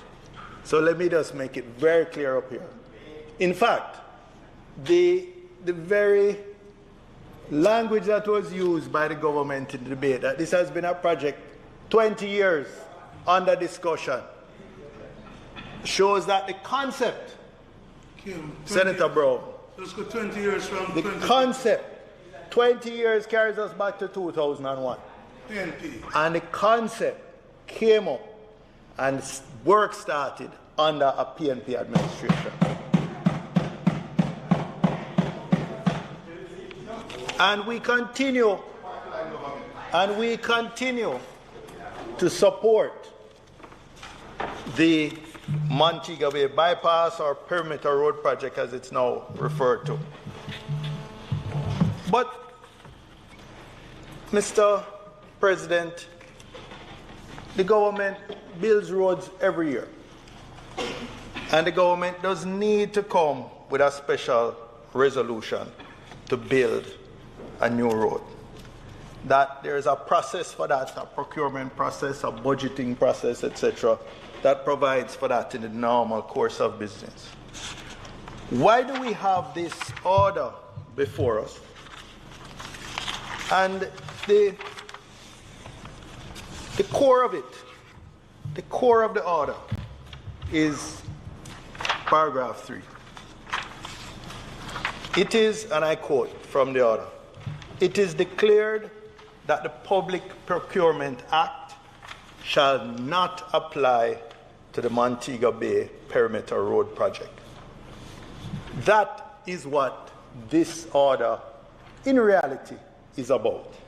There are some nice other things that, in the execution of the works, Jamaicans, 90% Jamaican workers for unskilled, note, unskilled construction work,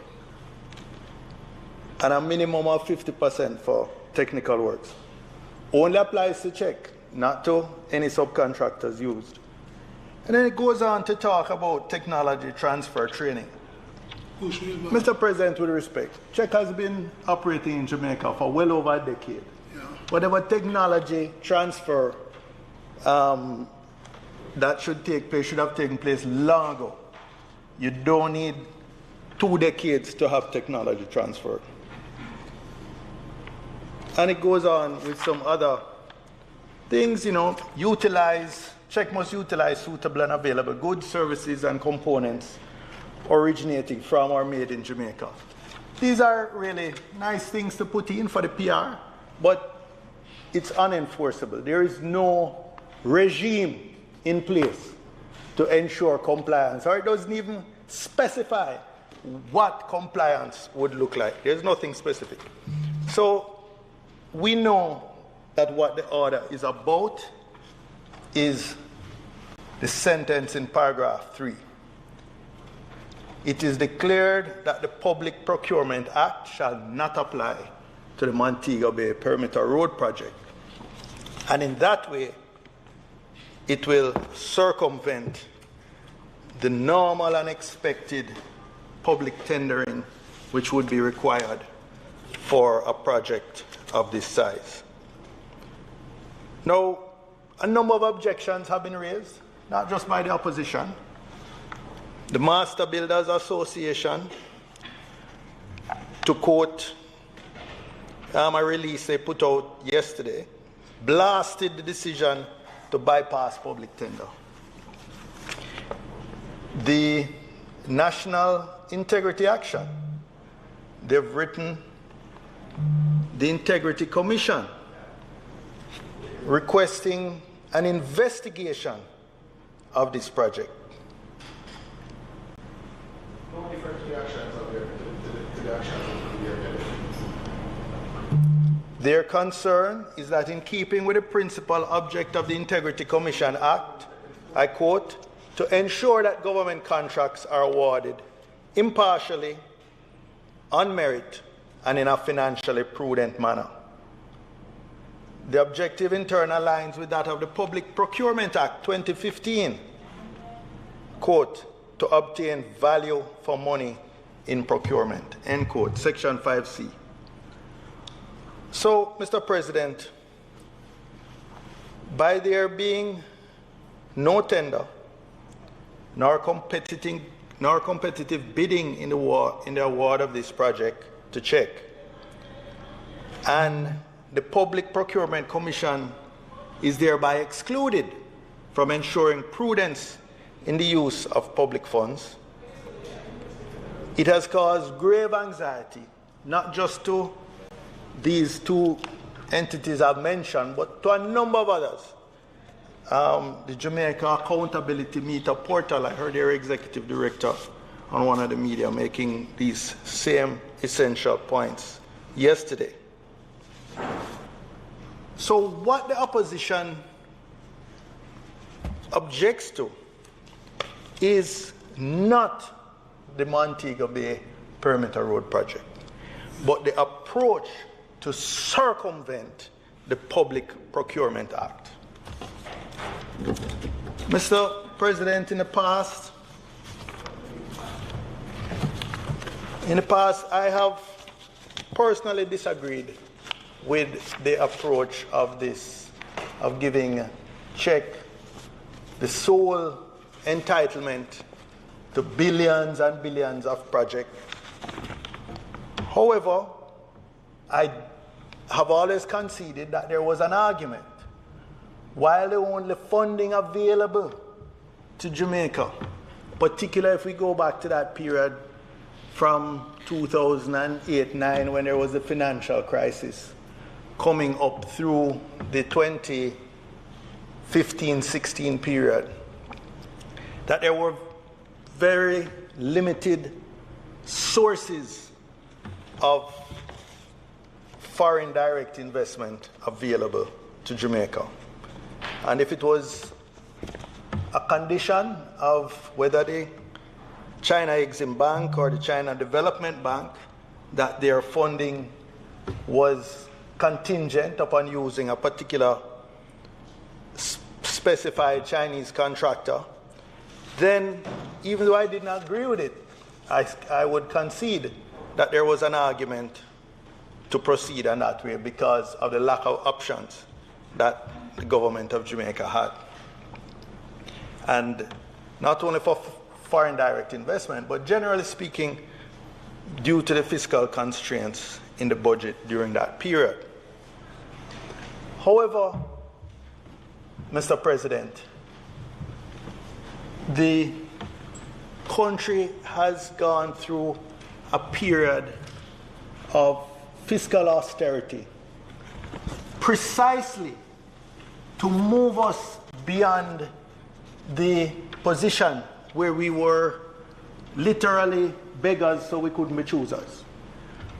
Successive administrations have demonstrated great fiscal discipline. The public sector workers have made great sacrifice. Many of the holders of public debt went through a number of restructuring of their public debt and haircuts in some cases to be able to allow Jamaica to emerge in a much stronger fiscal position. So strong now that we don't need a foreign entity, whether bilateral or multilateral or private sector, to fund this. We're doing it from our own budget, which is a good thing. But one of the freedoms we now have is that no external party can tie our hands and dictate to us how we're supposed to do the procurement. And therefore, we must now exercise good governance, the type of governance you would exercise at Grace Kennedy, Senator Webby, to ensure that you get the best value for your shareholders and for your customers. It is in this way.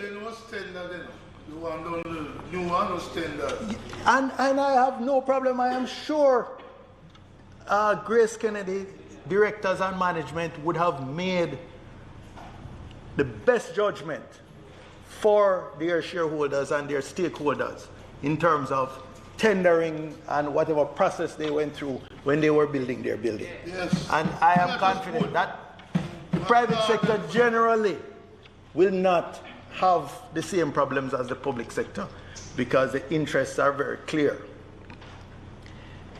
But in the current circumstances, Mr. President, with the COVID-induced recession on the economy, with the additional pandemic-related expenses, value for money must be at the top of mind for this Parliament.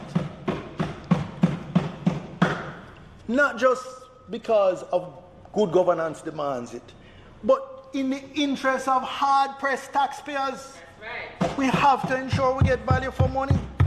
If we don't get value for money in this and every case, we won't be able to build the new correctional facilities, Senator Samuda, which we so badly need.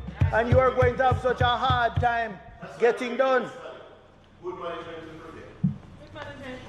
You know, Mr. President, I've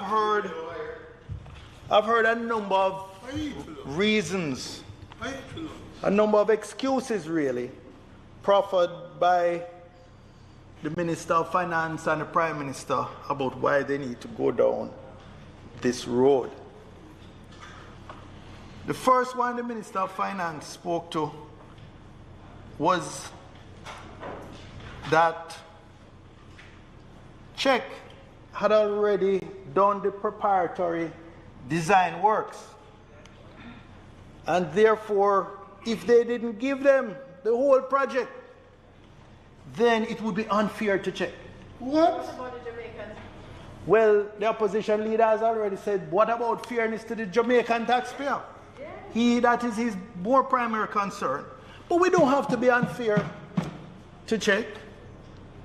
Senator Braham can tell you very well about a similar project where CHEC did design and other preliminary works, and they provided for $1 million to compensate CHEC for that work if they were not chosen and given the project to execute. So it is not uncommon, even in the case of this particular contractor, but generally in government contracting, to separate the design and the preliminary work from the actual contract to construct the work. The designers of the Parliament, we have to get the contract. It is not uncommon. When the first major highway project done in Jamaica, Highway 2000, which the first leg from Kingston to Maypen,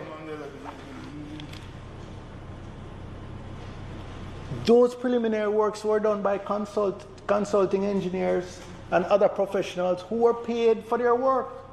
Then the project was put to international competitive tender.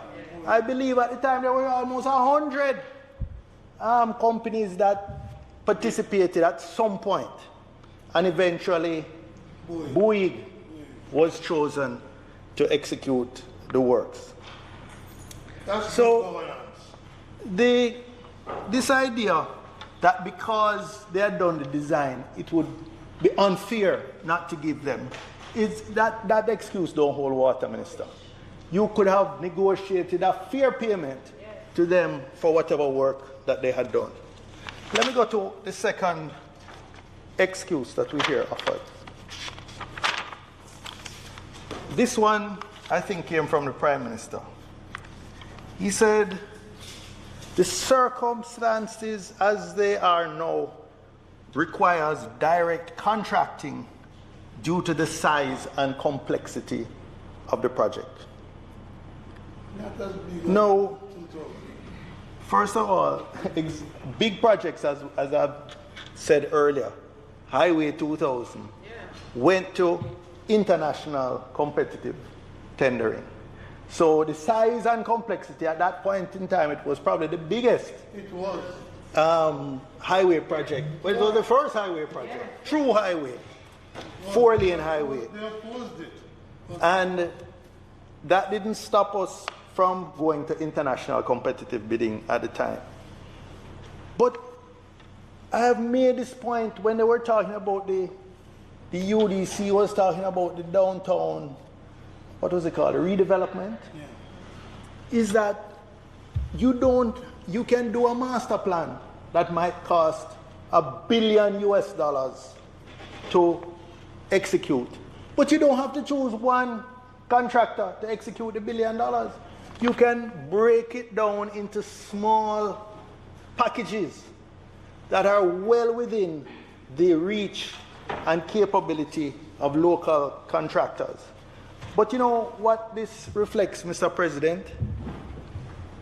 A different development philosophy. On this side, we don't want to use excuses to exclude of why we have to exclude Jamaicans except for the unskilled construction, which we'll give 90% of the work to them. We want the architects, the engineers, the quantity surveyors, the designers, and the contractors as principals, not as subcontractors to a foreign contractor. We want them as principals to be executing this work. That is how you're going to develop your local industry, not by giving them the crumbs that falls from the table. In fact, from what I understand, the St. Thomas leg of the South Coast Highway project, the St. Thomas Portland leg, has been broken down into a number of smaller packages to increase the participation, but again, of subcontractors. The project could have been designed by government from day one, Minister Webby, to have those smaller packages that could be handled by local contractors, designed by local professionals, financed by local pension funds and other financial institutions, because that is what their long-term money would be there for. That is what would cause true development of the local construction industry. The third excuse or reason that was mentioned, which I found very strange. It says, on the matter of transparency, I think this was in response to requests, let us see the project documentation. And the response was, on the matters of transparency, loan and contracting documents are confidential.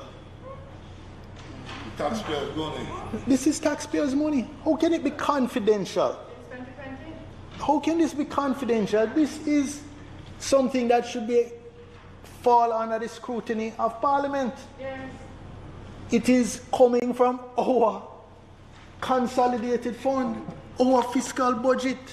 How can this be confidential?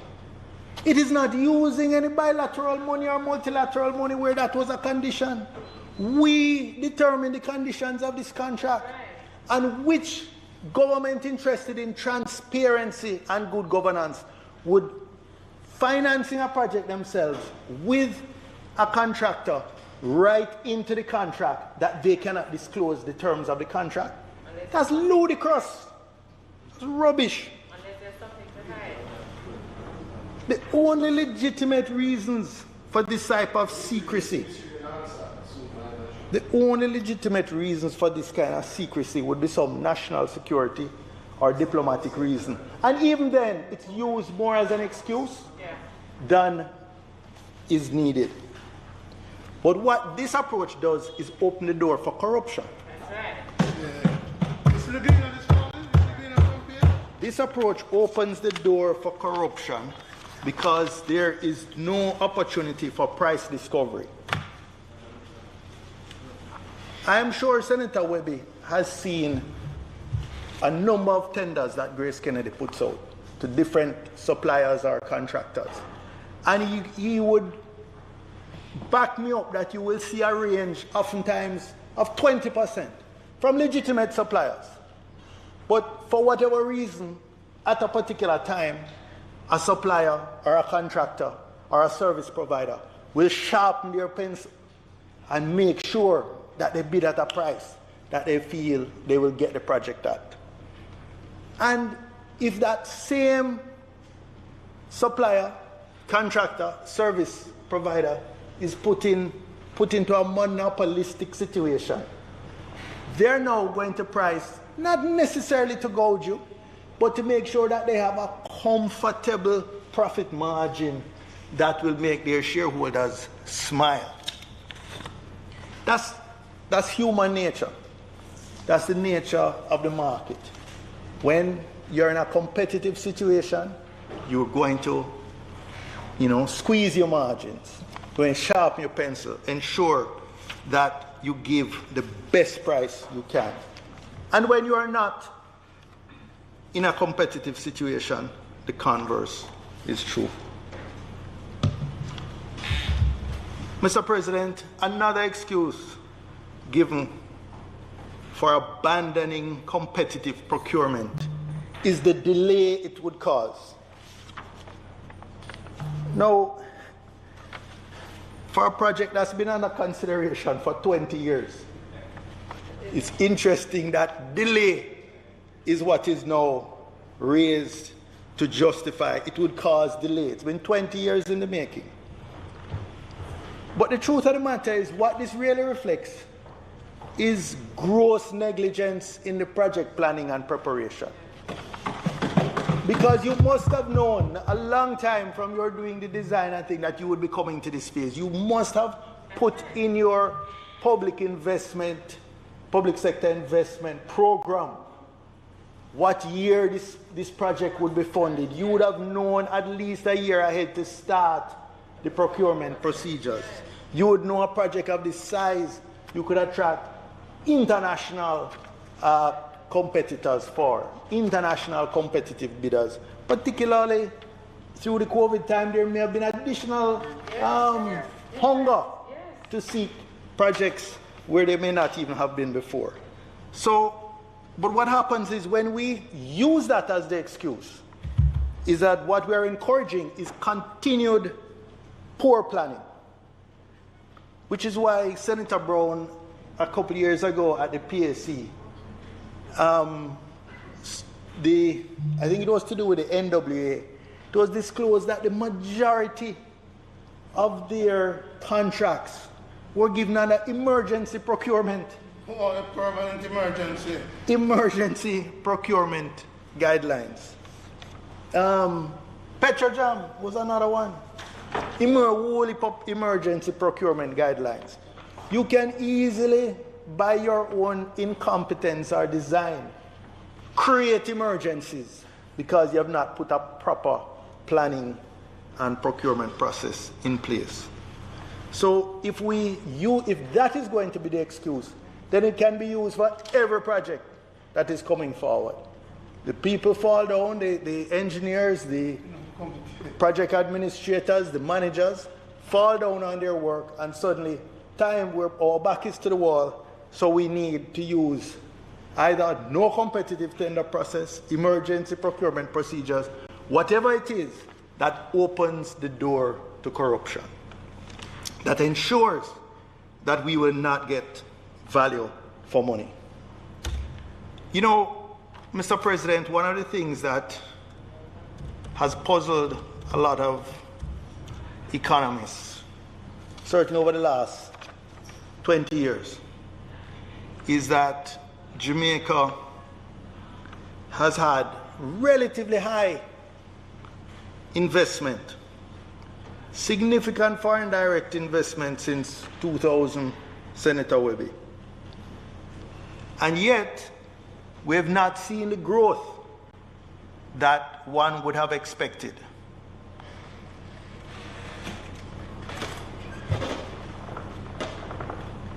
One of the reasons for this, and let me just find it, was explained in a study done by the IDB in 2015, I think it was. And it spoke to, let me just see if I can find it here. It spoke to that Jamaica was below our peers in total factor productivity.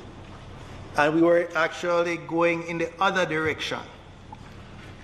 And one of the reasons for this was that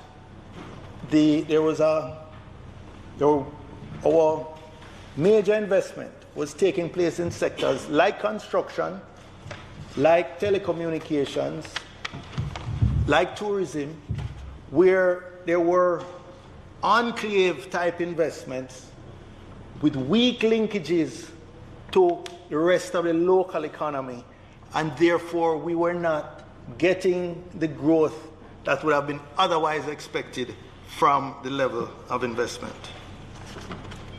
And, you know, again, this is going to be another example of that. You take a foreign contractor, they have their own equipment, they have their own professionals, the steel is imported, yes, maybe they buy a little cement locally, the asphaltic concrete is imported, most of the fuel that operates the equipment is imported. You have relatively low value added left in Jamaica at the end of the project. Whereas if we had a much greater local input, much greater local participation, our engineers, our architects, our designers, our quantity surveyors, our blasting experts to take the roads through the mountains, etc., we would see much deeper linkages and a much greater contribution to growth in Jamaica. Mr. President, Jamaica has the professionals.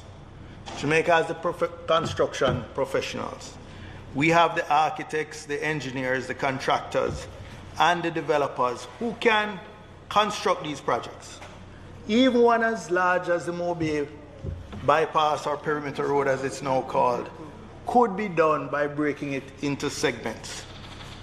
Instead, we see a policy approach to the construction sector, a sector where Jamaica has a long history of Jamaican delivered projects, going back almost to independence, or maybe pre-independence.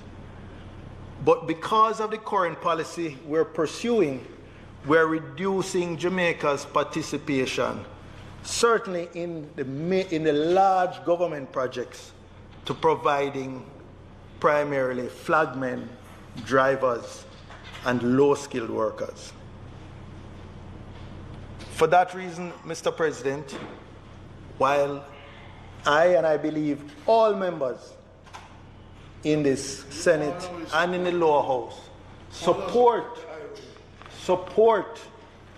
the Mobi Perimeter Road project, what we do not support is the procurement process that avoids competitive tendering and has no guarantee of value for money for taxpayers in this country.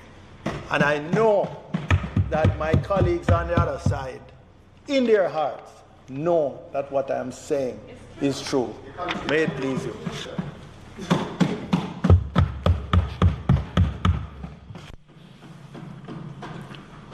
Thank you very much, Mr. Senator Bunting.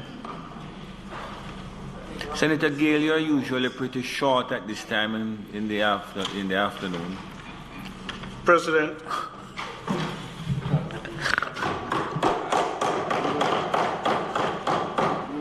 you know, President, I make my contribution in this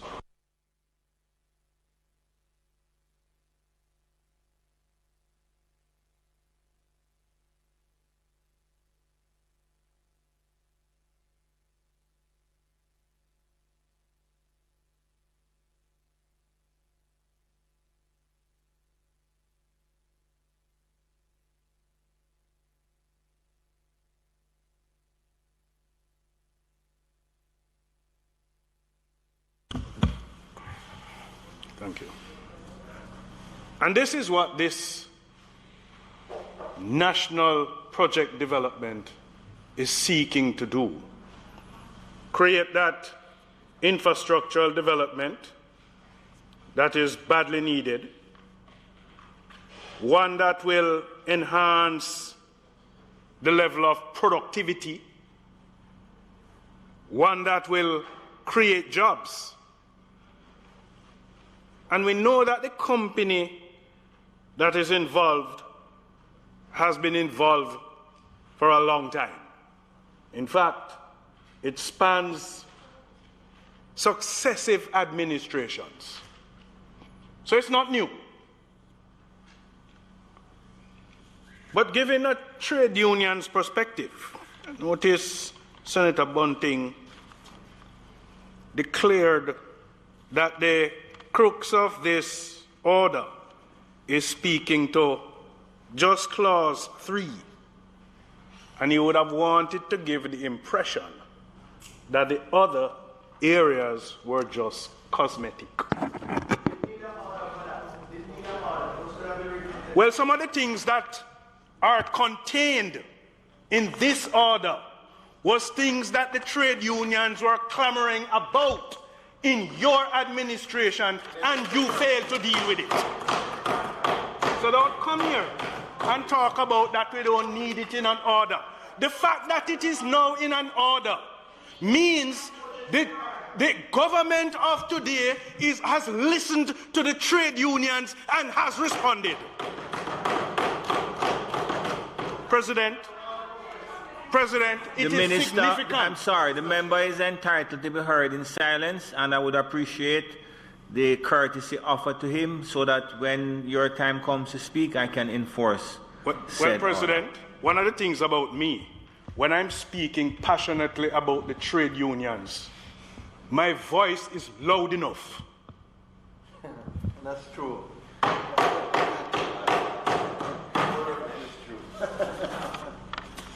You see, the trade unions who are involved are those that are referenced in page 2 under the Joint Industrial Council. The Bustamante Industrial Trade Union, the National Workers Union, and the Trade Union Congress, and the Incorporated Master Builders Association of Jamaica, representing the employers in the construction industry. I said the trade unions that represent construction workers, those who construction workers have asked to represent them. President, in clause 4, under A, to utilize Jamaican services or labor as follows: a minimum of 90% Jamaican workers for unskilled construction work, and subject to the availability of Jamaican workers with the required technical skills, a minimum of 50% Jamaican workers for technical work. So, President, there was no instrument that indicated in any way, shape, or form a percentage of the workforce of labor of Jamaican workers that would have been used. And this indication of a 90% is the first of any such means.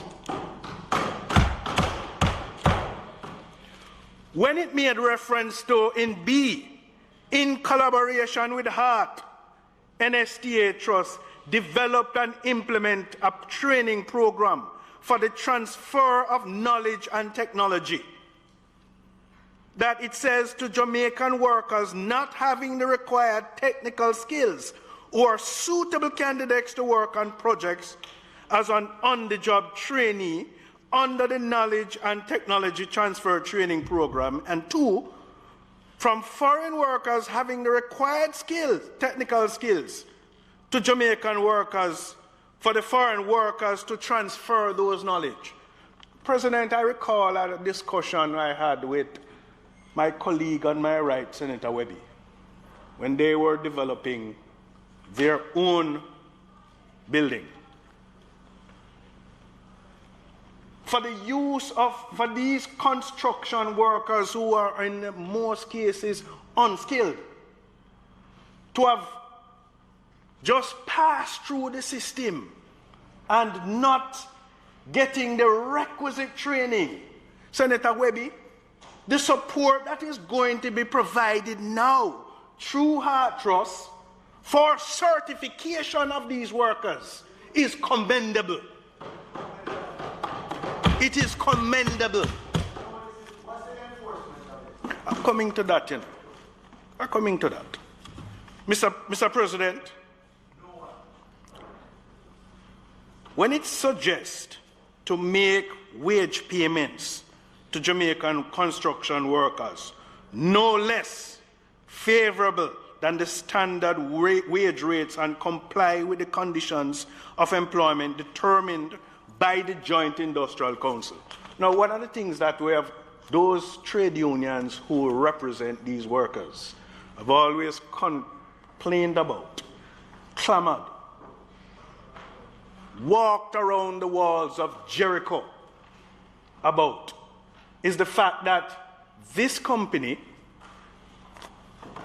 had demonstrated an unfortunate practice of paying the workers less than the minimum standards that would have been established by the Joint Industrial Council agreement.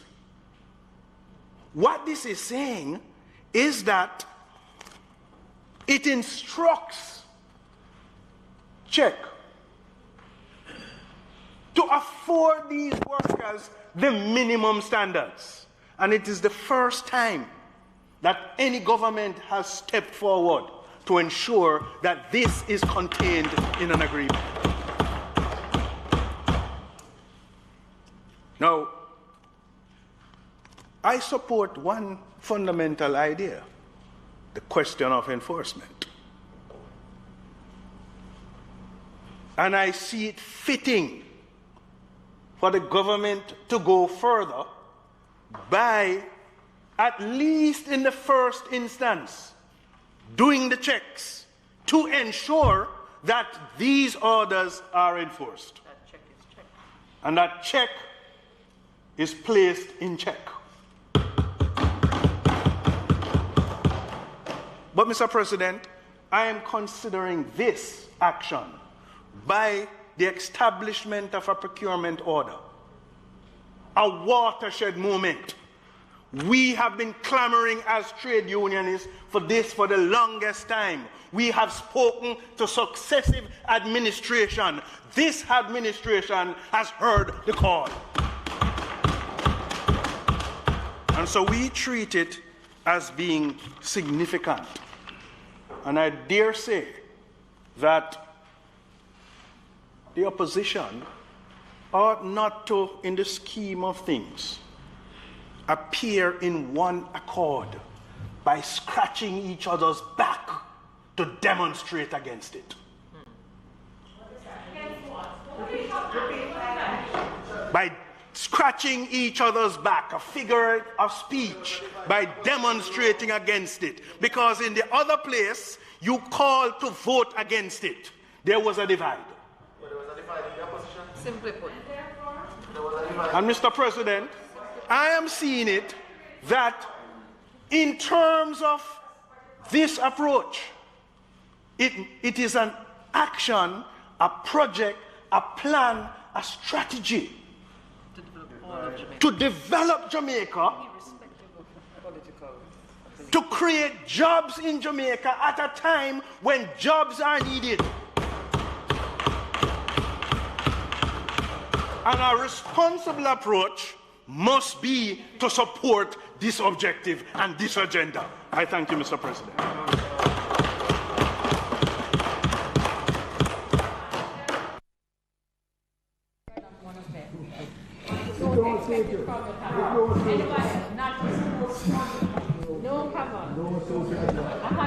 Senator Brown, don't say a word till I restore some order in here.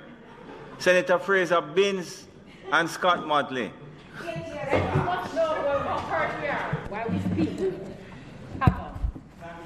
Thank you, Senator Gill. Senator Brown. Mr. President,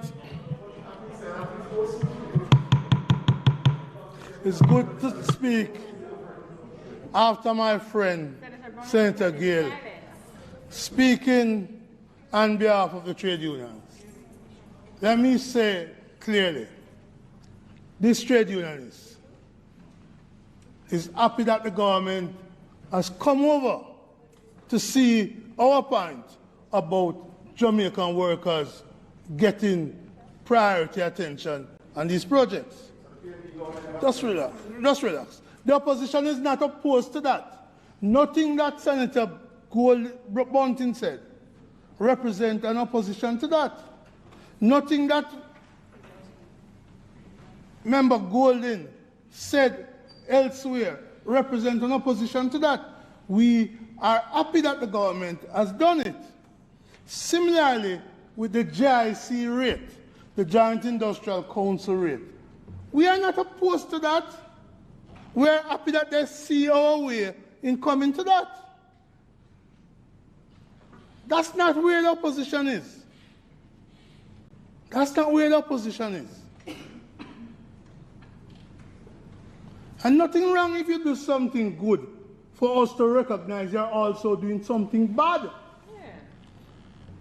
So because you do something good, everything you do is good? No, some of it is bad. And that's the bad parts that we are opposed to. So let us be clear on that. So there's some things, Senator Gill, we are at one hand. But there are some things that are just outrageous not to be done. President, Senator Samuda started off by, well, let me just before I get that. Senator Gill, maybe you recall Alpart, that Jamaican workers were sent to China to be trained. Transfer of technology. And it started when we were in government. So this idea that this government is doing some new things and never done before flies in the face of history. Albeit Alpart closed now, you know. But those people trained, those technical people trained are available to Jamaica. But we made sure that they were trained so that they could play a part there. So we're not just fooled by you give us something, but you take it back when we don't get value for money. And so my friend, I can call him a friend now, Senator Samuda, you said you believe in the potential of St. James. Welcome to the club. The People's National Party and our government, especially over the 18 years, have seen and have contributed to the potential success of St. James and Western Jamaica. Let us not forget that the North Coast Highway, let us not forget that the North Coast Highway, all the way from Negril to Port Antonio, built under P.J. Patterson and the PNP. Let us not forget that that led to new investment in tourism. Iberia Star 3 Hotel, Rio. Secret that, Masrani, check the papers. I signed the sale of the land to build Secret Hotel. That was creating jobs for hundreds, thousands of Jamaicans in Western Jamaica. We did that. We did that. We did that. So, if you think, President, of the Freeport area of Montego Bay, and that old zone to the west, moving Freeport, all of the development, banks going in there, insurance companies going in there. If you check their GDP, if you cut off that Senator Sinclair, that GDP is running amongst the top GDPs in the world. We did that. That expansion of Montego Bay to the west, a lot of that was done under the PNP. The dualization of Howard Cook Highway, done by the PNP. The only thing, the liquid gas system, the LNG terminal put in by us. So we can tell you the things we have done. We put in Senator Gale, 18 new schools. Senator Braham can check the UDC record. We have done a lot for the development. And Senator Samuda, 2 weeks ago you came here about the Montego Bay Airport. Let us remember how that goes. When the government decided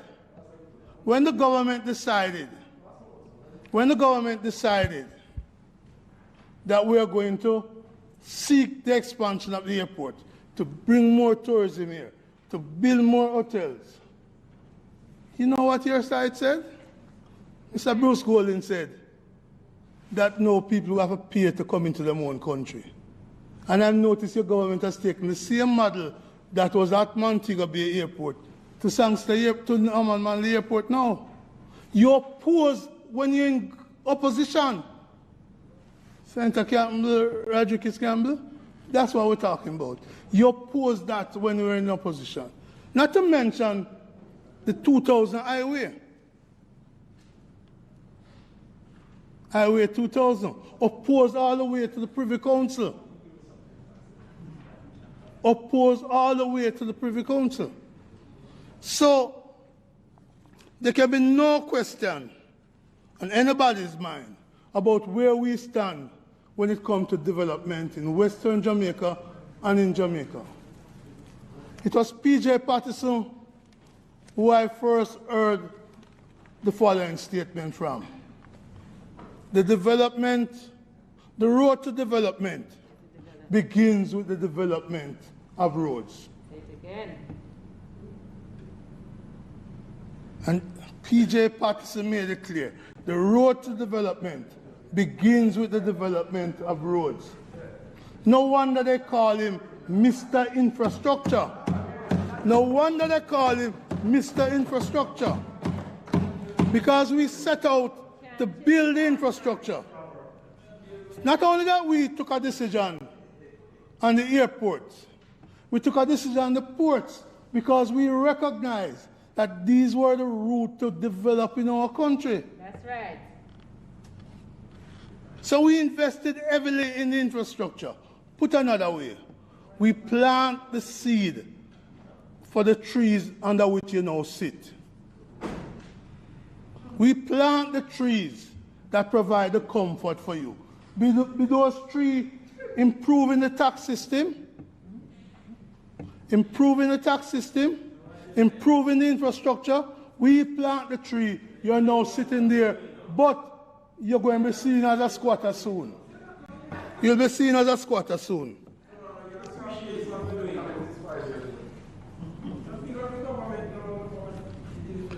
Senator Williams. No, let him speak when I'm ready now.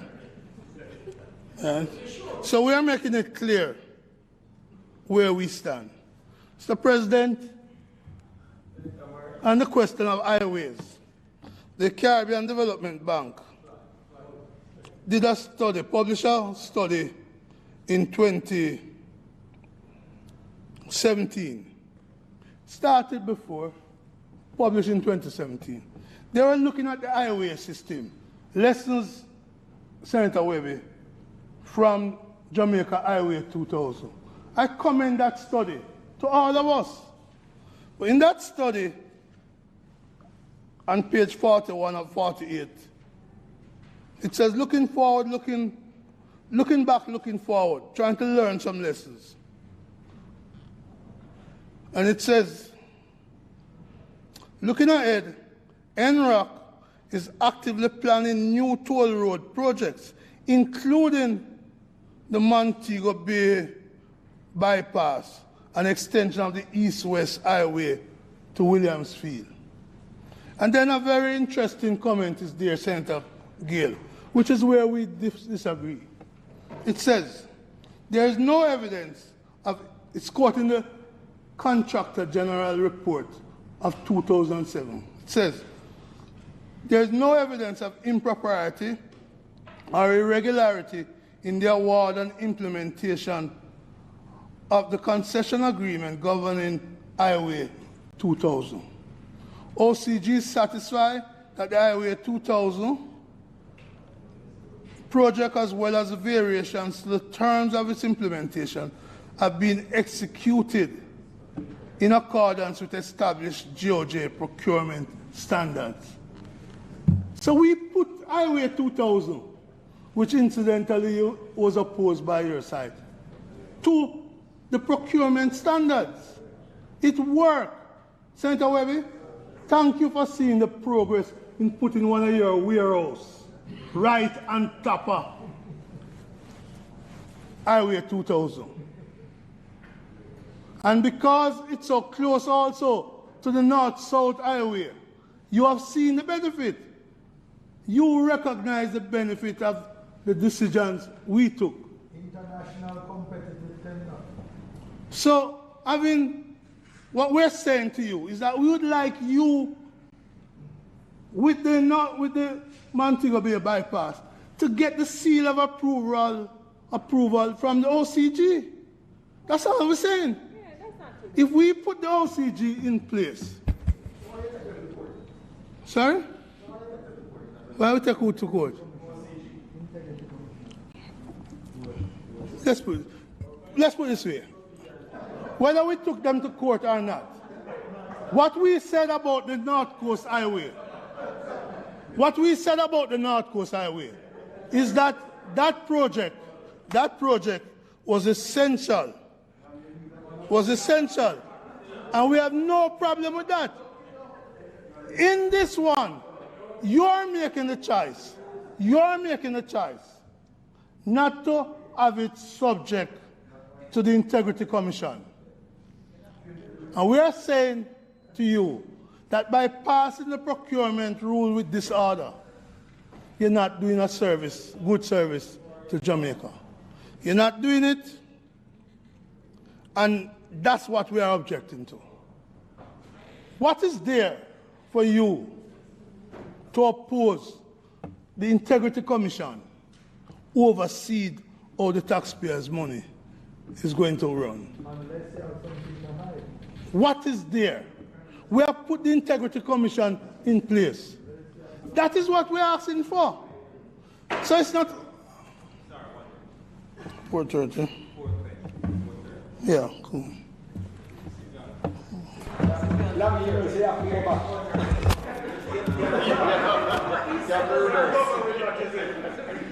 The time being beyond 4:30. No. Time being 4:20. Just say that. The time being 4:20, Mr. President. Might the standing orders be suspended to allow the Senate to sit beyond 4:30?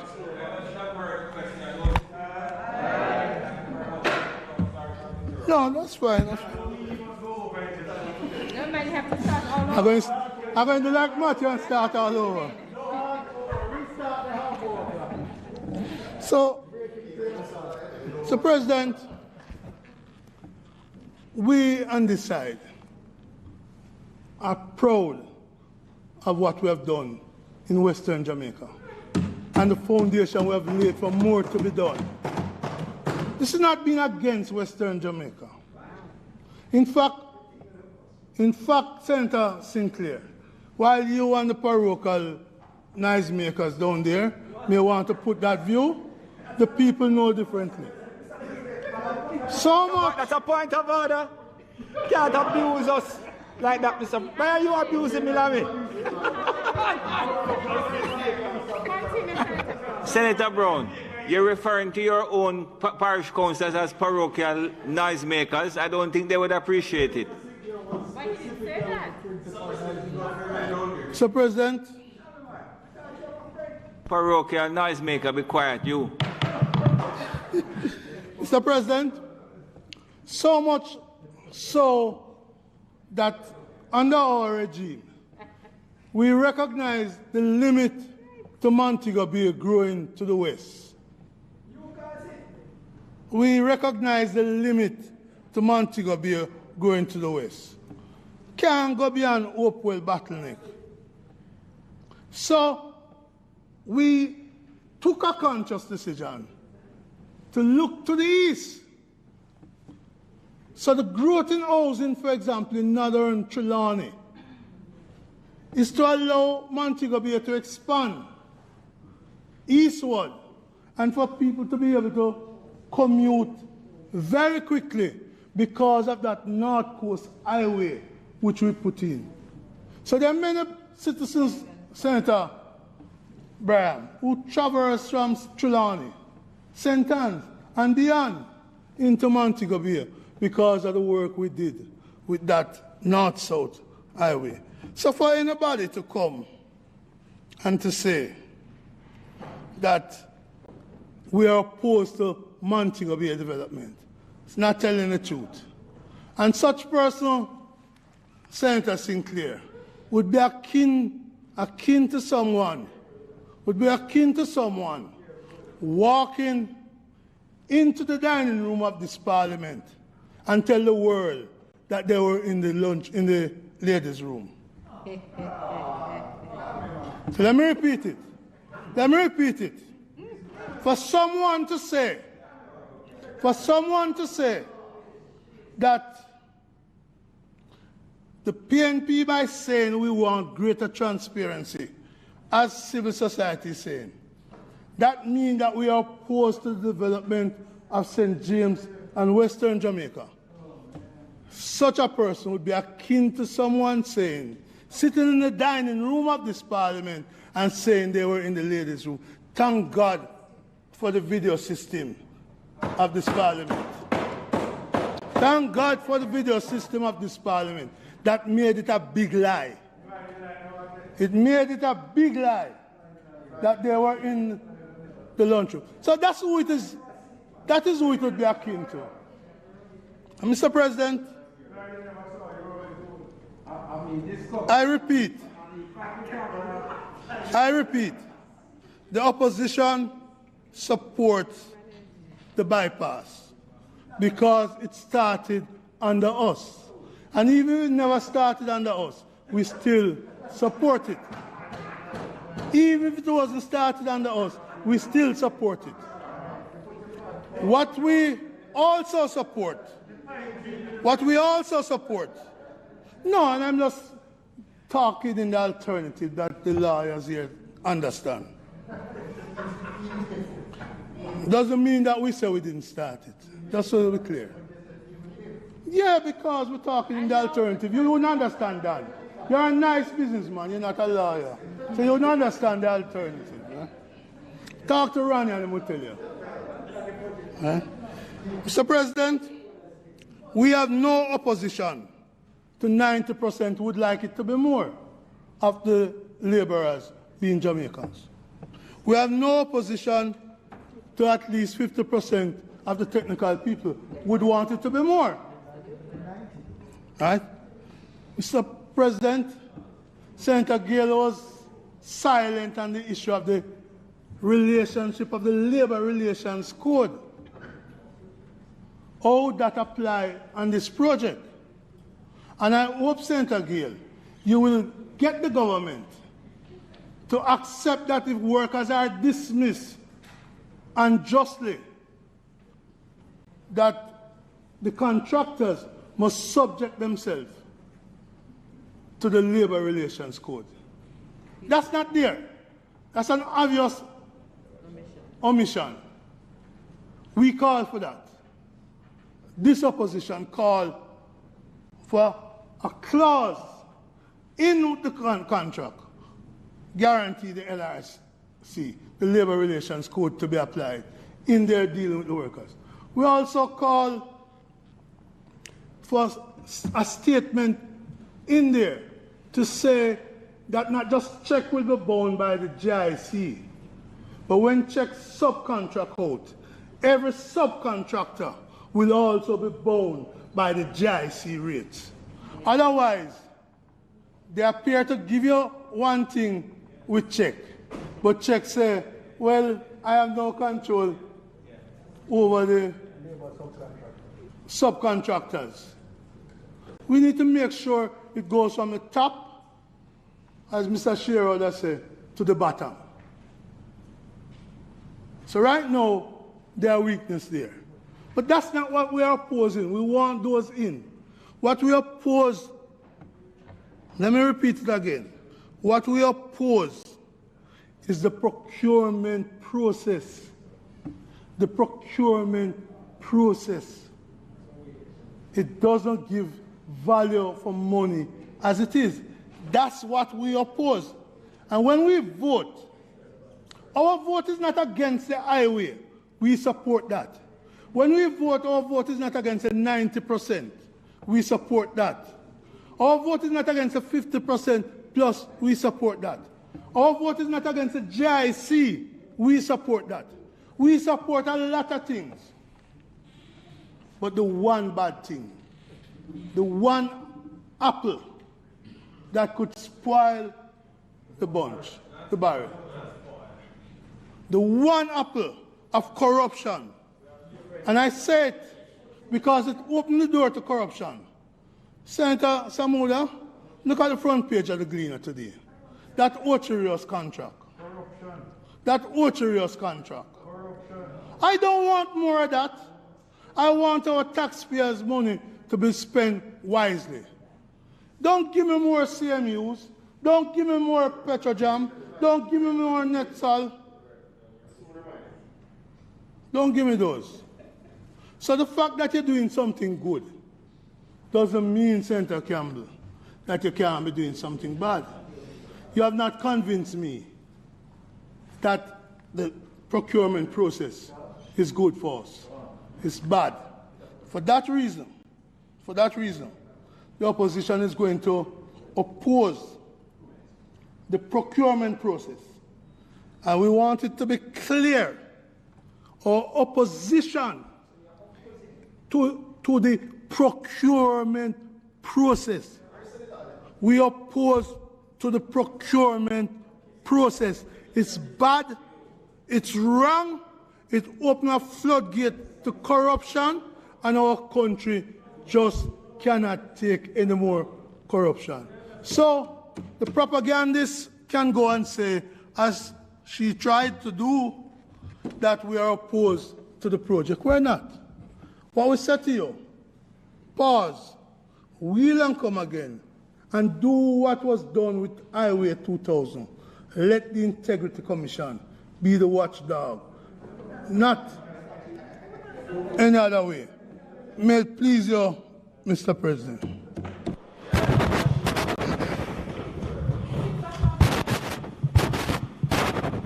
Thank you, Senator Brown.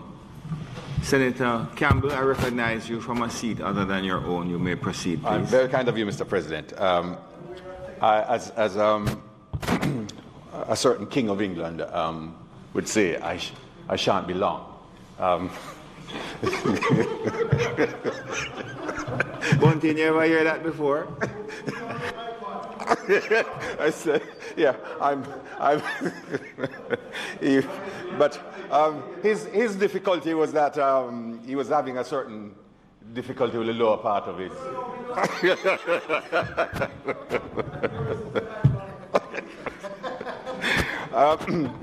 Mr. President, I am indeed heartened at the level of concession that Senator Brown has made on that side. So, is essentially my understanding of where the difficulty arises is where is with the procurement. But we are living in some difficult times. This is not normal times at all. The pandemic has really caused some serious havoc on the economy. And of course, we need to recover. Yes, I understand all of that. Exactly why I'm going this way. Yes. As you know, time is... There is a pandemic which has caused severe damage to the Jamaican economy, and we must understand that. So in our attempt to recover and recover very quickly, attempts have to be made to put in place systems which will help us in that process. And part of that is to do what we are doing now, which is to take a course with this particular road, which we are declaring a national project. And now understand there's no difficulty with declaring the project a national project. So what we're quarreling about then is the adjectival part of it.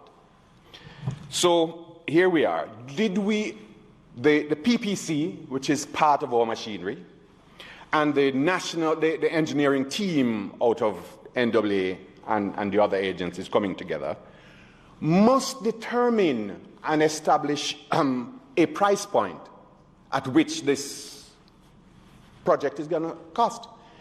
Before anything is an RFP, under normal circumstances, would go out, they would say, okay, it is estimated to cost 25 billion. And it is, when it goes out there, it goes to the several contractors.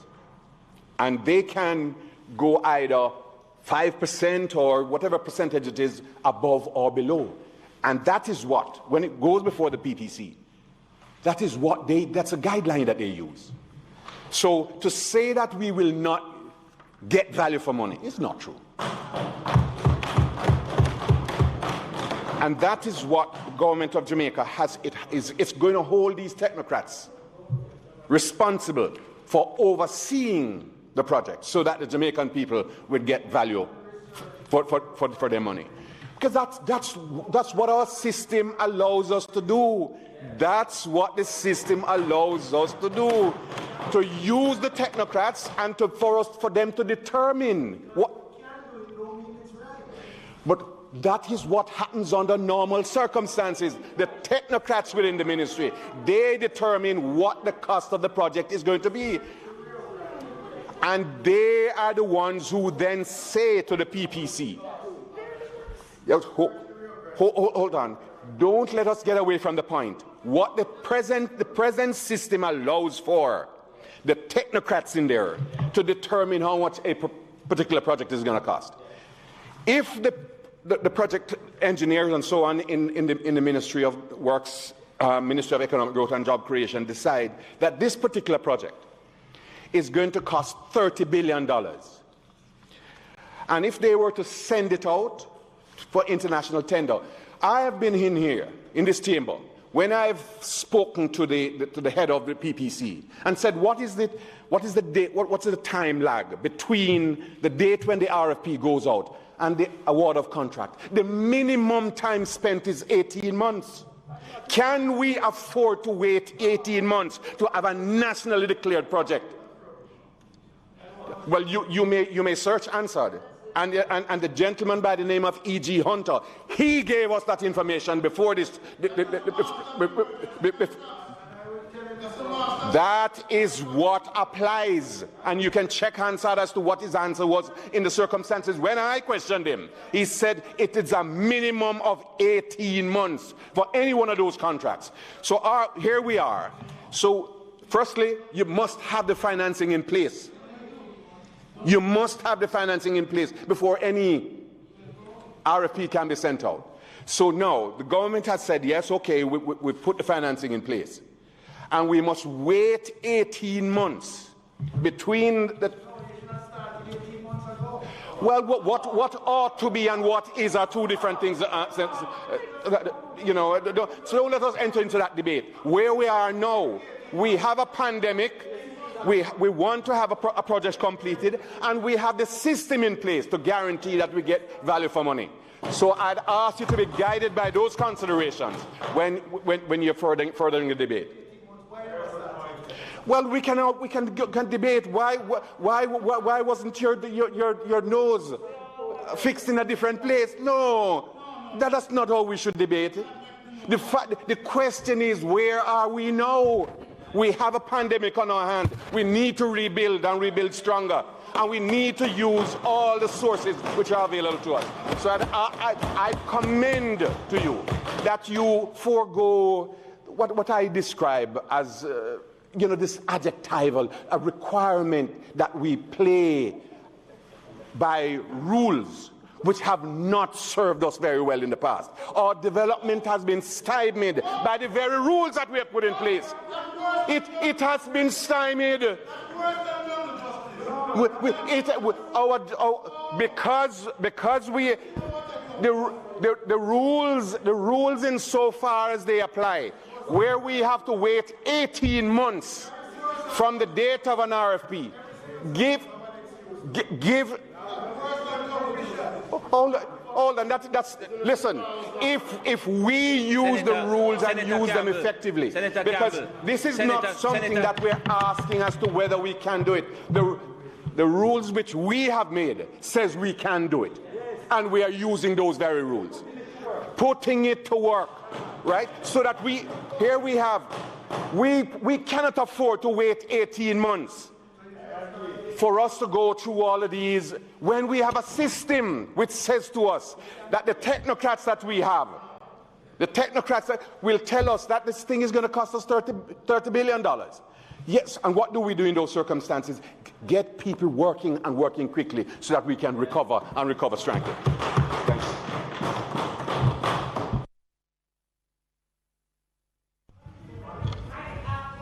Huh?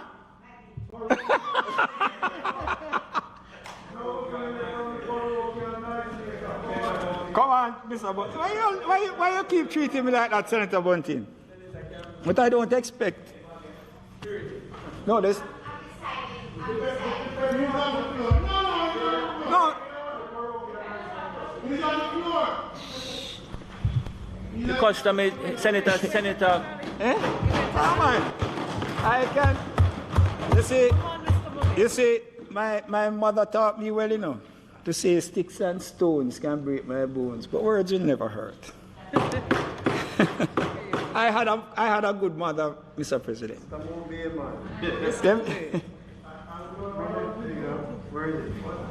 Mr. President, I sat here listening to my colleagues across the floor, and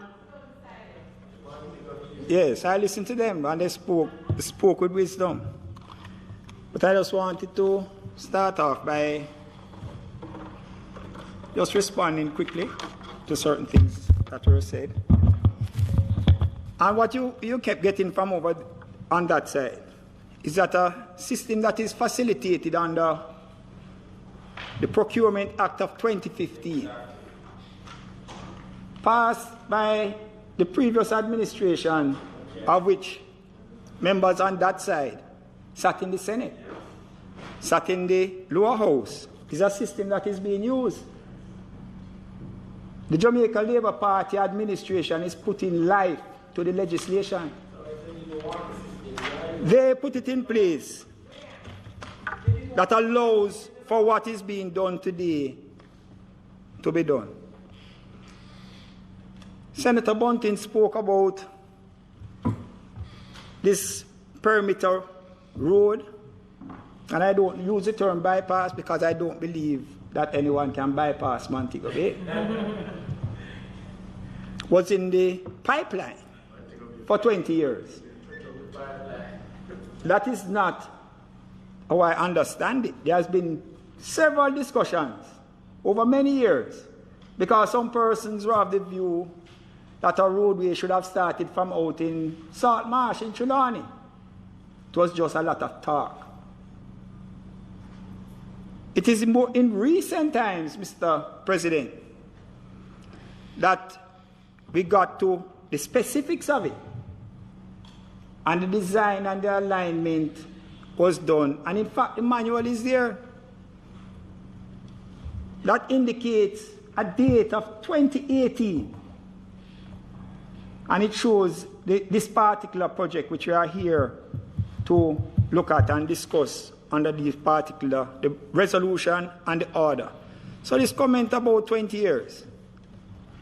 And we as an administration intend to move with alacrity to get this project, much needed project, done. And it is wrong, I want to submit, Mr. President, that to say if you use a facility or a system that is allowed by our legislation, you turn around and without more says that there will be no value for money. To say that there will be corruption or otherwise, that is just wrong. Wrong. And I always hear comments come from across that side of the floor, and I keep saying, so a man thinketh, so is he. This administration is not operating in that particular way. Mr. President, without a doubt, and without batting an eyelid, as a Montegonian, and Senator Bunting, that is where I'm coming from, as a Montegonian, a St. James born person, born and bred, I am here to give my full support to the resolution designating the Montego Bay Perimeter Road Project a national development project. And I'm also giving my support to the order which is twinned with it. And I'm certain that if Senator Gabrielle Morris, who is from Montego Bay, stands and speaks, she's going to say that she gives support to it. And if Senator Allen was here, because in her presentation that she made in the Senate, when we were discussing the regulations in relation to the Sangsa International Airport, her comment was that they wanted this particular project to move ahead with alacrity.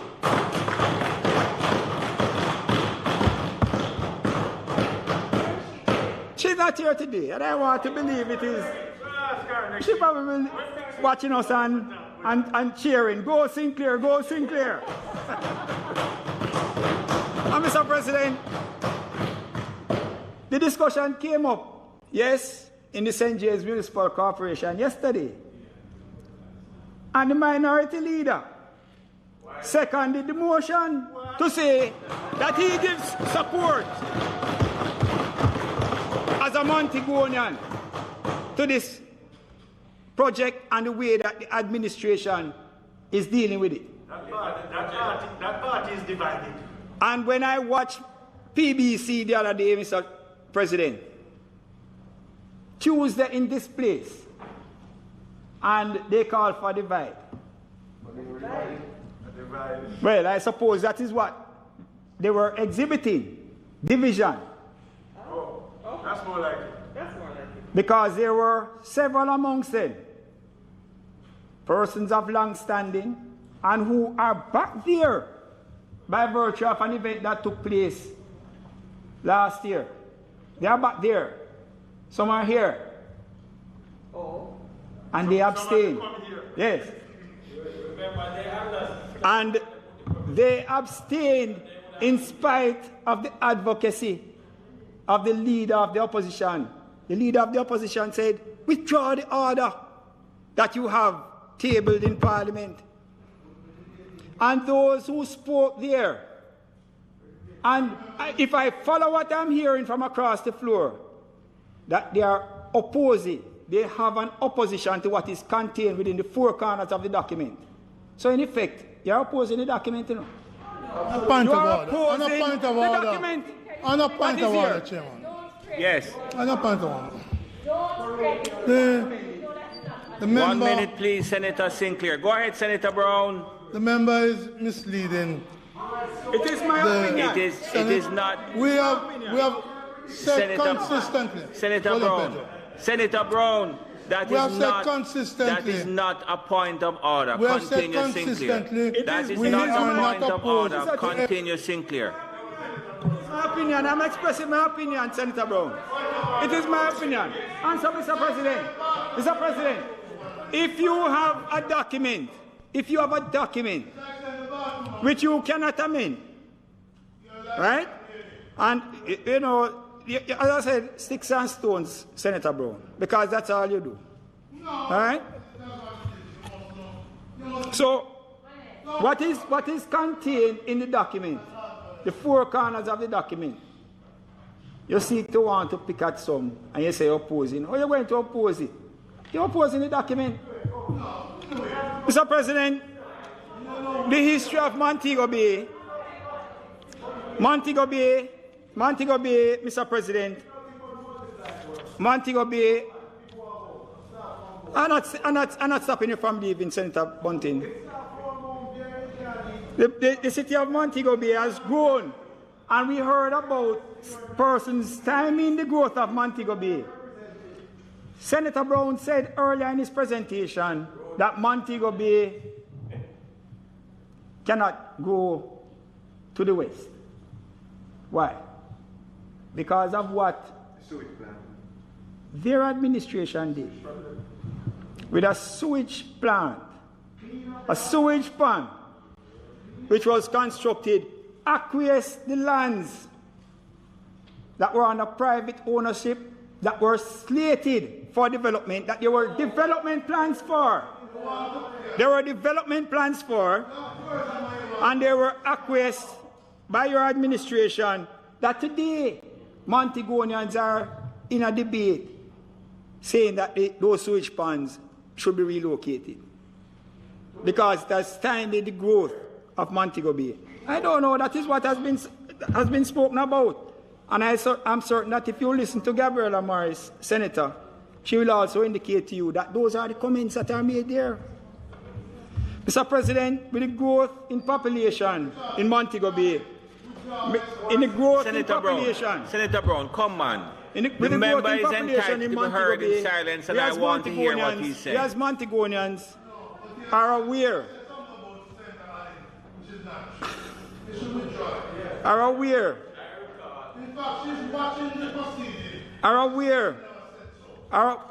Mr. President, of the delays that one experienced. Last week Friday, I got into Mobay earlier than I usually do on a Friday.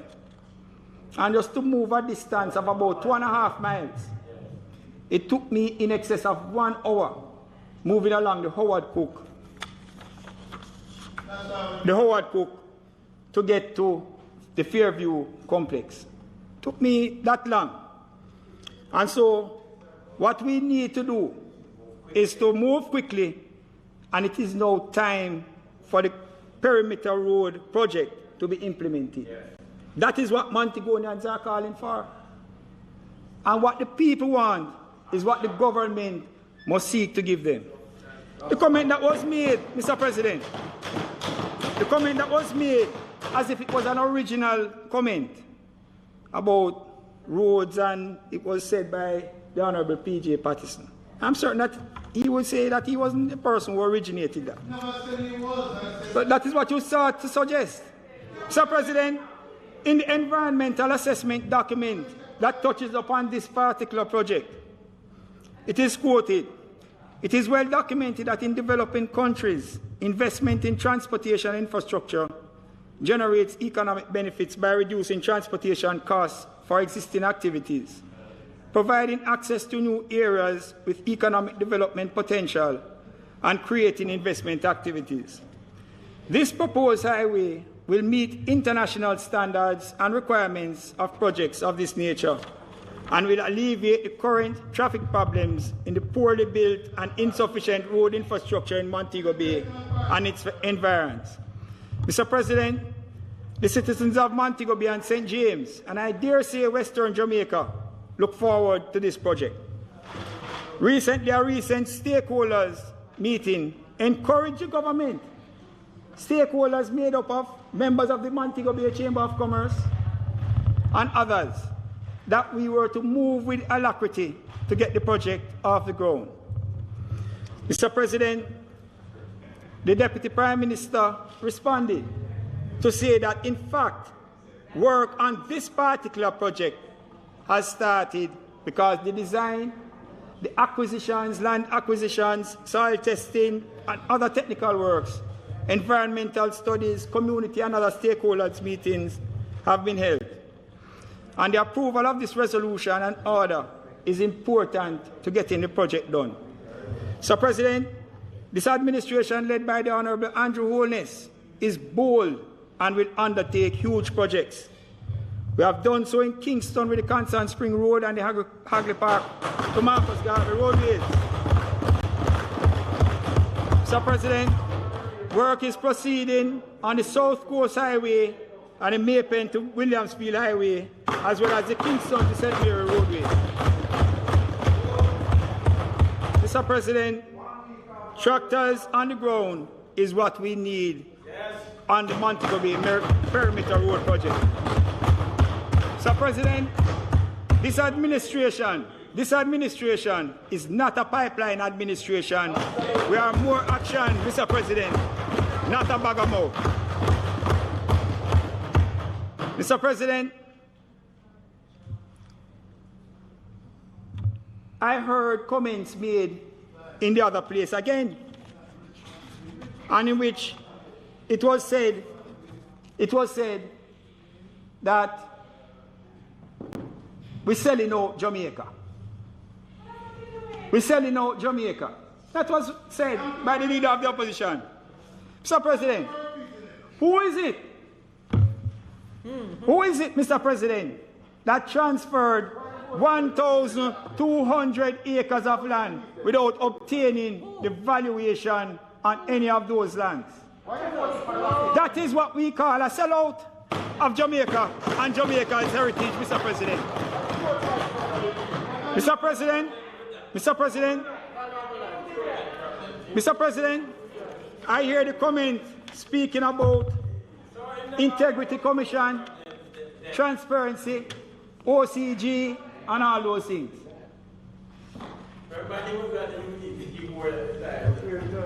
I am certain that persons who are on that side were also in this House, in the lower house and in the Senate.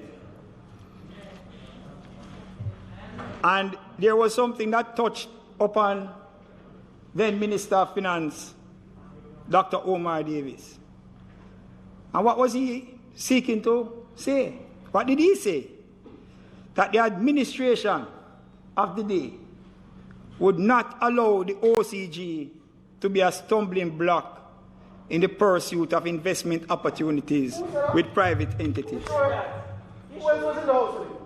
Mr. President, members on that side were in the same place. The same people opposing that? And that is what came from their Minister of Finance.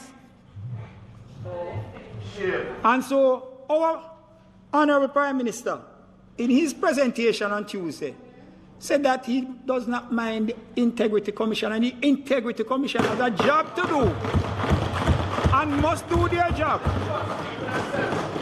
We have strengthened the office of the Integrity Commission, and they have a duty to perform. Let the system work. We have never opposed that, Mr. President. We have never opposed that. Mr. President, whilst I am disappointed with the opposition's response in the lower house and some of the comments that I have heard from here, and the hypocrisy that I want to suggest that I have also heard from here, I am not surprised. It was the same opposition that opposed even the state of emergency that was put in to save lives in St. James and Western Jamaica. Mr. President, it is the same opposition whose president told the people of St. James in 2002, after losing 3 of 4 constituencies in St. James, that its people would suck salt through a wooden spoon. What? Mr. President, in spite of the unfortunate comment, the people have bided their time, and through effective representation and advocacy of Dr. Harris Chang and Edmund Bartlett, and lately by the Attorney General of Jamaica, Marlene Malawi Fort, Eroy Clark, and Oma Davis, there has been major infrastructure development and human capacity building in St. James and other western parishes. And Mr. President, if you go back into the history of St. James, Montego Freeport had just some small islands. And the connection and what we now have as a prime area in St. James for development was done by a Jamaica Labour Party administration. The Montego Free Zone was done by a Jamaica Labour Party administration. It is that Montego Free Zone which has spawned the BPO sector, which is significant to the economy of Montego Bay and St. James. And Mr. President, if we come to more recent times, the traffic management system with the traffic lights, which now is the infrastructure that supports Jamaica Eye rollout in the city of Montego Bay, done by Labour. Done by which eyes? Check it out, man. Check it out. I will show you the photographs when the lights were turned on and I was in Sam Sharp Square directing traffic. Mr. President,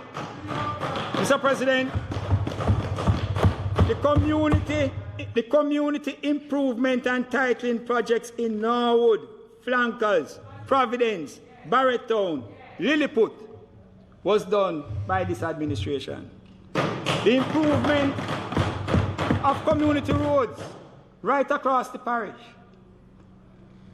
And because we have not gotten to the project which we are discussing today, we use other methods to improve the road surface that connected you from Iron Shore right across the hills of Montego Bay, taking you out to Westgate. The Montego Bay Convention Center also constructed, groundbroken by the Honorable Bruce Golding, Prime Minister of Jamaica. The Montego Bay Fire Station, Mr. President, which is 95% complete under this administration. The expansion of the Burke Barracks in order to increase the amount of JDF personnel that can be stationed in Montego Bay to help with the crime fight and so forth, done by this administration. The Mount Salem police station. The Mount Salem police station built by this administration. Mr. President, the old hospital park. If you came to Montego Bay, green space never existed. The green space, old hospital park, infrastructural development in Montego Bay.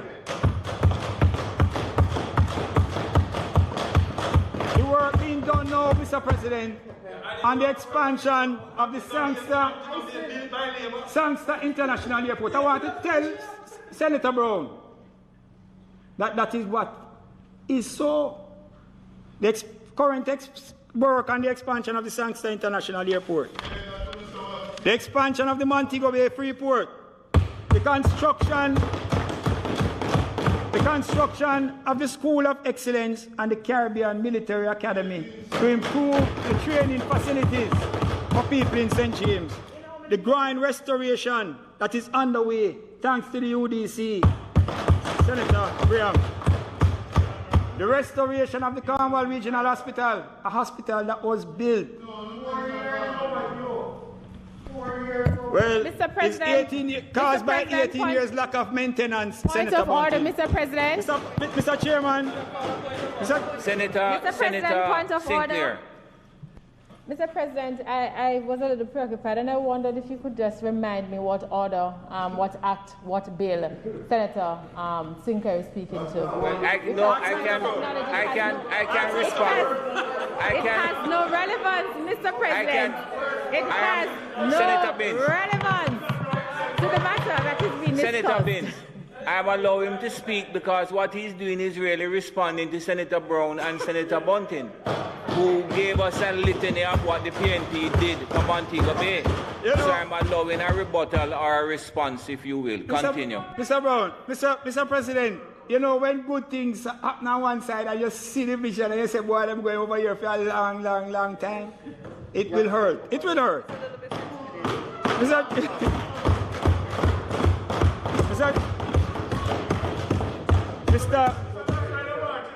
They want me to stop, but I have a little bit more to go. Mr. President, all right, this one is relevant. This one is relevant. Yes.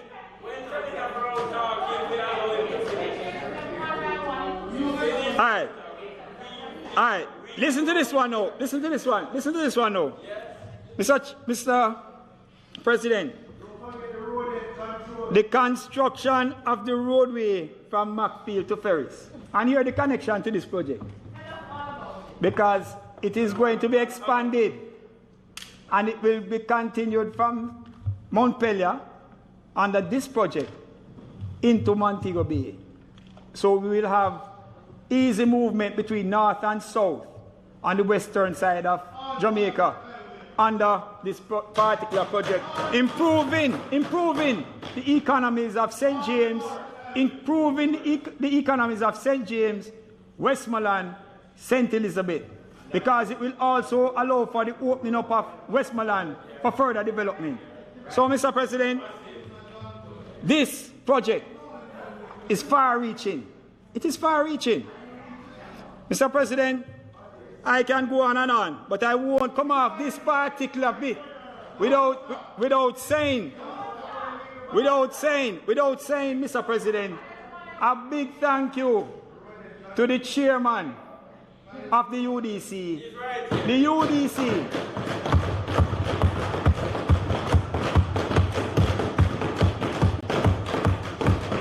And the UDC.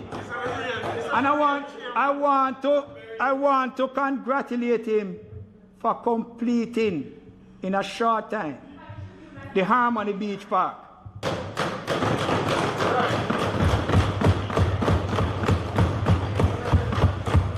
Mr. President, that park is a signature project in the parish of St. James. And I keep hearing, I've come here and I've heard Senator Brown seek to claim it. I am going to be fair because the first stakeholders meeting where this was discussed, no plans, nothing existed. In fact, some persons were even suggesting that it was to be used otherwise. I was in the meeting as the mayor of the city of Montego Bay. And if you want the specifics of that, Senator Brown. So, between 2012 and 2016, the discussion on that project went to sleep. The development of the plans, which is now the Harmony Beach Park in Montego Bay, was done after 2016. That is correct. So, when we talk about infrastructural development, of which the Montego Bay Road project is a significant one which is going to improve transportation and movement of people, improve on the economy, allow for the expansion of Montego Bay into other areas that were previously not accessible. It's a great project. It is one that every Montegonian should give their support. And there should be no delay by cheap politicking. No delay. No withdrawal of any order. Point of order, Mr. President. No withdrawing. Point of order, Mr. President. Mr. President. I just wanted to ask the Speaker if he's adding that last project to the list.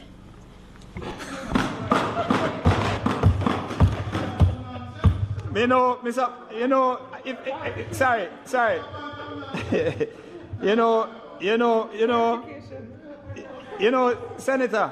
Senator Williams. In fact, it is there as in 19th. It is there as in 19th infrastructure. Senator Sinclair, I want to put that point of order in some sort of perspective. It is not any better than any of the other points of order that were made today. Mr. President, in fact, it was here as in 19th major infrastructural project that is being done by this administration in St. James. So when you look at what has been done to improve St. James through infrastructural development that touches upon the lives of people in the parish of St. James and in the wider Western Jamaica, this administration has done its work and done its work well. So, Mr. President, I commend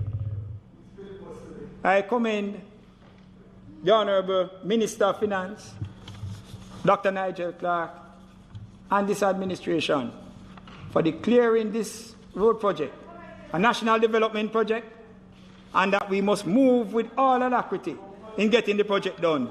I support the resolution and I support the order, if it so pleases you, Mr. President. Minister. You want me to continue?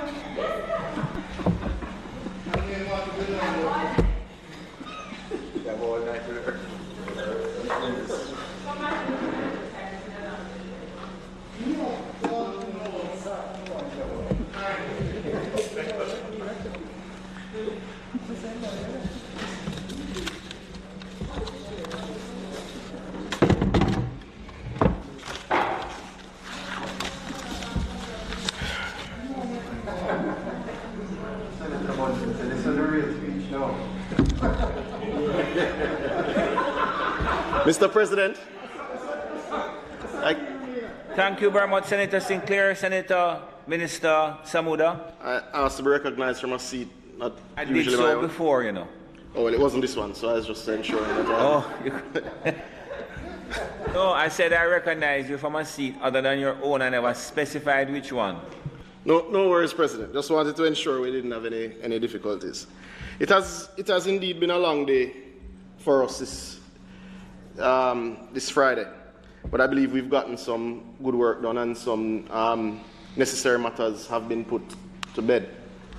I also believe that the matter before us this heading to evening is a matter of national importance, President, so it warrants the attention being given to it. Mr. President, I crave your indulgence in allowing us to look a little ways back. I won't dwell, but allow us to start where this began. I rise to applaud the government in bringing this Public Procurement Act to Parliament. And he continues, I have also been concerned about the degree, or rather, it has been a long time in coming, and I have been concerned about the degree of inefficiencies along the way. Continues, I am particularly proud that in this act, the government has singled out national development projects for priority attention, not to be caught in the red tape that procurement procedures can lead to. Who is that? And I continue. That's from the Prime Minister's speech you're quoting? No, President. I will get there shortly. I'm starting at the beginning. The officials who carry out the procurement process need to recognize that, I thought about this way, Senator Williams, when the donkey fell in the well. I wonder if we had to go through a procurement process. No wonder Jesus had to ask about the Sabbath for a man, or man for the Sabbath. And that's what struck me. The desire is not to get the job done, but to make the end be the procurement process. And I am not knocking the need to avoid corruption. I am knocking the need to avoid inefficiency. But my God, we need to do it better and quicker, and we need to find ways. Because when I ask myself, would it work in the private sector to put these systems in place? It may not be, but efficiency is what we want, and which is what this bill, I hope, says it wants to do. Mr. President, that wasn't the Prime Minister's words. Who is that? That was Senator Lambert Brown in his address on the bill, July 29th, 2015, Mr. President.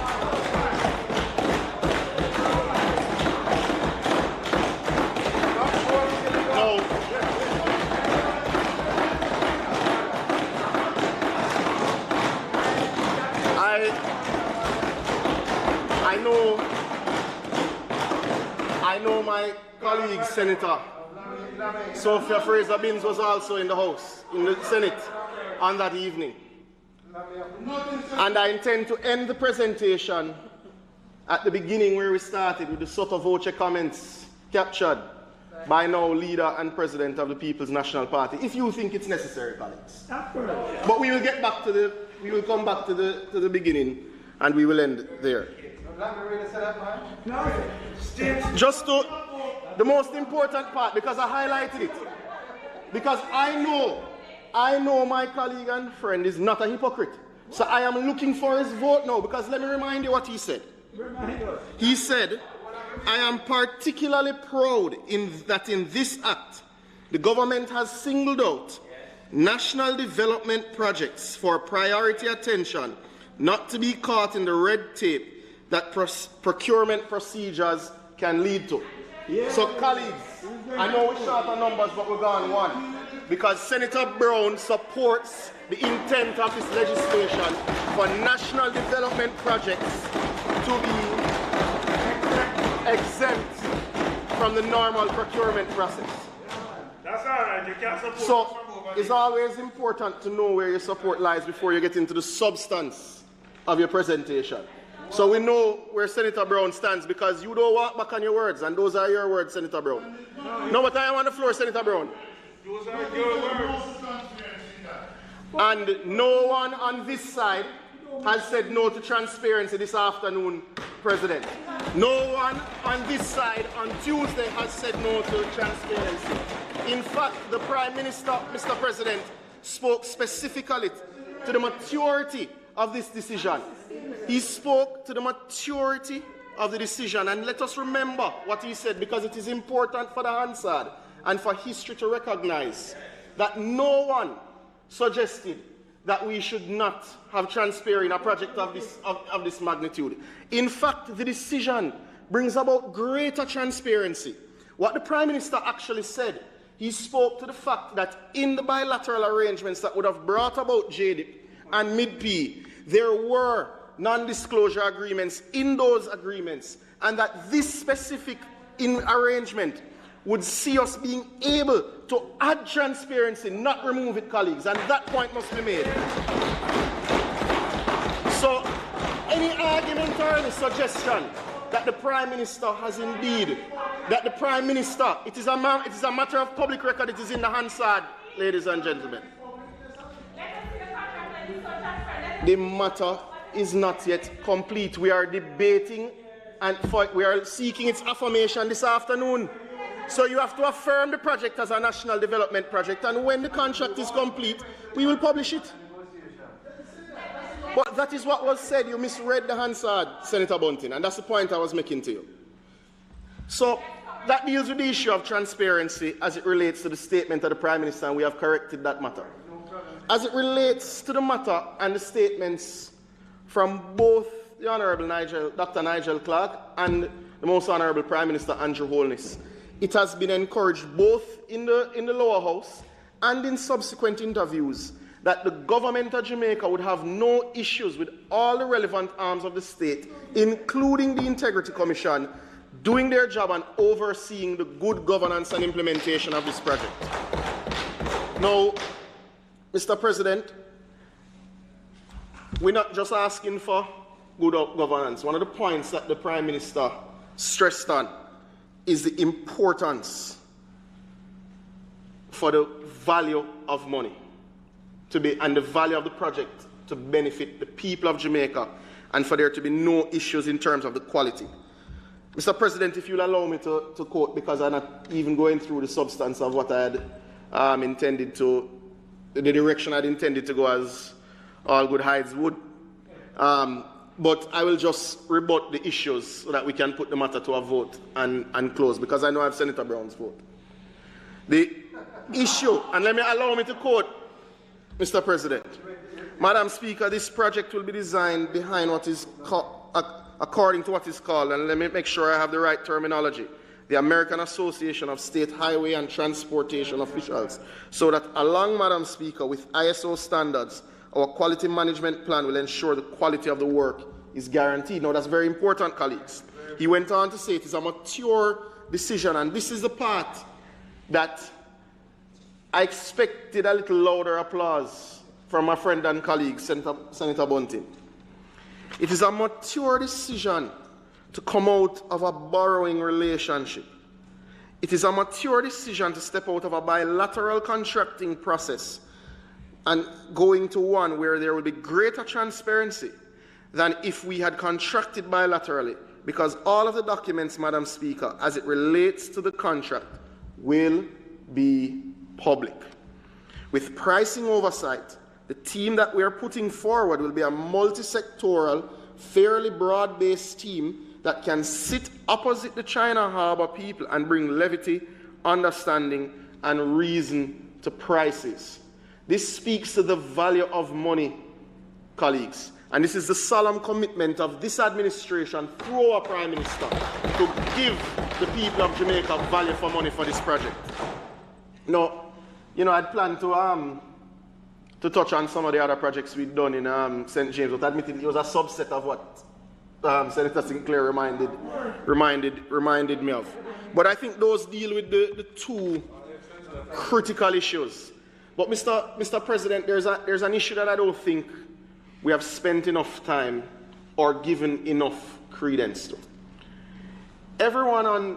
Every speaker, I believe, on either side has mentioned the importance of the relationship, the bilateral relationship between the government of Jamaica and the government of China, and how important it was for them to invest in Jamaica at a time when friends were few.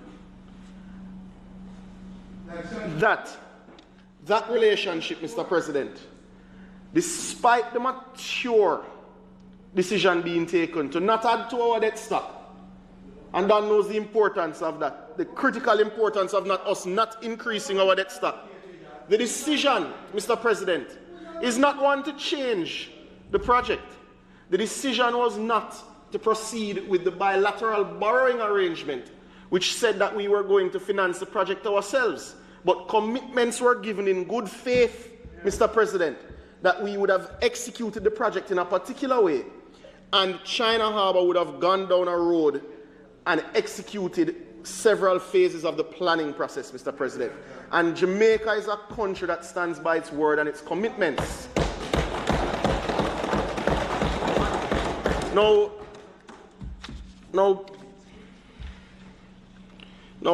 Mr. President, the leader, well, no, I'll come to that in a second, because I'm wrapping up now. We need to be clear, Senator Bunting, and I take you back to comments you made in 2017 when you were. I hope I'm getting the date right and not misquoting you, but you can correct me if I'm wrong. The concerns that were raised about the economic risks, I think you referred to it as economic colonialism, because of the path and the engagement that that was underway with the Chinese contractors at the time. Because we had an exchange at the time about it. Well, I would have thought, based on those comments, that you first would have applauded loudest because of your strong position then. Well, vote for the project this evening, Senator Bunting. No, well, I know Senator Brown behind you is voting for the project because he's not a hypocrite and he has a good memory. So I know he's voting for the project this evening. But colleagues, this government, and I'm closing, this government has always done what it believes is in the best interest of the people of Jamaica. The people of Western Jamaica in particular know that.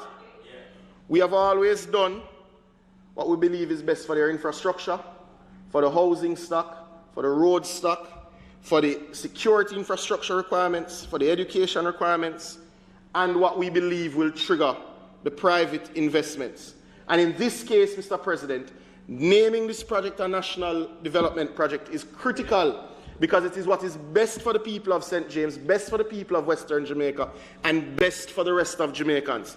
It is precisely why, when Senator Brown was making those comments, and when you look back at the tapes, yes, Lamy, is what you hear in the background, because the support was there and the understanding that a requirement was there for national development projects to clear red tape, especially when these projects create the opportunity for the economic growth and the increase in capacity that this project will indeed create.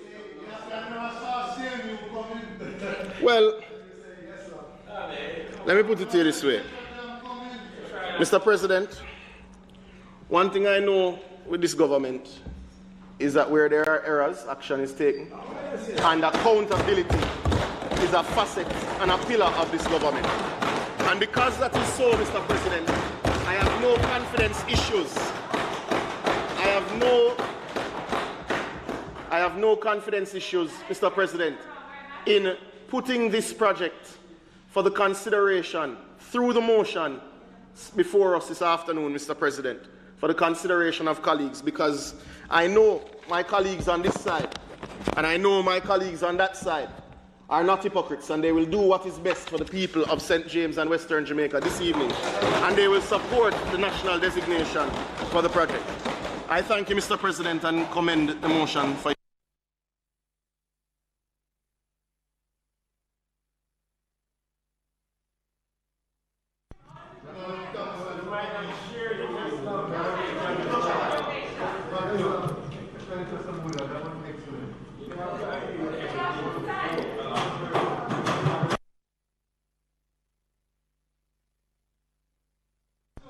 Thank you, Minister Samuda. The question is that the motion, notice of which the Minister had given earlier, the Public Procurement National Development Project, Montego Bay Perimeter Road Project, Order 2021, be approved. All in favor? Aye. Against? Ayes have it.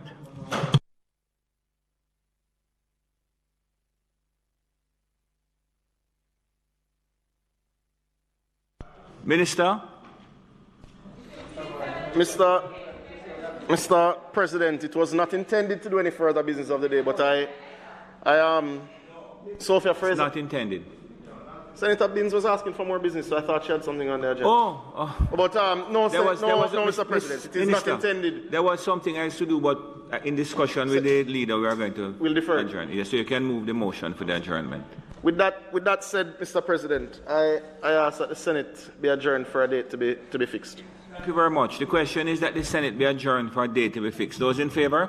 Aye. Against? This Honourable Senate now stands adjourned for a date to be fixed.